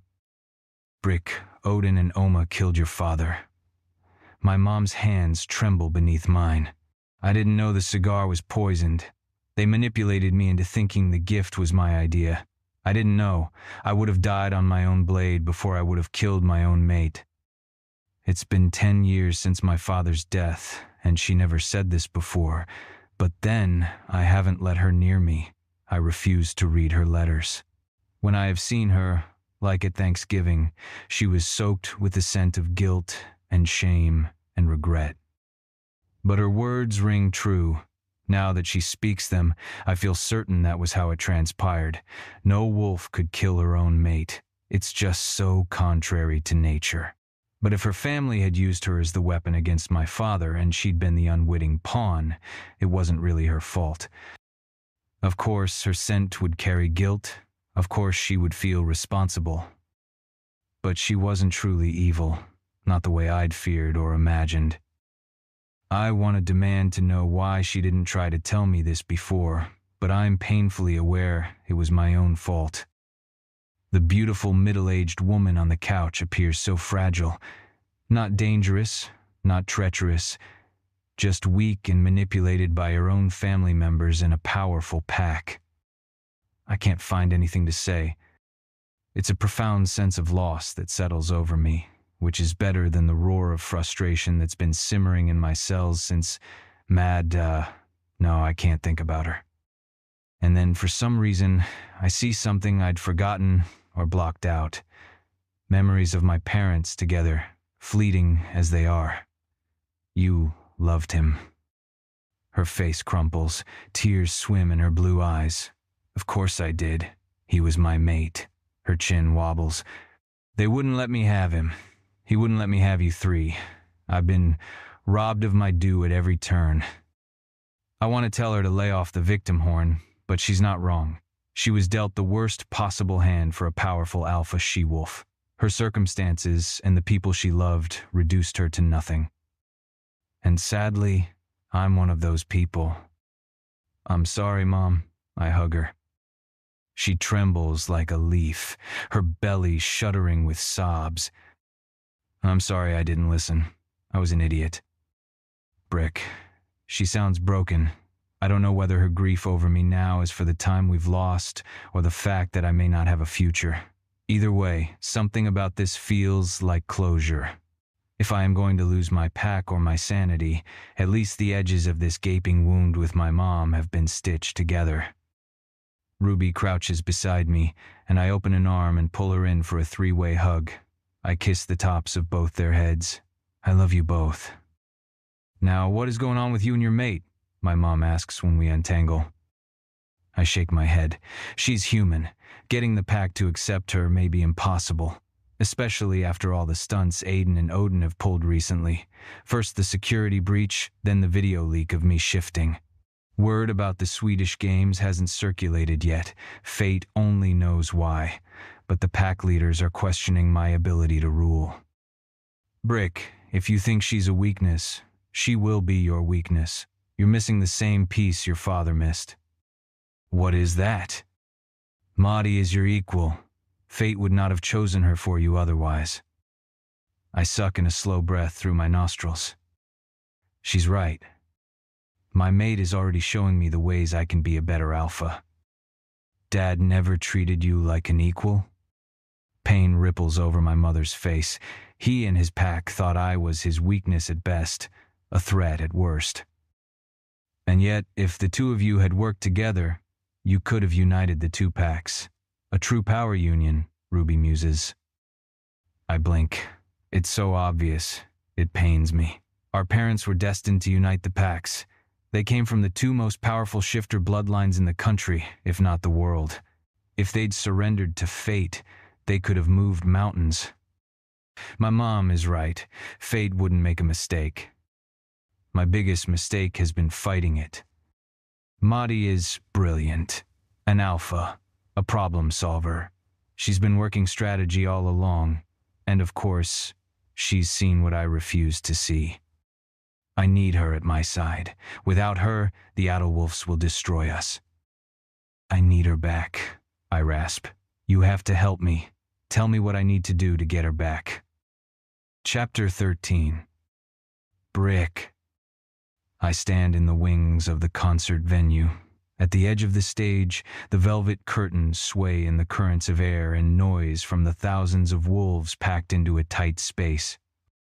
The last town hall meeting was nothing compared to this crowd. There are wolves lining the walls, flooding the place all the way to the exits. Their voices rise in a muted roar, and I haven't even stepped on stage. Are you sure you want to do this? Nickel asks. He and Eagle hover close, concern etching their faces. They're not convinced of my plan. Behind them, Ruby waits near the exit, her face serene despite the fear in her scent. She knows I might not survive this town hall.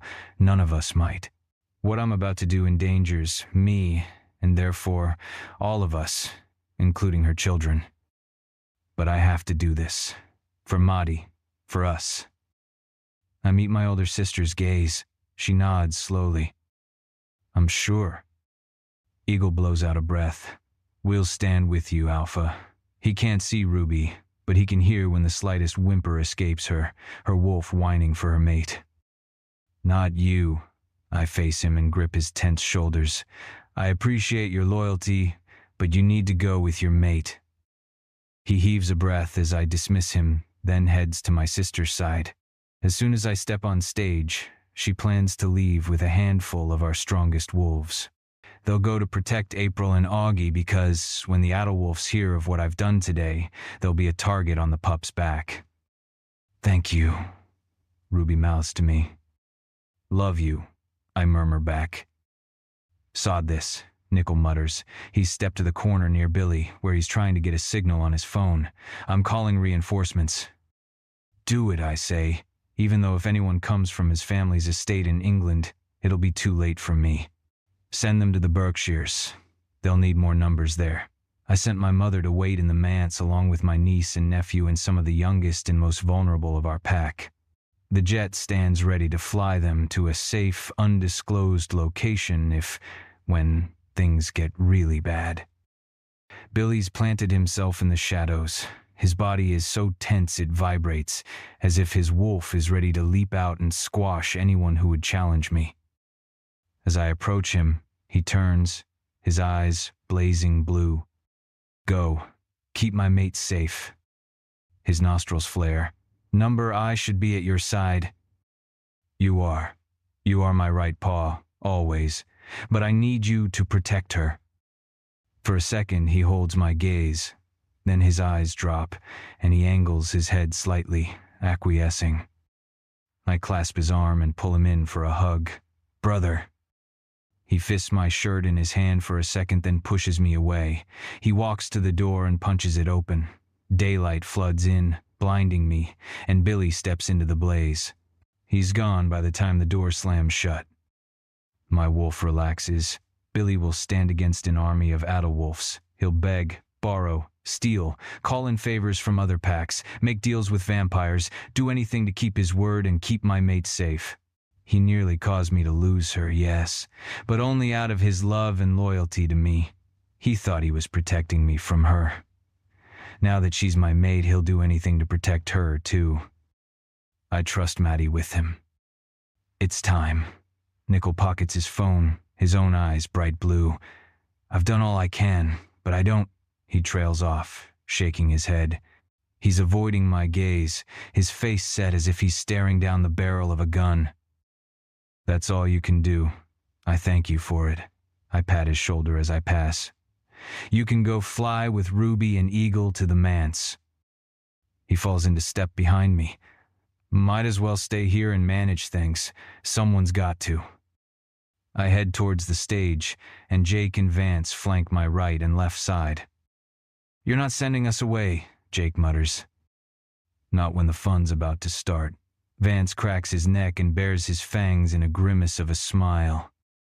If things get out of control and the pack overwhelms me, anyone standing with me will die too. Maybe not the 10th attack or the 100th, but the 1000th. but ordering them to safety would be an insult to their honor. Let's do this. I stride onto the stage, and the thick heat and scent of shifters hits me. It smells like pack, like home. My father was careful doing the dance of leadership. It's not an easy one. I've made my fair share of mistakes, following in his footsteps. Can you forgive me? I asked my mother this morning. Of course, and I forgive him. She spoke of my father with a sad smile on her face. I wanted her to come to this town hall. No, Brick. In the eyes of the pack, I'm still the enemy. As much as I hate that she still suffers the sins of my father, sins I also committed against her, she's right.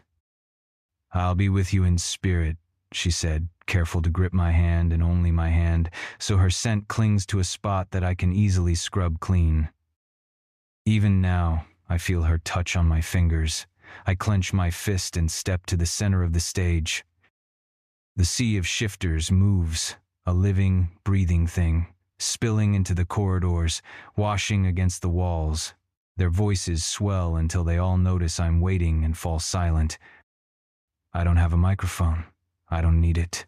Other than a few coughs and shuffling feet, the place is quiet. All eyes are on me.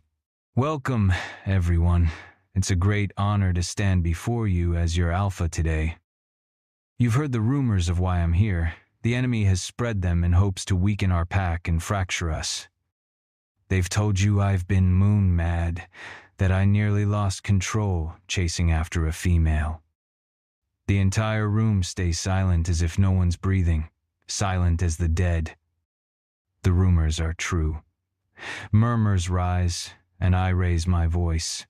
I fought fate and resisted taking my mate, and I nearly lost my mind. I thought I did this out of caution and love for you, my pack, but now I see it was fear.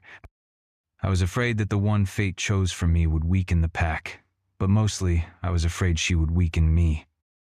I seek out faces, the grizzled, bearded ones in front of the stage, the fresh-faced yearlings by the walls. I meet each glowing gaze, not to overpower or dominate, but to connect with them. I was wrong. I put you and her at risk, and for that I am truly sorry. There's shock on the familiar faces. An alpha never apologizes. At least, my father never did. Maybe it's time for that to change. Ripples run through the crowd, murmurs rising in a great wave of sound that crashes against the walls and reverberates back. I have claimed a mate. Her name is Madison Evans. She bears my mark. She is under my protection, my true, fated mate. Where is she? Someone shouts, and others agree. Show her to us. She is not here. The murmurs grow louder, and I shout over them. She is human. I shout the truth, so everyone in my pack can hear. And she is not a weakness. She is my strength. The sound surges to a deafening roar.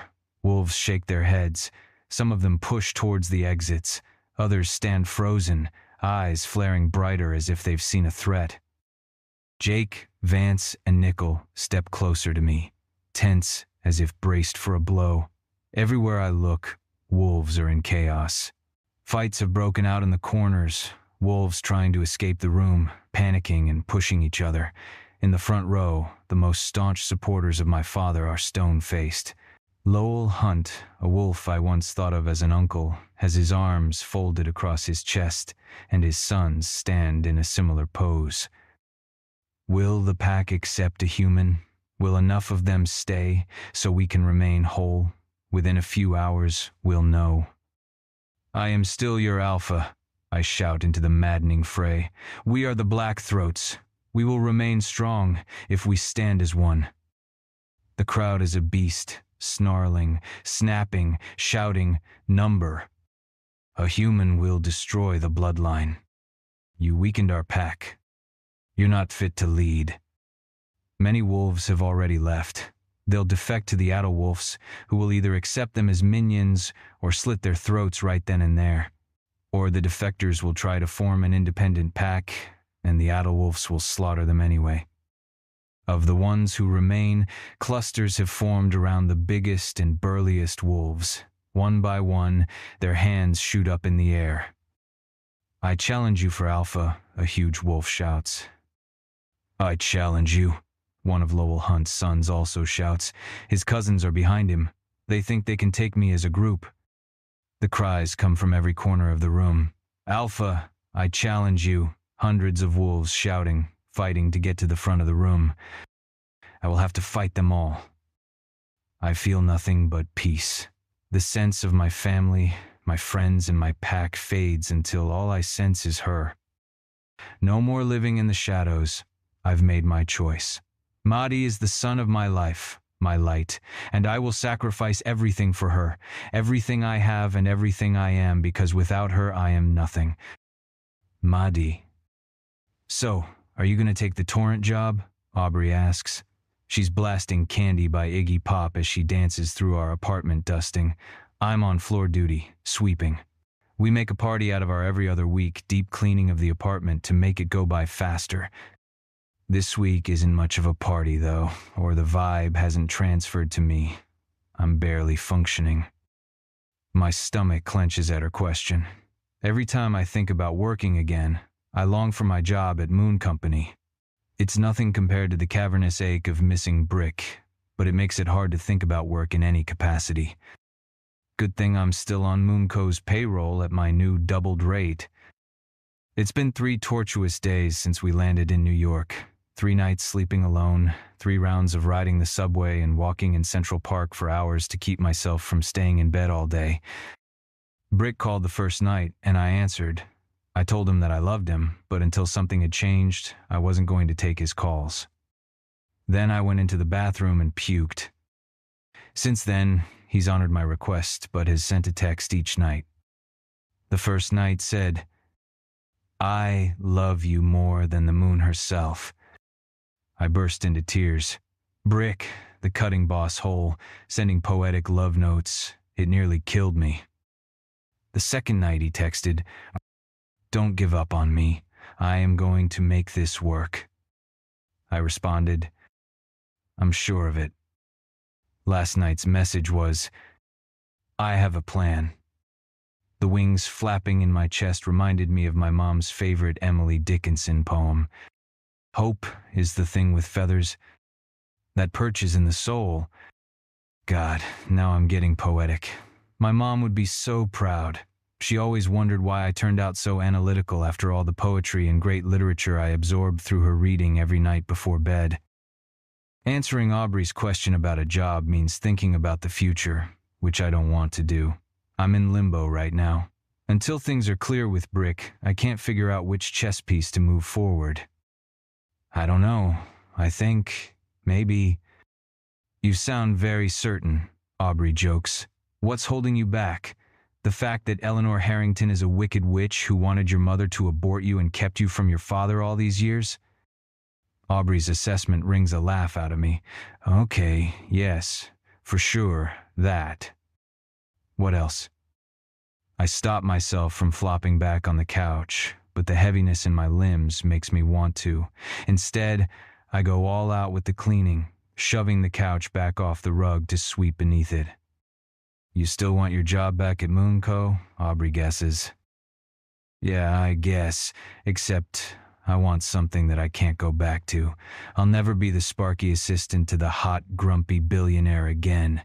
We've evolved past that. So if I went back to Moonco, I'd need a different job. I can't be acting in a servile role to my boyfriend. It wouldn't work." Aubrey pauses in her dusting and turns to give me an arched brow, then looks at the rock on my left hand. "So you are still calling him your boyfriend?" The tightness in my chest gives a throb, but underneath it is a fullness. There's more love than pain now, or they're at least in equal parts. Yes, I do believe Brick and I can figure this out. I'm committed to us. I know he loves me. I also know he needs me. So if this were a negotiation, which it isn't, it's a matter of the heart, I'd be in the power position. That gives me a wealth of confidence that I can still call him my boyfriend despite our current separation. "So would you want to work somewhere else at Moonco? What would you do?" My brain sorts through the various options. I don't know. None of the other departments or jobs appeal to me. I wouldn't want to work under anyone but Brick. Maybe his alphaness is starting to rub off on me, but I wouldn't want to signal that kind of weakness. Imagine if I reported to someone like Billy. Never. You should ask Brick to make you his boss. I let out a humorless chuff. That's not going to happen. I suspect he'd orchestrate my murder first. Which leads me back to Torrent.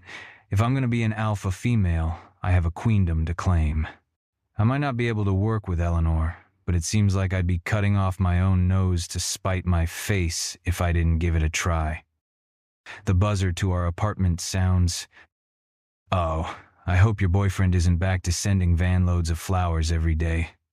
That's so wasteful. She slides on stocking feet to the door and presses the intercom. Yiz? She drags out the syllable like she's a butler from Downton Abbey. A throat clears. For a moment, my heart skips thinking it's Brick, but then a familiar and unwelcome voice comes through. William White to see Madison.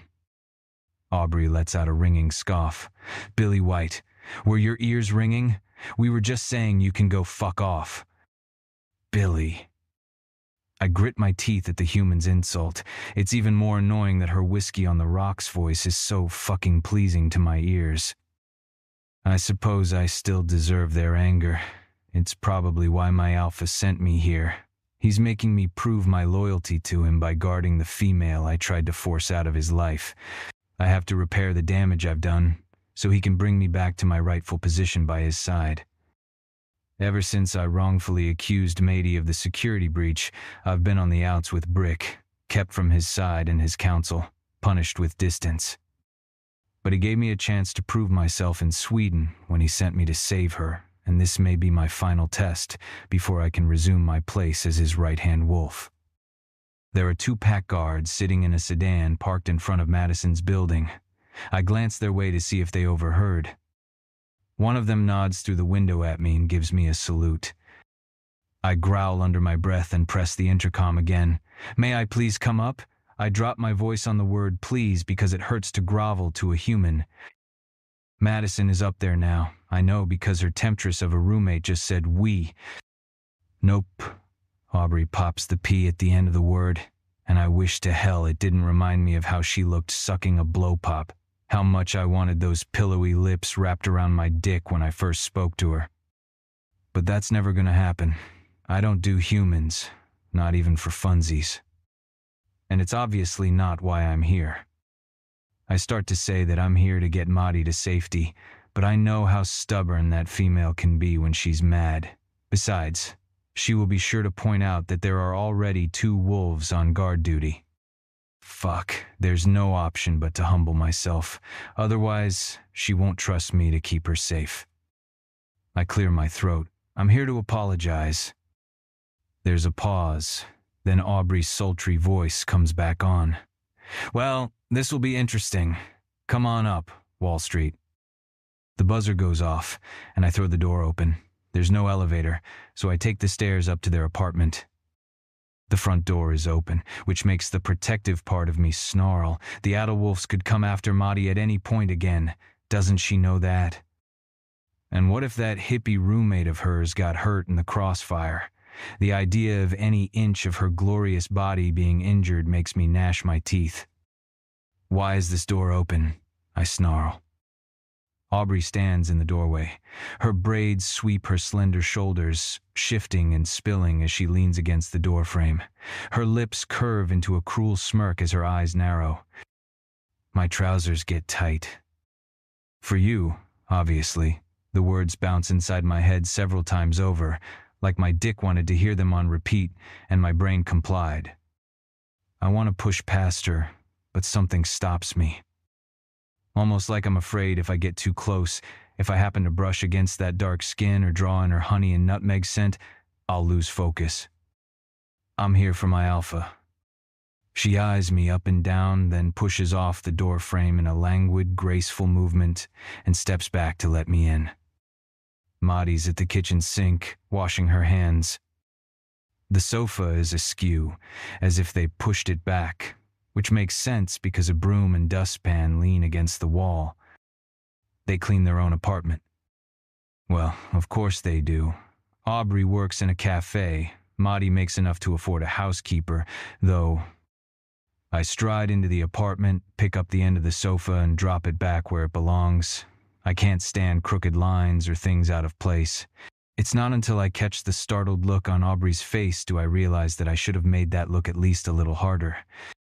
Maddie turns to face me but stays in the kitchen, keeping the breakfast counter between us. She gives me a cool, assessing look. It occurs to me that she's never been afraid of me, or of any of us. Perhaps that's why I disliked her. This young, 22-year-old had enough confidence and emotional resiliency to take on the upper echelon of Wall Street and master her job without ever showing weakness. Maybe she is more fit to be Brick's mate than I gave her credit for. Brick's in trouble. I didn't mean to lead with that, but it gets her attention.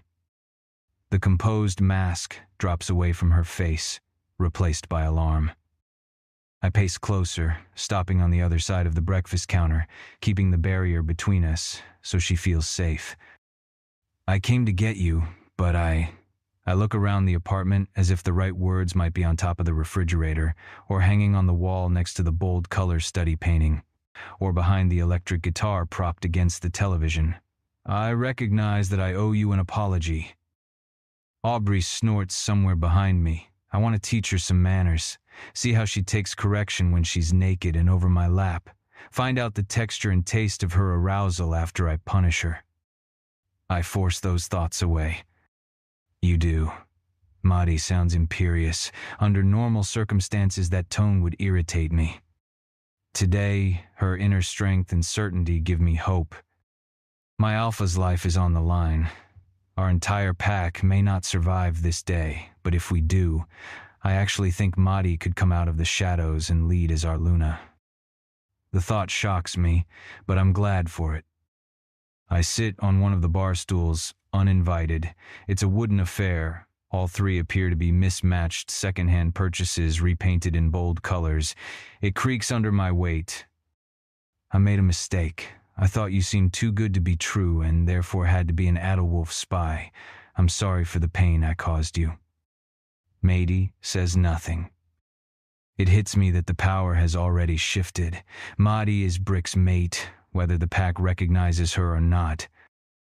When I pledge loyalty to Brick, I pledge it to her as well. I bow my head. I will make it right in whatever way you determine. I sense her surprise. Hear her swallow. Thank you, she says after a moment. I'll think about it. Now, what's going on with Brick? I stop myself from saying pack. Aubrey is still in the room. Company meeting. He may be, removed as leader if he can't win over his challengers. I have no idea whether Maddie will understand what I'm saying or not. I don't know how much she knows about pack workings, but she seems to. Her back straightens. Right now? I nod. He's facing challengers right now? Yes, for you. What do you mean for her? Aubrey pipes in. Damn, I said too much. It doesn't matter because Maddie's presence suddenly seems to expand in the room. Take me to him, she commands, more regal than a fucking queen. Number, no way. I was ordered to get you somewhere safe. What do you mean safe? Aubrey demands. I won't be in danger. Take me to him now. The air shimmers and pulses with energy. My body reacts to Maddie's words as if she'd used an alpha command. Perhaps she did. She's not a wolf, but she's been marked by an alpha. Maybe there's some transference of his alpha power to her. I've never heard of it before, but it seems possible. What other explanation can there be? I reluctantly rise from the stool. I want to refuse, but my body's already in motion. My wolf recognizes her as the boss. As you wish, I grumble, holding out an arm like I'm going to escort her to a fucking ball. She blinks in surprise but moves to take my arm. Believe me, I couldn't be more surprised myself. Aubrey stands blocking our way, her hand on her cocked hip. I want to throw her over my shoulder and carry her out, too, keep her safe in the scuffle. Except this has nothing to do with her. She would only be in danger if I brought her to it. Which I wouldn't. I really don't understand what's going on right now, Aubrey says. Maddie leans over and gives her a quick cheek kiss. Sorry to leave the cleaning party. I'll help when I get back. I yank a couple hundreds from my pocket and thrust them at Aubrey. Call in a cleaning service. She looks at my money with scorn. Bite me. I toss it on the coffee table. With pleasure, Buttercup. Chapter 14. Brick. Bodies press in, a miasma of sweat and blood hanging thick on the air. The floor is slick with fluids. My coat is soaked in them. As a human, I'd be aware of the whole room. The arguments, the infighting, the alliances formed and broken as the factions of my pack fight for dominance. I'd scan the loose circle of wolves forming a fighting arena for the challenge and see who I recognize, see who I'd rank the most dangerous. For the wolf, there is none of this. There is only the now and the giant gray and tan wolf lunging for my throat. I turn, so the teeth score my side and use my bulk to knock him off balance. He snaps at me, but I'm too fast. I catch his right rear leg in my jaws and rip a chunk out of him. When he scrambles to face me, he's limping. From there, it's short work for me to dart forward and overpower him. I flip him to his back and set my teeth at his throat. I bite, but don't clamp down. Yield, someone shouts, probably Nickel, hoping to insert some common sense into the chaos. Damn it, Yield. My wolf waits. He'll respect any wolf who submits. He knows the pack needs as many fighters as possible to remain strong, so if a challenger acknowledges my leadership and dominance, my wolf will let them live. But the wolf on the ground does not yield. I crunch down harder, tasting metal. A jerk of my head and it's over. The wolf below me grows still. Another challenge over. Another life lost. I step back and shift. In man form, I'm naked and stained with blood. My left leg and right side throb where previous challengers got some good bites in. Vance and Nickel rush forward to grab the dead wolf and drag him out of the circle cleared for my fights. They toss the body onto the gruesome pile of those who have challenged me. None have yielded. They'd rather die than submit to my leadership. I pace the circle, meeting each glowing gaze. Some of the spectators avoid my eyes. Some stare back, but eventually all of them look down. I'm still the biggest and baddest here, but there's no shortage of challengers, and eventually the fighting will wear me down. A heavy body hits my back. Teeth tear into my flesh.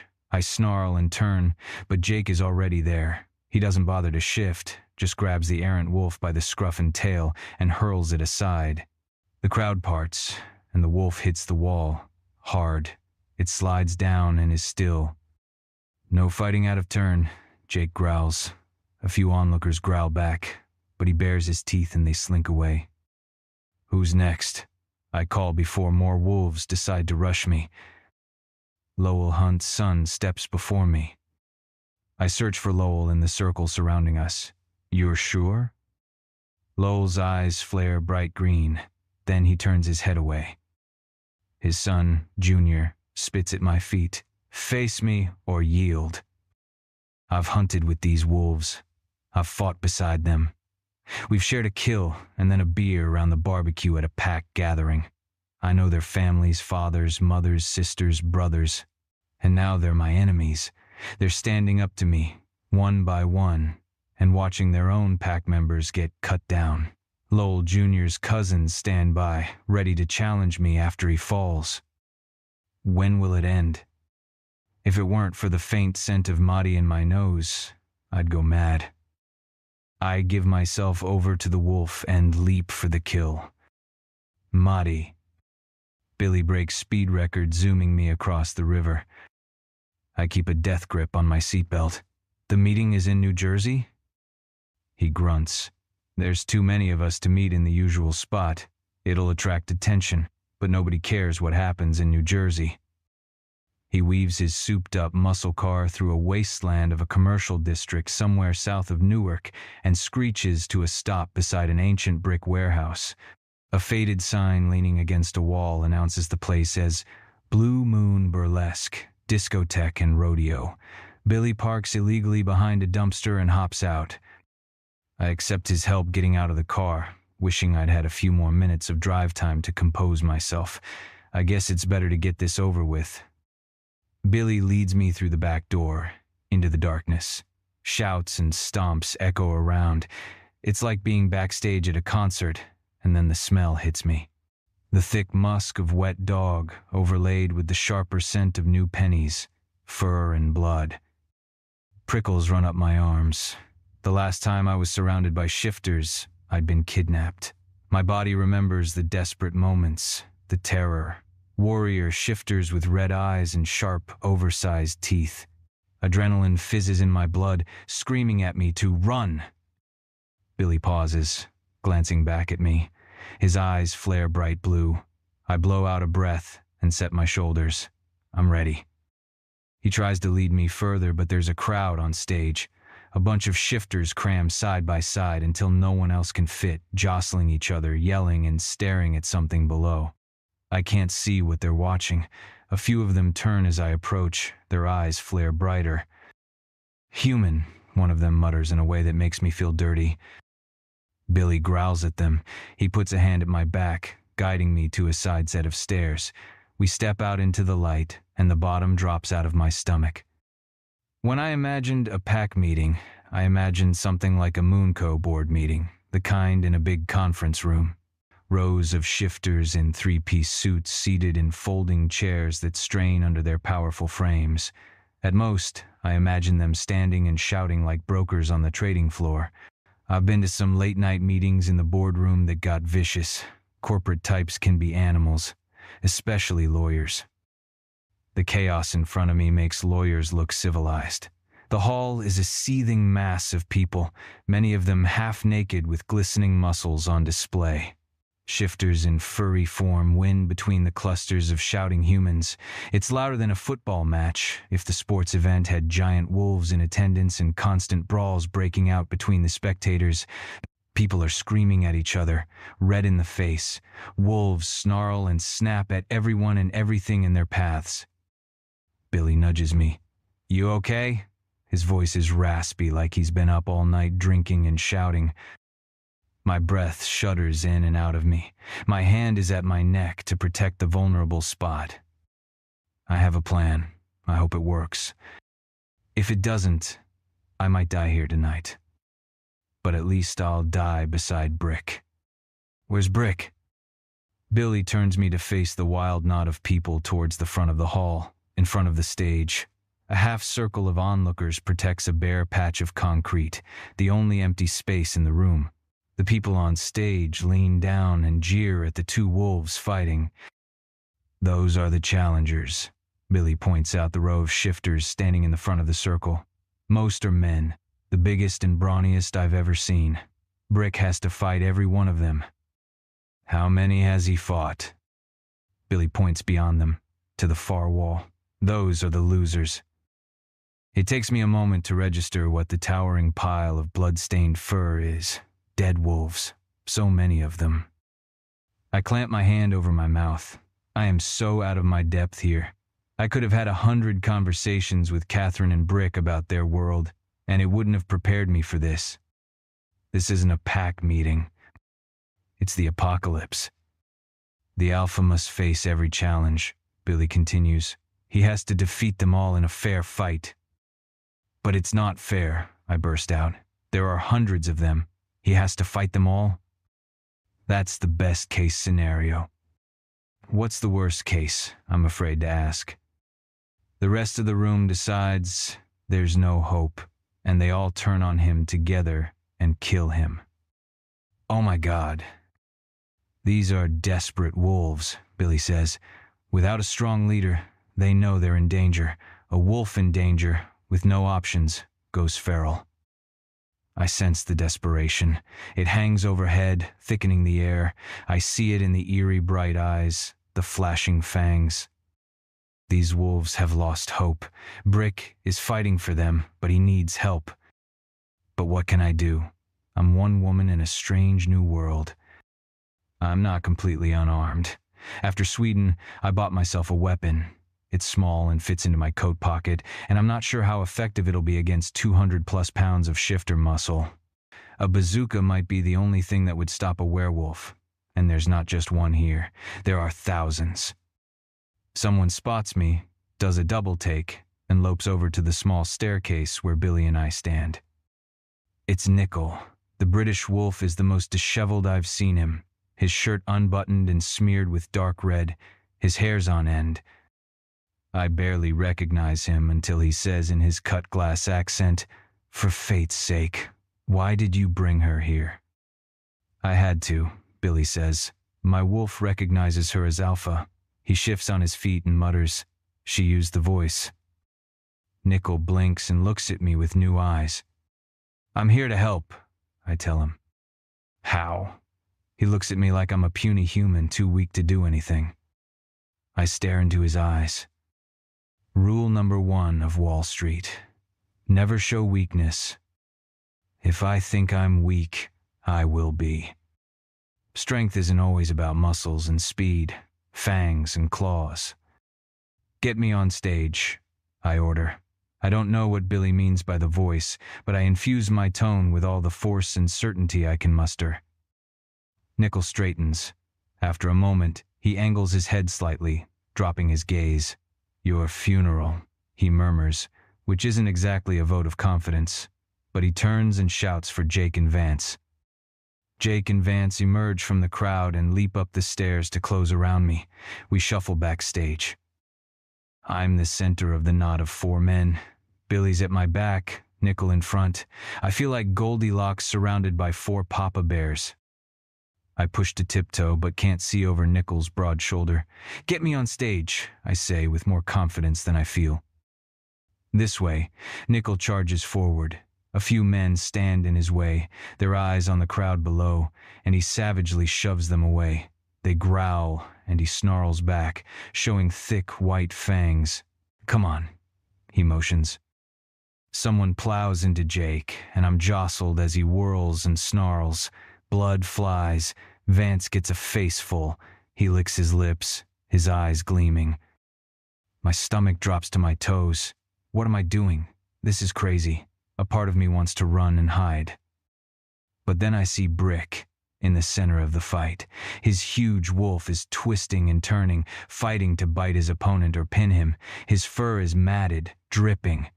He's still standing strong, but there's a slowness to his movements, a delay, and a dullness to his eyes I don't like. He's killed so many, and has so many more to kill. He won't stop until the bodies are piled to the ceiling. So much death, so much waste. "Stop it," I'm whispering. "Stop it." "Enough," I step up to the microphone. "Listen up." The mic screeches, and a bunch of wolves howl. Behind me, Nickel, Jake, and Vance shove wolves off the stage. Billy's at my back, a low growl rumbling in his chest. On the floor in front of me, Brick pins his opponent, but the other wolf is biting into the top of his leg, coming dangerously close to reaching his jugular. A few wolves on the sidelines push forward, snapping at him.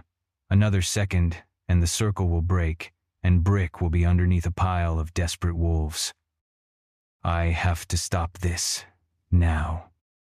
"No," I snap. "Stop this, right now." I sound like a mother scolding a room of unruly toddlers. A few wolves turn, nudging each other until most of the crowd faces the stage. "Human," they mutter. Some of them lick their fangs. A part of me wants to cower and hide.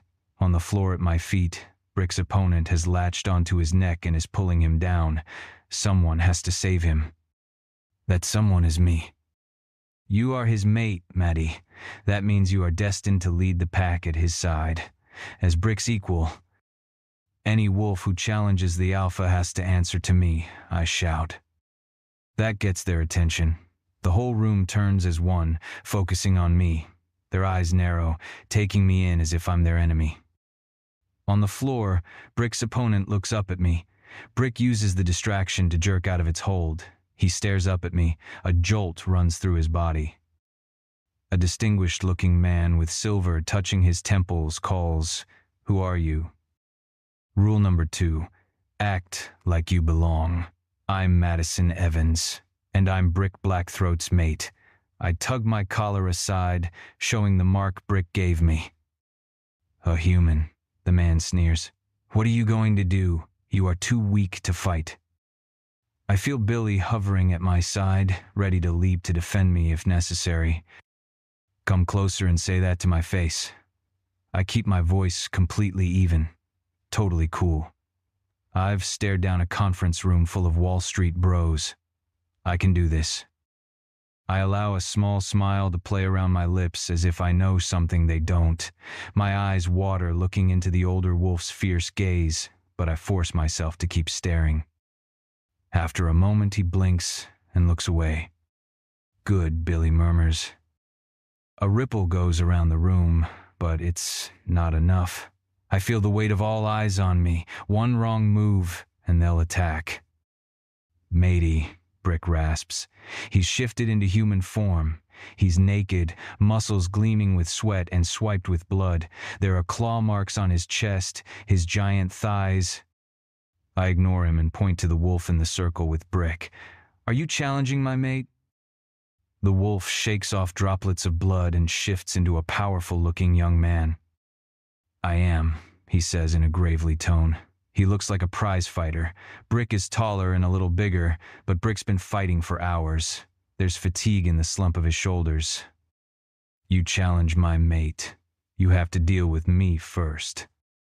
Billy tenses beside me. No, Brick rasps, but the young man is already stepping forward towards the stage. He sees easy prey. What are you going to do, human? I'm so glad you asked. I pull my weapon out of my pocket. Rule number 3.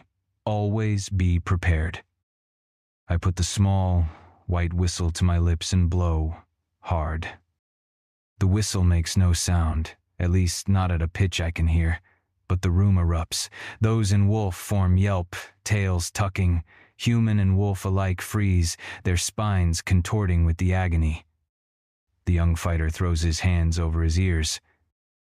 I blow on the whistle again and he doubles over. Ah, he cries, make it stop. I wait for the high-pitched whines and whimpers to die away. I hold up the dog whistle. Had enough? When the fighter doesn't answer fast enough, I put the whistle up to my lips. I could do this all day. No, the fighter shouts, along with the rest of the room. The wolves are hunched, staring at me with fear. That's what I thought. I drop my hand and the entire room lets out a sigh. Now shut up and listen. I channel my inner schoolmarm, like my mom does in front of a pack of entitled rich kids, and lecture them. I was told the Blackthroat pack was the strongest around, but now I'm here to meet you, and what do I see? Chaos. Odin tried to kill me in Sweden. He failed. Because your leader, Brick Blackthroat, is strong. He has the strength of his pack and his friends. They stood together, and they defeated their enemies. Because our enemies are nothing when we bond together. But today you tried to break that bond. You tried to destroy it. Shame on you. I glare down at each waiting challenger until they avert their eyes. You are better than this. I step forward, spreading my hands. We need everyone in this pack, not just to beat the Adderwolves, but to defeat the fear that drives you apart. I lace my fingers together. If we stand together, we are unstoppable. No one can break us apart. Not the Adderwolves. Not anything. Am I right? No response. I raise the whistle and waggle it like a magic wand. I asked, am I right? Yes, the room thunders. I use the whistle to point to the fighter. Yes, he shudders and bows his head. I search for the older wolf and point the whistle at him. Unbelievably, he's smiling. Yes, Luna. He drops his gaze. A shiver runs down my spine, followed by a rush of heat. I sway on my feet, light-headed. Brick leaps onto the stage. He approaches me, his eyes fiery. His gaze charges me up, energy flowing through me from the base of my spine and shooting out the top of my head. I've never felt anything like it. The power rolls from my toes to burst from my lips. Alpha. Brick seizes my arms, drawing me close. Mate. The whole room shudders. Brick turns me to face the room. This is my mate. She is strong and worthy. She stands ready to defeat all challengers. The wave of energy rushes over the room. Men in human form straighten, heaving deep sighs. Wolves drop to their haunches. Some are wagging their tails. The power washes back over me, filling me until it feels like bright light is bursting out of my eyes. For a moment, I see the pack as one, unified whole, a beautiful circle blossoming with power and joy, love and connection. The vision intensifies until I want to weep. The light fades. The heat in my head dissipates. I'm glad Brick is holding me up. Billy and Nickel close on either side of us, Jake and Vance behind. We form a united front, with Brick and I at the center. She stands with us, and we stand with her. She is pack. I hold very still, focusing on breathing and staying upright. And if we can't accept a human? Someone yells from the middle of the throng. Then get out, Billy snarls. Don't let the door hit you on the tail. There's a tense silence. Then the older wolf in front of the stage barks a laugh. I never thought I'd see the day a human would defeat a shifter with nothing but a whistle. He raises his arms high and starts a slow golf clap.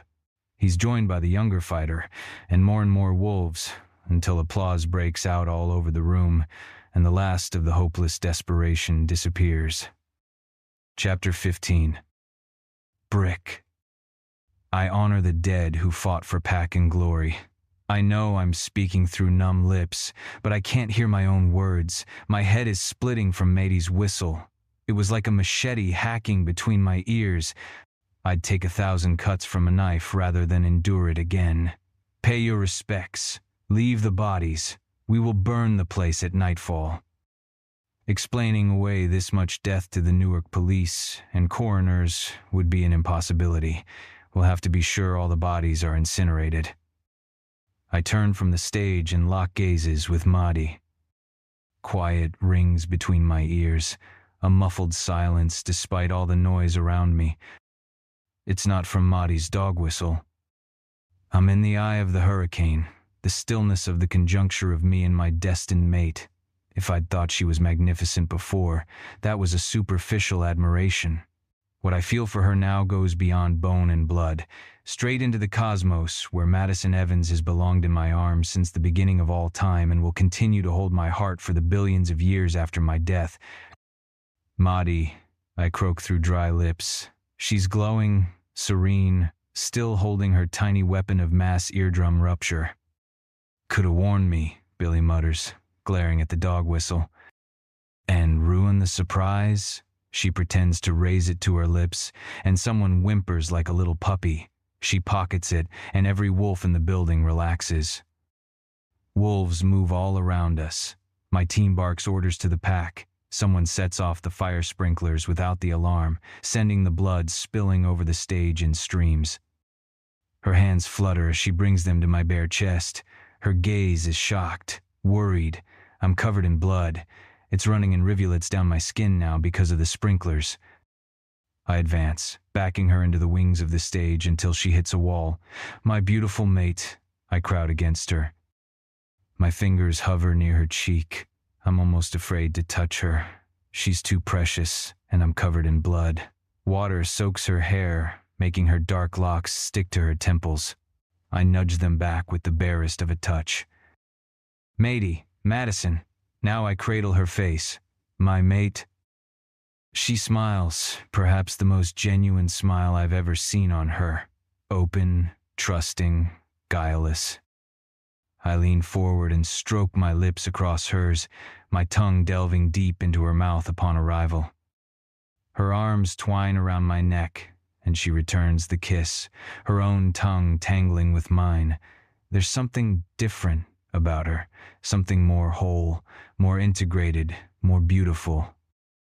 There's none of the guardedness she sometimes carries, nothing tentative about the way she pulls my head down to kiss her more deeply.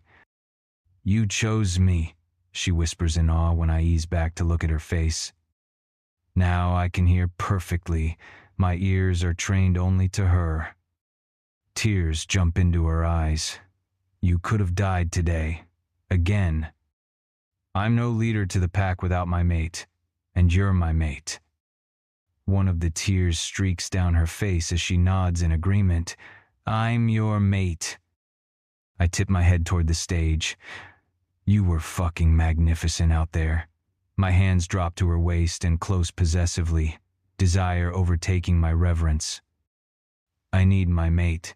It feels like years since I last touched her, last held her, last claimed her. Bath first, she murmurs as if sensing my need. Right, I can't be pawing my mate when I'm covered in blood. As if he divined my dilemma, Nickel appears behind us and clears his throat. The team can handle the rest. Let's get you two to the Berkshires in the chopper. Eagle already took Ruby to the manse with Augie, April, and my mom to be guarded. If I'd died today, the royal bloodline still would have been secure. Thank you, Nickel. I sweep Maddie up into my arms and carry her toward the door, Nickel right behind me. I nod to my men on the way. Vance. Vance stops what he's doing and gives me a formal nod. Sully. Alpha. Jake. Alpha. Billy. Your brother, Billy says. I'll have to take him to task later for bringing Madison into the fray, but I can't fault him for the way things turned out. My mate proved herself to the entire pack, made them cower. And all with a simple dog whistle, something only a human would be able to wield against us. My clever, clever mate. We walk out the door and get into the back of Nickel's waiting car to go to the closest helipad. Turn on the heat, I bark because Maddie's shivering from getting wet in there. It's on. Nickel steps on the gas, propelling us out of here. I hold her on my lap like I'm afraid to let her go, like I'm afraid something else will come up to keep us apart again. I press my face against her wet neck. Are you mine now? I murmur against her skin. She runs her fingers through my wet hair, holding my head like she, too, finds me achingly precious. Always. I didn't stop being yours, Brick. You just needed me to get my head out of my ass. She chokes on a little chuff, but her voice is warm with love.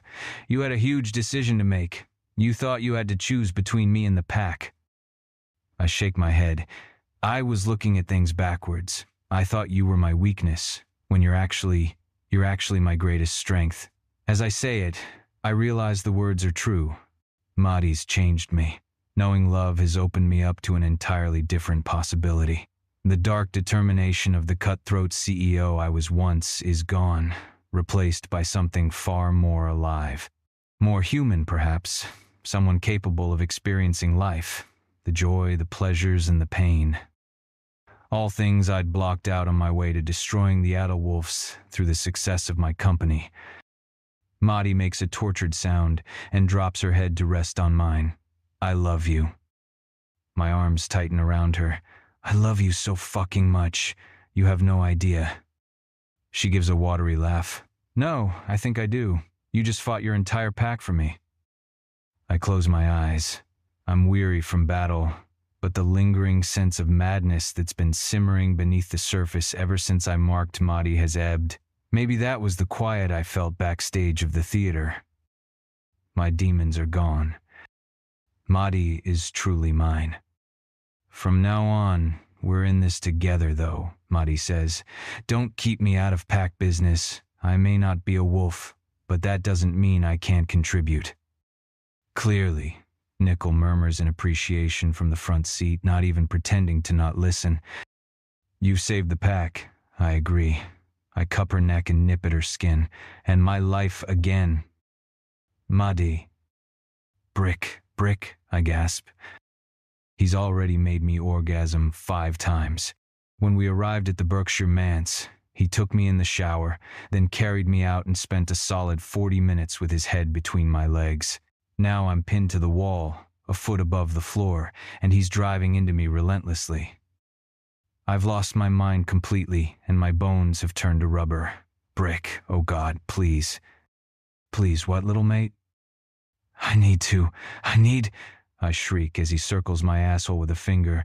Oh, I'm taking you here tonight, Maddie Evans. No. Oh. He penetrates my back hole. The pleasure is intense. It feels so wrong and so right at the same time. Brick! I cry in alarm, although I don't want him to stop. I definitely want him to go on. It's just that it feels so naughty, so forbidden, so thrilling. Before I can draw a breath, I'm coming, my internal muscles squeezing and tightening around his thick cock, my hips bucking against his, making his pumping fingers stretch my anus wider as my clit grinds down on his root.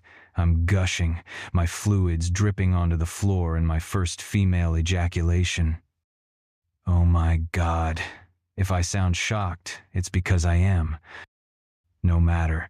Brick takes care of me, carrying me to the bed and laying me down, our bodies still intimately connected. Oh my God, I repeat, incapable of anything more than babble. That's right, little girl. Who makes you come so hard you forget your name? I orgasm again, my inner thighs squeezing around his hips, muscles shivering with the release. You do, I rasp. My big bad boss. When my vision clears, I realize Brick is smiling down at me. His normally stoic or even severe expression is transformed in the swoon-worthy grin.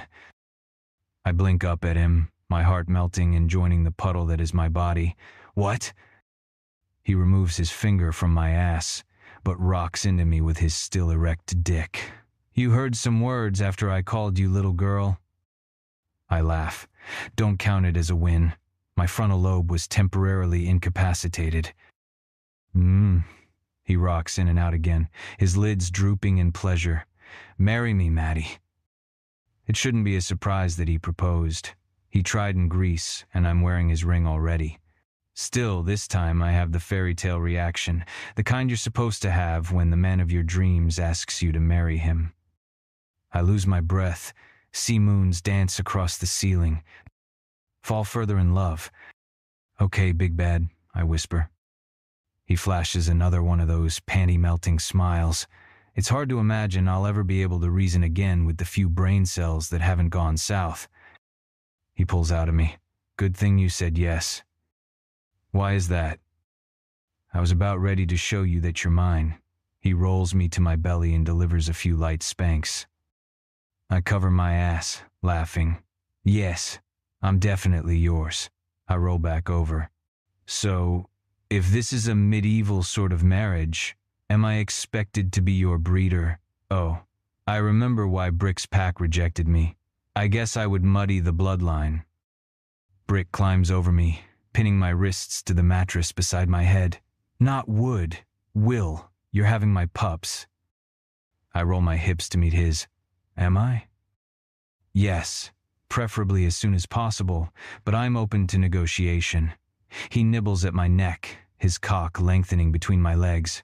I know how good you are at getting your way with me. I scrape my fingernails along the back of his neck. I'm going to need at least 4 years before we start that discussion.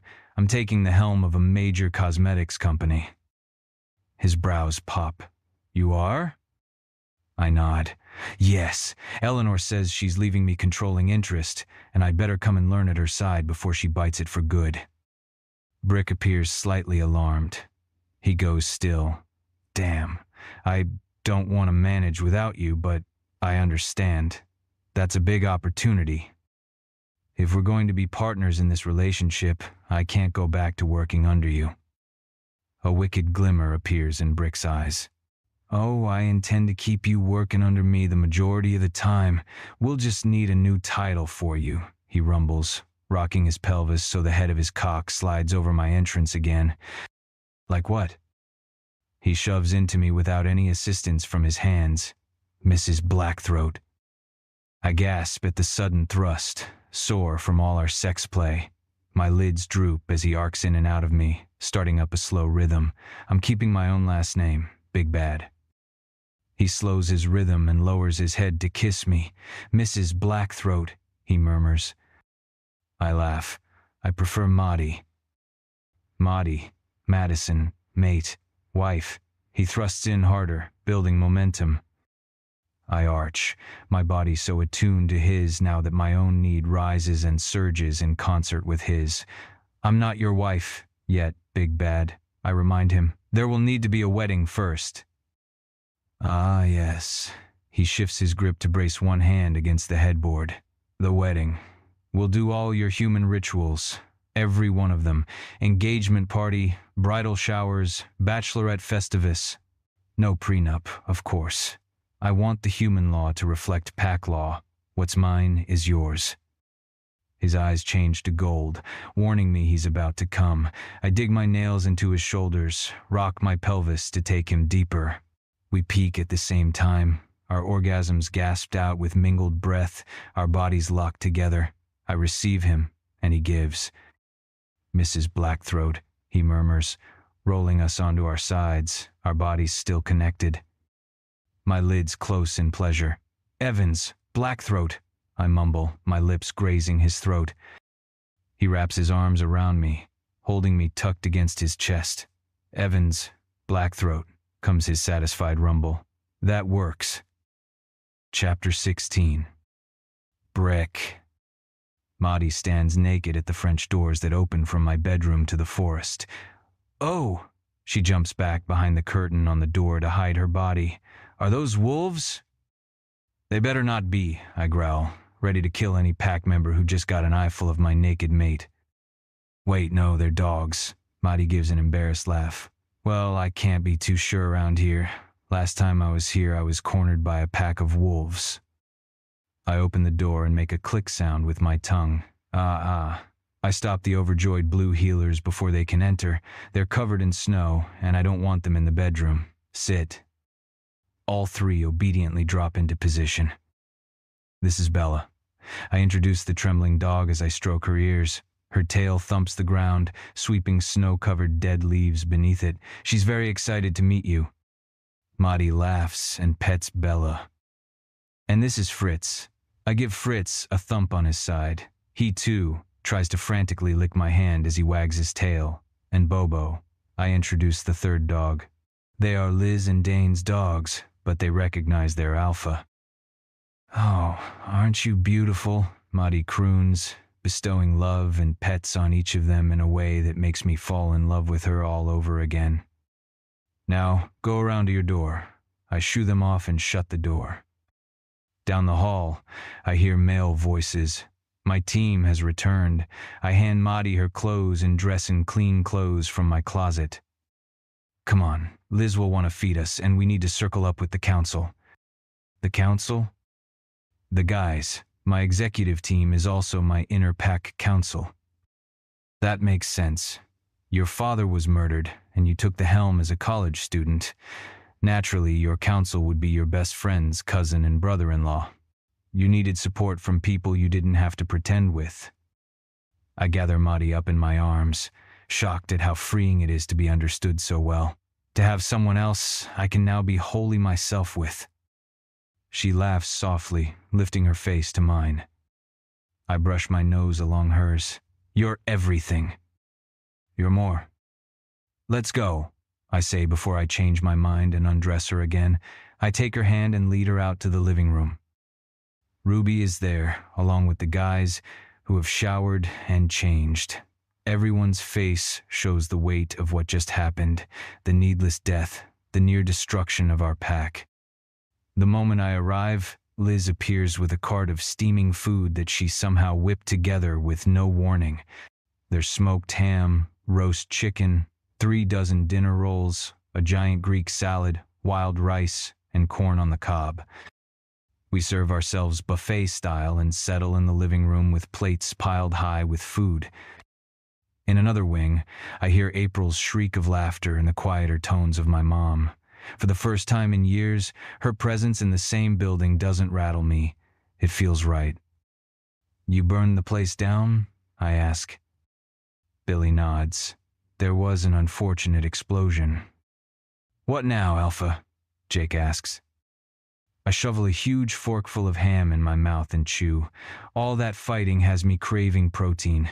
When I swallow, I say, we took care of the problem within our pack. Now we need to deal with the Adderwolves. Well, there's one person on this earth who knows how to beat the Adderwolves, Mahdi says. I tense, ready to defend her if my counsel shows any objection to her joining the conversation, but there's none. Everyone looks at her expectantly. She's right here in this building. Mahdi nods toward the door leading to the other wing. Mom, yes, that's brilliant. Ruby nods her agreement. I never wanted to put her in a position of having to choose between us, but Odin made the choice for her when his henchmen tried to murder her. He sealed his own fate, I growl. Ruby stands. Shall I get her? I sense Billy shift in his chair. He doesn't trust easily, and he knows the pain my mom caused me. Bring her in. Billy nods at me. He will be suspicious as always, and that's his job, but he has my back. My mom returns with Ruby, and Liz takes my niece and nephew to visit the dogs. I stand. My mom still doesn't look well. Despite the glow of love in her face, she moves stiffly, as if her broken ribs still hurt. Mom, I have a question for you. It's important that you answer truthfully, and I'll respect your answer, no matter what it is. Are you a Blackthroat now? There's no hesitation from my mom, but her eyes fill with tears as she nods. Yes, if you'll have me. It's all I've wanted since the day I met your father. Ruby covers her mouth to cover her tears, and Eagle pulls her onto his lap. Have you been bespelled by the witch? Is there anything we need to do to release you from the Adderwolf pack? My mom lifts her shoulders helplessly. It's hard to know what's real and what is smoke and mirrors with the old witch, but she isn't long for this world. Catherine, I was just saying that you're the one person who knows the Adderwolf's weaknesses. I thought you could join the council while we discuss next steps. Mahdi's Luna power radiates through her words. I don't think she even knows how much authority she wields with her voice. My mom's eyes widen and a look of wonder comes over her. She's taken on alpha powers.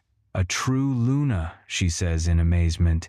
I didn't know if that lore was real. Same, Vance agrees. Have a seat. I wave a hand toward a chair and settle back on the sofa beside Mahdi. My mom sits down. I think an all-out war can be avoided, if that's what you want. Now doesn't seem like the time to strike when your pack just took an internal hit. What are you thinking? I ask. The Adderwolves are in turmoil right now. My brother is about to die from the magic poisoning, and his own son can't wait. Aiden has been amassing strength and support of his own within the pack. Yes. Remember how Aiden reacted when you said he was on his father's leash? Mahdi catches my eye. Mostly what I remember was feeling my mate was being threatened and the need to protect her, but I try to recall the conversation before I shifted. Right, the attack on the island was Odin's doing. It was reckless. He sent all his best wolves, and you decimated them. That means Odin's power base is gone. Billy nods in approval. That's good. If you somehow force a showdown now between father and son, between Odin's supporters and Aiden's, you can fracture the pack, Eagle fills in. Exactly. My mom accepts a plate of food that Vance filled for her. An idea begins to form in my mind. All right. I catch the gaze of my mate. I know just how to play this. Chapter 17. Brick. The full moon peeks over the tips of the towering pine trees. The silver light limns the hardened top crust of the snow, making the white drifts glow. I stand barefoot, ankle deep in the snow, with my pack at my back. Mahdi's beside me, bundled in a winter coat. Which way is the Adderwolf land? She asks. We're on Blackthroat land, the plot of land Mahdi found for us, and we purchased. She's seen it on a map, but this is her first time visiting it. I don't like having her out here, so exposed, but she insisted on coming to see us off, and I no longer argue with her instincts. That way. I point into the thick forest, down the hill, through a ravine. Okay. It occurs to me that she might not like leaving me out here, exposed, facing danger without her. My beautiful, courageous mate, our Luna. I face her and cup her cold reddened cheeks. This won't take long. I'll be back before midnight. All right, her breath puffs out, and I can't resist dipping my head to claim her mouth. The kiss warms me to my toes. Someone in the pack starts howling in appreciation, probably Vance, the jokester. She shivers, and I break the kiss. I can't keep making out with her right in the snow. She's smiling as she steps back to let me shift into a wolf. I unbutton my shirt with one hand and strip it off. The wolf crawls under my skin, seconds away from taking over. My voice is barely human when I call to the pack. Tonight, we claim this land as ours. Let's mark our territory and let the Adelwolfs know we are stronger than ever. Wolves don't howl before a hunt, but werewolves do. An eerie chorus rises. Behind me, to the left, Billy lets his wolf tear out of him, shredding his clothes. Nickel is more fastidious, stripping and rolling up his clothes neatly to leave on a stump. I keep my eyes locked with Maddie as I undress. She takes in my every move, staring at my bare chest as if fascinated. I brush her cheek. I'll be back by midnight.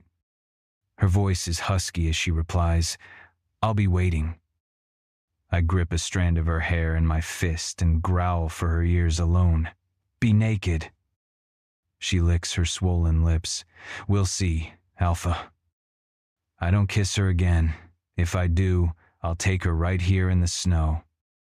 I step back and call my wolf. The change grips me. I land on all fours, shaking off the lingering tingles. The first thing my wolf wants to do is rub against Maddie. She runs her hands down my sides and strokes my face, laughing when I lick her.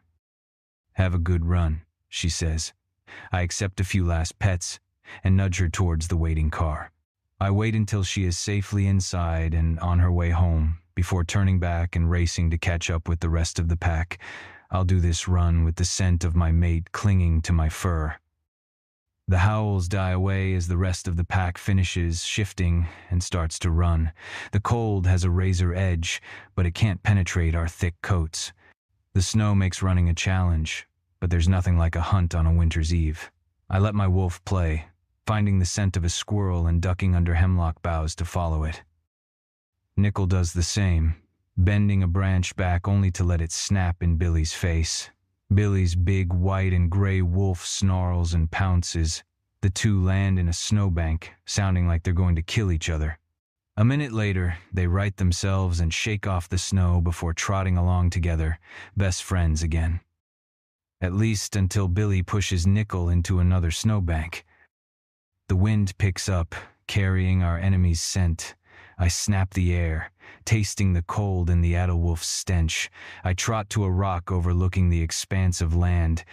Below, my packmates are romping, running everywhere as they please. From time to time, each wolf finds a tree, cocks a leg, and marks the trunk. Spreading their scent around, marking our territory wolf style, marking this land as ours. I sit back on my haunches and howl. The sound echoes through the valley, bouncing off the mountains. My pack members join in, amplifying the call. Billy and Nickel burst from the forest, running neck and neck.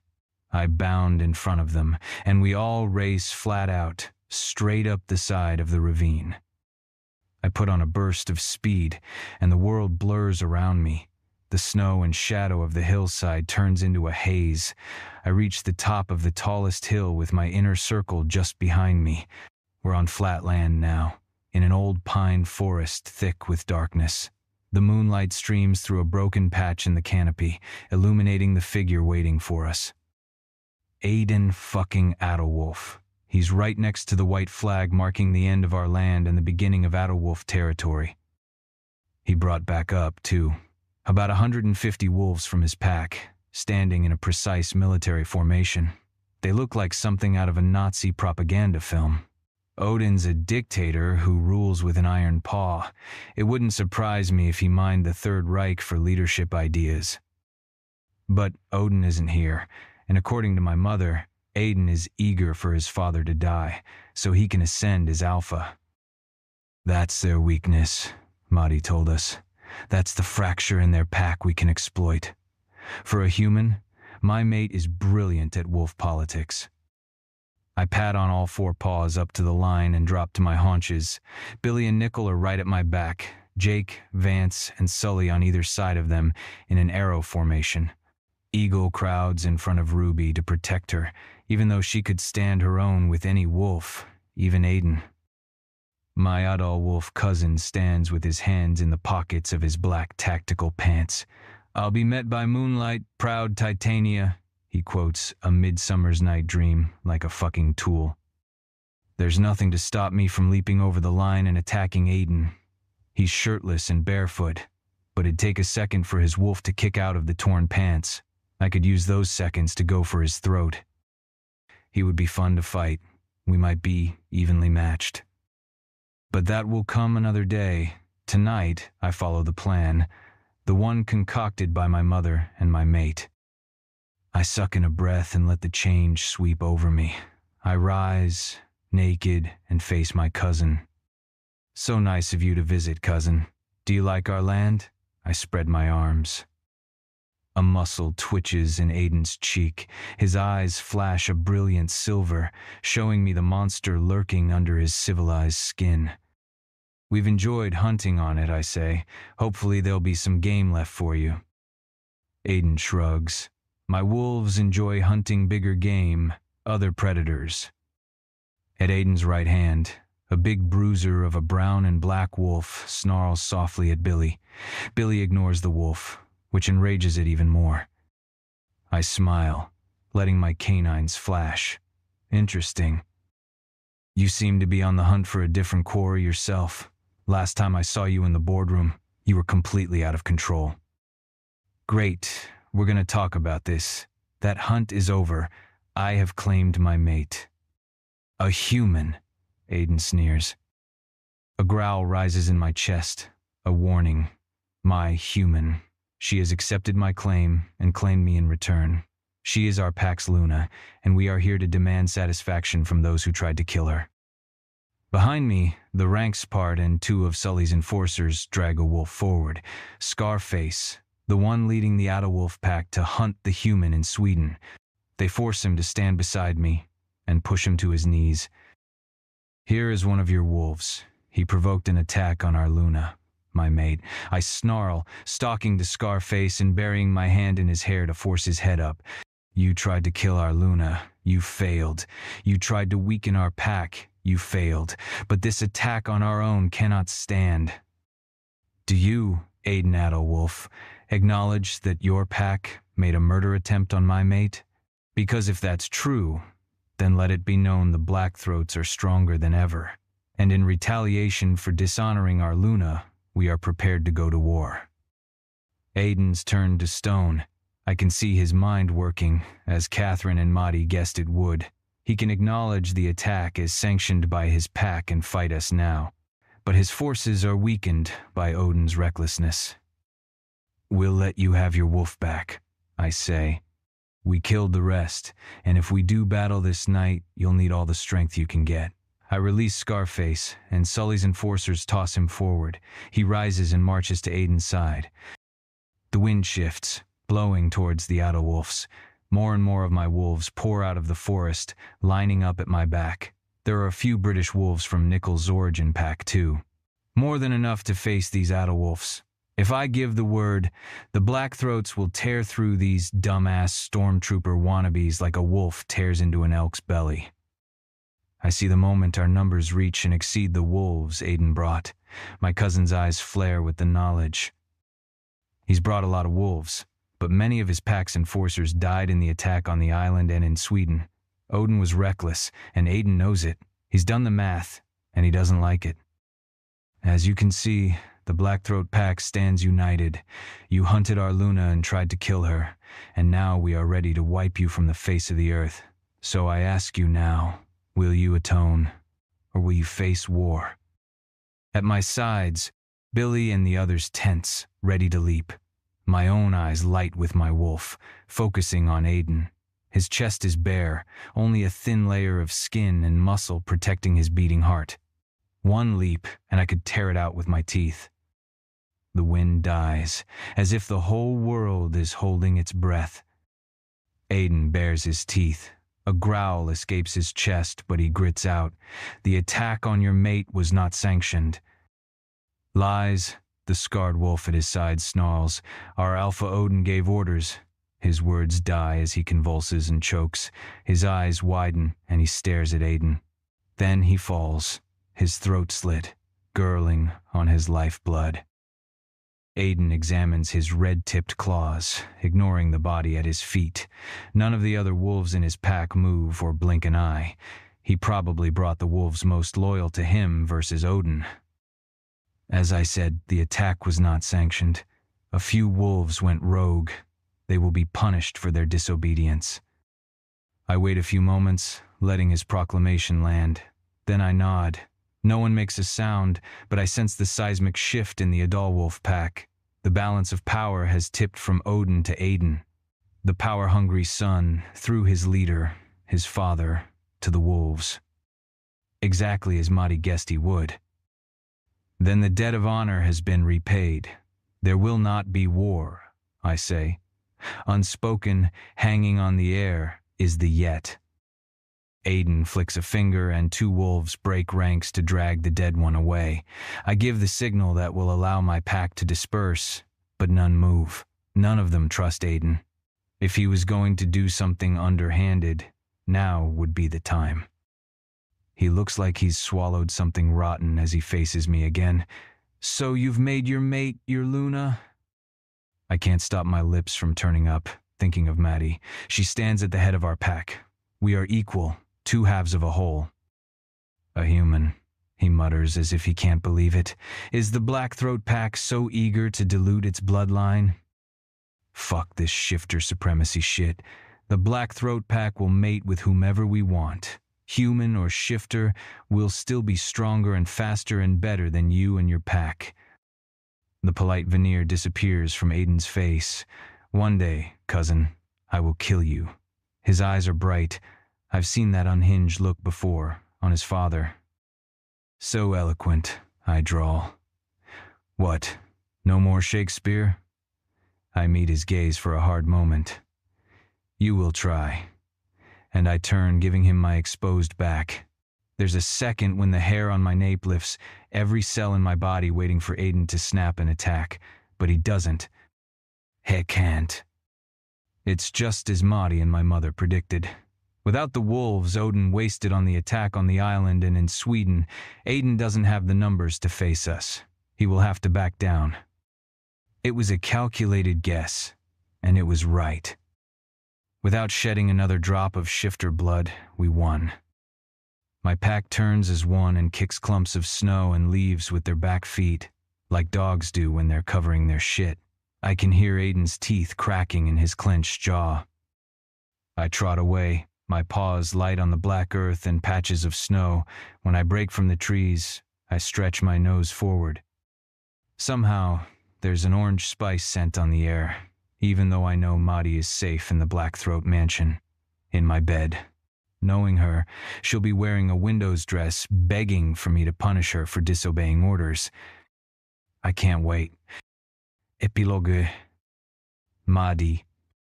"Take off your clothes and kneel on the bed, Miss Evans." Brick uses his curt boss, whole voice. "Show me that you're ready." I kick off my heels and strip out of the brick-red designer dress I wore to Torrent today. "There's no peekaboo cutout in this one," Brick says. "If I wear one of my old Moonco dresses, he'll have to accompany me to work and kill every man or woman who looks at my cleavage." It's been 2 weeks since I started working for my grandmother, and I actually enjoy it. Maybe it's my new Luna powers, or maybe it's knowing I don't need the money or the job, but I don't let anyone give me shit. Including Eleanor. I'm setting boundaries for our relationship, both working and personal. My mom hates it all, but I did convince her to cash the $2 million check Eleanor's lawyer wrote her. That will allow her to buy her apartment, so she doesn't have to worry about rent hikes anymore. Not that any of us will be under financial strain again. Brick already bought an entire apartment building near NYU for Braden to move into, and he's trying to convince my mom to move in here. She's still wary of him and his money, but I expect he'll win her over soon. Despite the fact that Brick has added me to all his bank accounts, it still hasn't sunk in that I'm a billionaire now, too. And that's without the inheritance Eleanor is supposedly leaving me. I met my father, sperm donor. We had a super awkward coffee date that I kept to under a half hour. I got the feeling he cared less about the fact that I was his daughter than he did about his mother putting me in a position of power at Torrent. I can't believe I ever equated Brick with rich, self-absorbed men like my father and his brothers. All of it slides off my back, though, because every evening a sexy billionaire shows up on the top floor of Torrent Cosmetics to pick me up, wine and dine me, listen to my day, tell me about his, and make me scream his name in bed until I'm hoarse. The moment we walked into the penthouse tonight, though, my doting fiancé disappeared, replaced by the deliciously gruff big bad boss.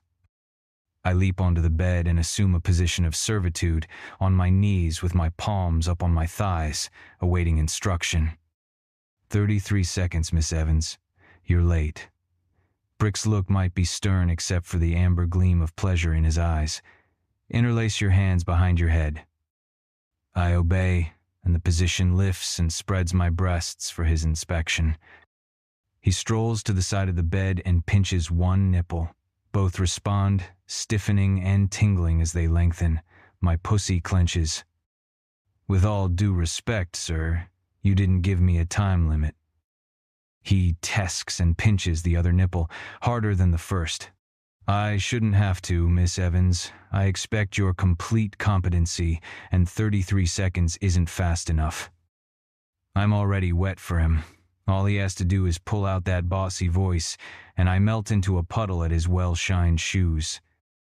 Now, are you going to continue to argue with me, or are you going to take your punishment like a good girl? The quivering muscles between my legs lift again at the word punishment. Still, I look up through my lashes at him. I am only stating facts, sir. You did not set a clear expectation for how quickly I should disrobe. I keep my voice low and demure, despite my bold gaze. He fake frowns. Impertinence will also be punished. He palms both my knees and nudges them apart. Spread for me. I want to taste that honey you're making. I slide my knees open. He strokes his middle finger along my slit, parting my plump folds. I'm slick down there, and the moment he drags the moisture up to my clit, a small orgasm ripples through me, causing my inner thighs to shiver and shake as my pelvic floor squeezes. Oh, Miss Evans. In a flash of movement, he grips the back of my neck and shoves 2 fingers deep inside me. Did I say you could come? The moment his fingers enter me, I'm on the edge of another orgasm, especially when he thrusts deep, hitting my G-spot on my inner wall. I cry out, rising up on my knees as he pumps his fingers. He helps me with the hand at my nape, only to use my weight to lift and drop me over his fingers, making me ride his hand faster and faster. My breasts bounce. Arousal leaks between his digits. My cries grow more desperate. I'm helpless, like a sex doll he can turn on with just his voice and fingers. I orgasm again, this time a good one. A satisfying one. I rise up on my knees, my weight completely controlled by Brick. Without his support at my neck, I'd topple forward into him. He tesks again. That's twice you've come without permission, little girl. I come again on the fingers still stretching me. I don't answer to little girl. I pant. Oh, you'll be answering to me tonight, sweetheart. He slides his fingers out and kisses me roughly. I sense his control slipping in the dominant way his tongue pushes into my mouth. The tightening of his fingers around the back of my head. I'm his mate, he's always so hungry for me. But he reins it in. He releases me and tosses a bolster in the center of the bed. Lie over the pillow, Miss Evans. I want that juicy ass presented for me. A moan slips from my lips. I crawl over the bolster and settle my hips down onto it. Brick strokes his large hand over the landscape of my ass, tracing the curves with his warm palm. You have a spanking coming, Miss Evans. He delivers the first one, but it's more of a love spank. A light slap that makes me stick my ass out for more. He spanks the other cheek. I'm going to turn this ass red, and then I'm going to fuck it. I go still. I'm still an anal virgin unless you count his finger at the Berkshires a few weeks ago, but I'm already half delirious just from the finger fucking. I'm not about to refuse anything he wants to give me, even if it is challenging. Perhaps especially if it's challenging. Brick spanks a little faster, light spanks that gradually grow more intense. I wiggle under the sting, but anytime he pauses, I arch for more. Spread those legs, beautiful, he murmurs. I open my legs, and he delivers a light spank between them. I moan. He strokes some more and then spanks me harder. My eyes roll back in my head with pleasure. All rational thought has left the premises. Brick pauses in his gentle torture to remove his tie and unbutton his collar. He slides the tie in front of my eyes and winds the silk fabric around my head to secure it in the back. The moment my sight is blocked out, my other senses heighten. I'm able to relax more. The message is clear. It's my job to receive whatever it is Brick intends to do with me, or to obey his commands. But otherwise, I'm not responsible for anything. The overachiever in me can let go. Stay right where you are. The deep growl of Brick's voice enters my body and circulates inside me, warming me from the inside out. A moment later, he returns. Reach back and pull your gorgeous ass cheeks apart, Miss Evans. I don't remember this consequence outlined in the employee manual. I echo my joke from the first time he bent me over his desk and spanked me. His laugh is dark and delicious. Are you going to obey, or do I need to take my belt off?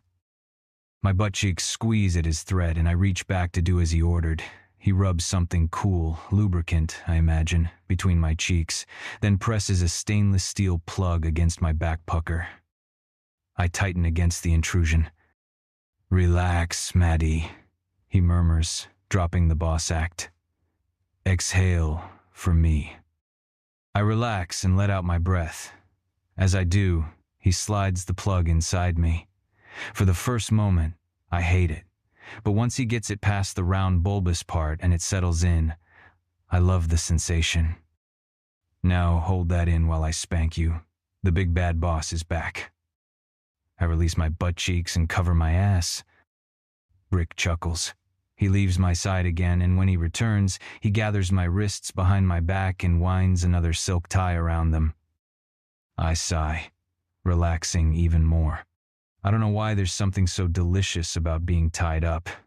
It alleviates the need for me to do anything, I guess, to get anything right, to perform. Of course, the moment Brick begins spanking me again, my relaxation ends. I tune into the sensations, the blindfold and bound wrists enabling me to sink deep into the scene. Every spank jostles the plug in my ass, sending even more feedback through those sensitive nerve endings. I'm beyond wet now. I'm sopping, excited, growing needy. Brick, I start to beg. That's Mr. Blackthroat to you, Miss Evans, he scolds me. Please. I hear a low, animal-like growl come from his throat.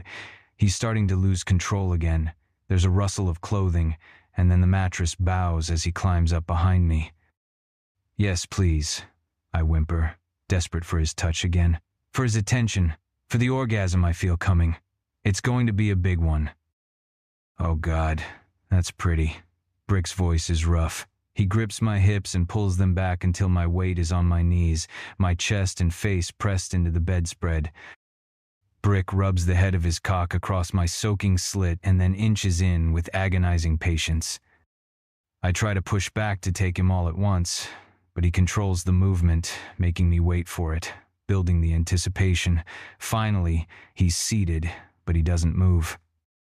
Please, sir, I beg. I need it now. You need my big bad boss cock? He eases out and then slams in hard. Yes, I gasp. You need it right now? Another thrust. I do, sir. I need it right now. I fucking love when you call me, sir. I loved it the first time you said it. His thrust is harder this time. I loved it every time after. He starts to pick up speed. I glory in the rough movement, the way he pulls my hips back to meet his in-strokes, the sound of his breath growing ragged. The plug in my ass, my stinging cheeks, the neckties that bind me all add to the sensations. He brings me right to the brink of an orgasm and then pulls out. What? I sound dazed. What happened? Brick chuckles. Nothing happened, beautiful girl. But where did I say I was going to fuck you tonight? I groan. My ass. That's right. He eases the plug out of me. It stretches me wide, then pops out. And now I think you're ready for me. We'll go slowly. Are you worried? Am I? Number I know without a shadow of a doubt that Brick will take care of me. No, Seer. Good girl. Lower yourself back down on the bolster.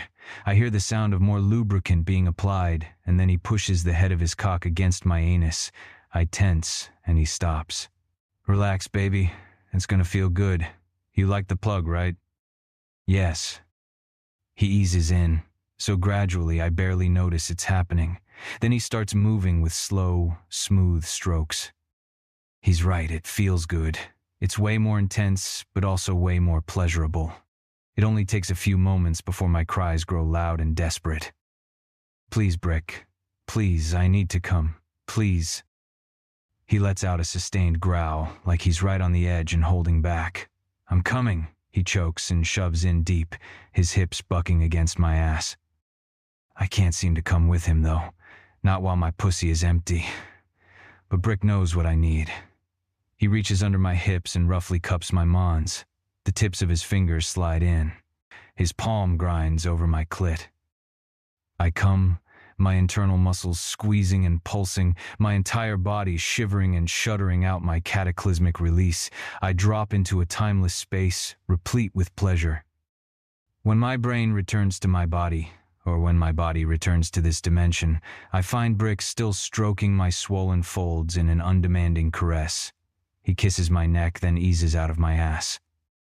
The tie around my wrists falls away, but he leaves the one covering my eyes as he gets up from the bed and goes to the bathroom. As I hear him washing up, I'm grateful for the extra time to transition. To have the darkness to absorb the tingling and buzzing running through my limbs, the slow, warm throb between my legs and ass cheeks. Brick returns with a warm washcloth which he uses to clean me, and then I'm in his arms, the blindfold off, his warm gaze roving over my face. You okay?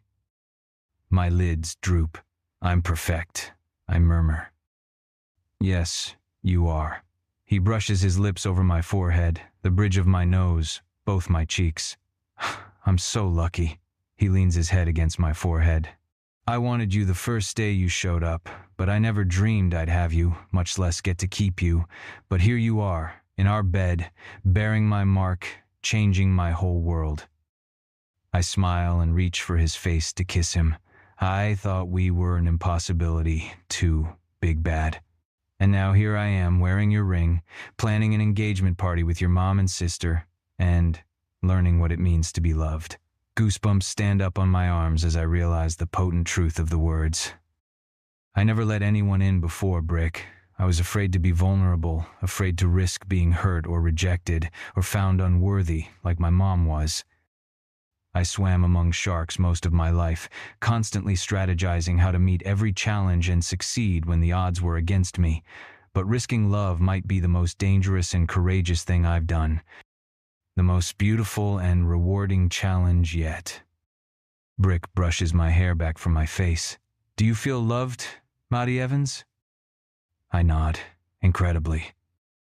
He takes my face in his hands and kisses me deeply. Me too. After epilogue. Aster. Odin's suite is the biggest and best in Adderwolf Castle, but tonight it's filled with shadows and smoke from a dying fire. Wolves line the blackened stone walls, most of them closer to Odin's age than mine. They're dressed in black, waiting to pay their respects when the Alpha passes. Odin lies on his enormous bed, under a giant window that showcases the endless, starry sky. Between the trickery of the moon and firelight, his satin sheets shimmer red, like he's bathed in a pool of blood. maybe it's a vision. I blink, and the effect disappears. Beside me, Oma's bowed in her chair, her breath rattling in and out. I lean in and moisten her lips with a damp sponge.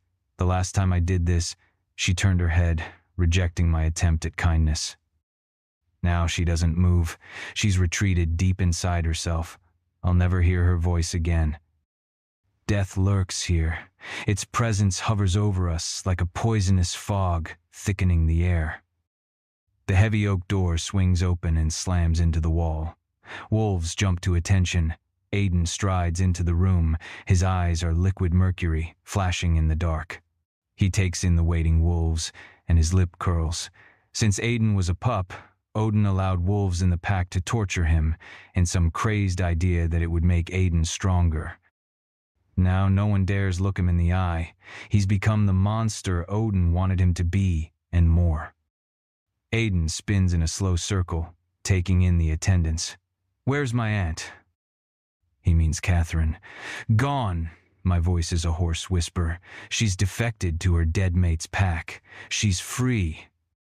A snarl bursts from Aiden's chest. His wolf is nearly out of control. "Leave us." The other wolves run for the door. I make a move to go, and he points a claw in my direction without looking back at me. "Not you." I halt. So this is how it will be. Once Oma and Odin take their last breath, I will ascend as Cirrus and Aiden as Alpha. I'll be shackled to him and him to me. Fates have mercy on us all. The door slams shut, and the four of us are alone. Aiden paces in front of the bed. I thought Odin was sleeping, but his lids crack, and he watches his son with rheumy red eyes. The Blackthroats are made whole. They stand united as one, with a human-wolf alpha pair. He stops pacing and raises his face to the cloud-covered moon. Our plans failed. "They're weak," Odin whispers. The malice in his voice makes my skin crawl. "Crush them." "No," Aiden sneers. "You decimated our forces, so when I faced them tonight, we were equally matched. I was so close." He squeezes a fist. Blood drips from his palm. I knew Aiden was dangerous and crazy, but I've never seen him like this. His face is the picture of serenity. Even while his aura turns so black, it burns. His energy spreads outwards, turning the air to concrete. Choking, I hunch forward. In my mind's eye, the walls of the room bow inward. "You failed," Odin says. "Number you did. Your reckless scheme was our downfall. You gambled and lost. A true son of mine would have won." Aiden smiles, and I cringe. His grin has razors in it. "But I am your true son, your only son. You made sure of that. How many pups of yours did you kill?" "They were weak." My mouth is open, trying to suck in air. This is all too horrible to be born. "My mother didn't think so. Is that why you let her die? So she wouldn't stand in your way?" "She was weak. I made you strong." "Number I made myself." A vision seizes me, a young pup shivering in the snow. Its eyes blink open, bright silver. "You dare." "The balance of power has shifted. You no longer rule." Odin's brows rise. Mutiny, treason. Aiden strides to the bed, looks down at his father. Odin continues raving, spewing insults, but Aiden doesn't move. He waits until Odin's voice weakens and dies, then plants a knee on the bed. "Your time has come, old wolf. You ruled as a tyrant, but now you will die as weak as a pup in its bed." As he speaks, he grabs a pillow and smashes it into his father's face, smothering Odin's cries. I choke back a cry. Odin's limbs flail, but Aiden doesn't move. He might as well have turned to stone. The moonlight gilds his fine hair, caresses his perfect face, and the taut muscle in his arm as he slowly murders his own father. I turn away. The shadows on the wall dance like demons. One rises up, a monstrous shape, and pain splits my head like an axe cleaving my skull. The fire flares, consuming all the shadows but one. Then it dies, and I choke on smoke. Without its heat, the temperature in the room drops. I wrap my arms around myself, shivering like that pup shivering in the snow. Beside me, Oma exhales a long, droning sigh. A minute passes, but she breathes no more. A soft whump makes me turn. A pillow lies on the floor at Aiden's feet, the tool he used to kill his father, now stained with red spittle. He turns, and I freeze. For a moment, his dark shape and the huge shadow are one. I must make a noise, a whimper that alerts him that I'm here. His gaze stabs me, and I sense him weighing my life in the balance. I'm the only witness to his deed. Am I under his control? I force myself to sway towards him, stopping a few feet away and bowing my head. The Alpha is dead. Long live the Alpha. Billionaires, where dark desire meets ruthless power, and every love story walks the line between danger and devotion. Here, we bring you full-length billionaire and mafia romance audiobooks that are unapologetically intense, irresistibly seductive, and completely unforgettable. Our heroes are dominant, our heroines are fierce, and the chemistry, always explosive. If you're drawn to stories where the boss is dangerous, the stakes are high, and the tension never lets up, this is your place. Tonight's story is different. He's not just a boss. He's not just a billionaire. He's something darker, wilder, uncontrollable. She wasn't looking for a protector, and definitely not one with secrets that howl in the dark. But when she steps into his world, she becomes the one thing standing between his madness and his salvation. He's battling instincts he barely understands. She's tempting fate just by staying close. But the closer they get, the clearer it becomes. She's his moon, his madness, his mate, and he'll destroy anyone or anything that tries to take her away. So press play and enter a world where the Alpha doesn't just dominate, he devours. Chapter 1. Mahdi. I trek through the woods, fresh snow crunching under my feet.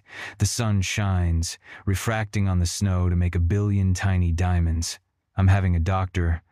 Zhivago moment, stunned by the beauty of the ice and nature-made snow sculptures all around me. I stop to investigate an icicle hanging from a tree, but a low growl makes me freeze.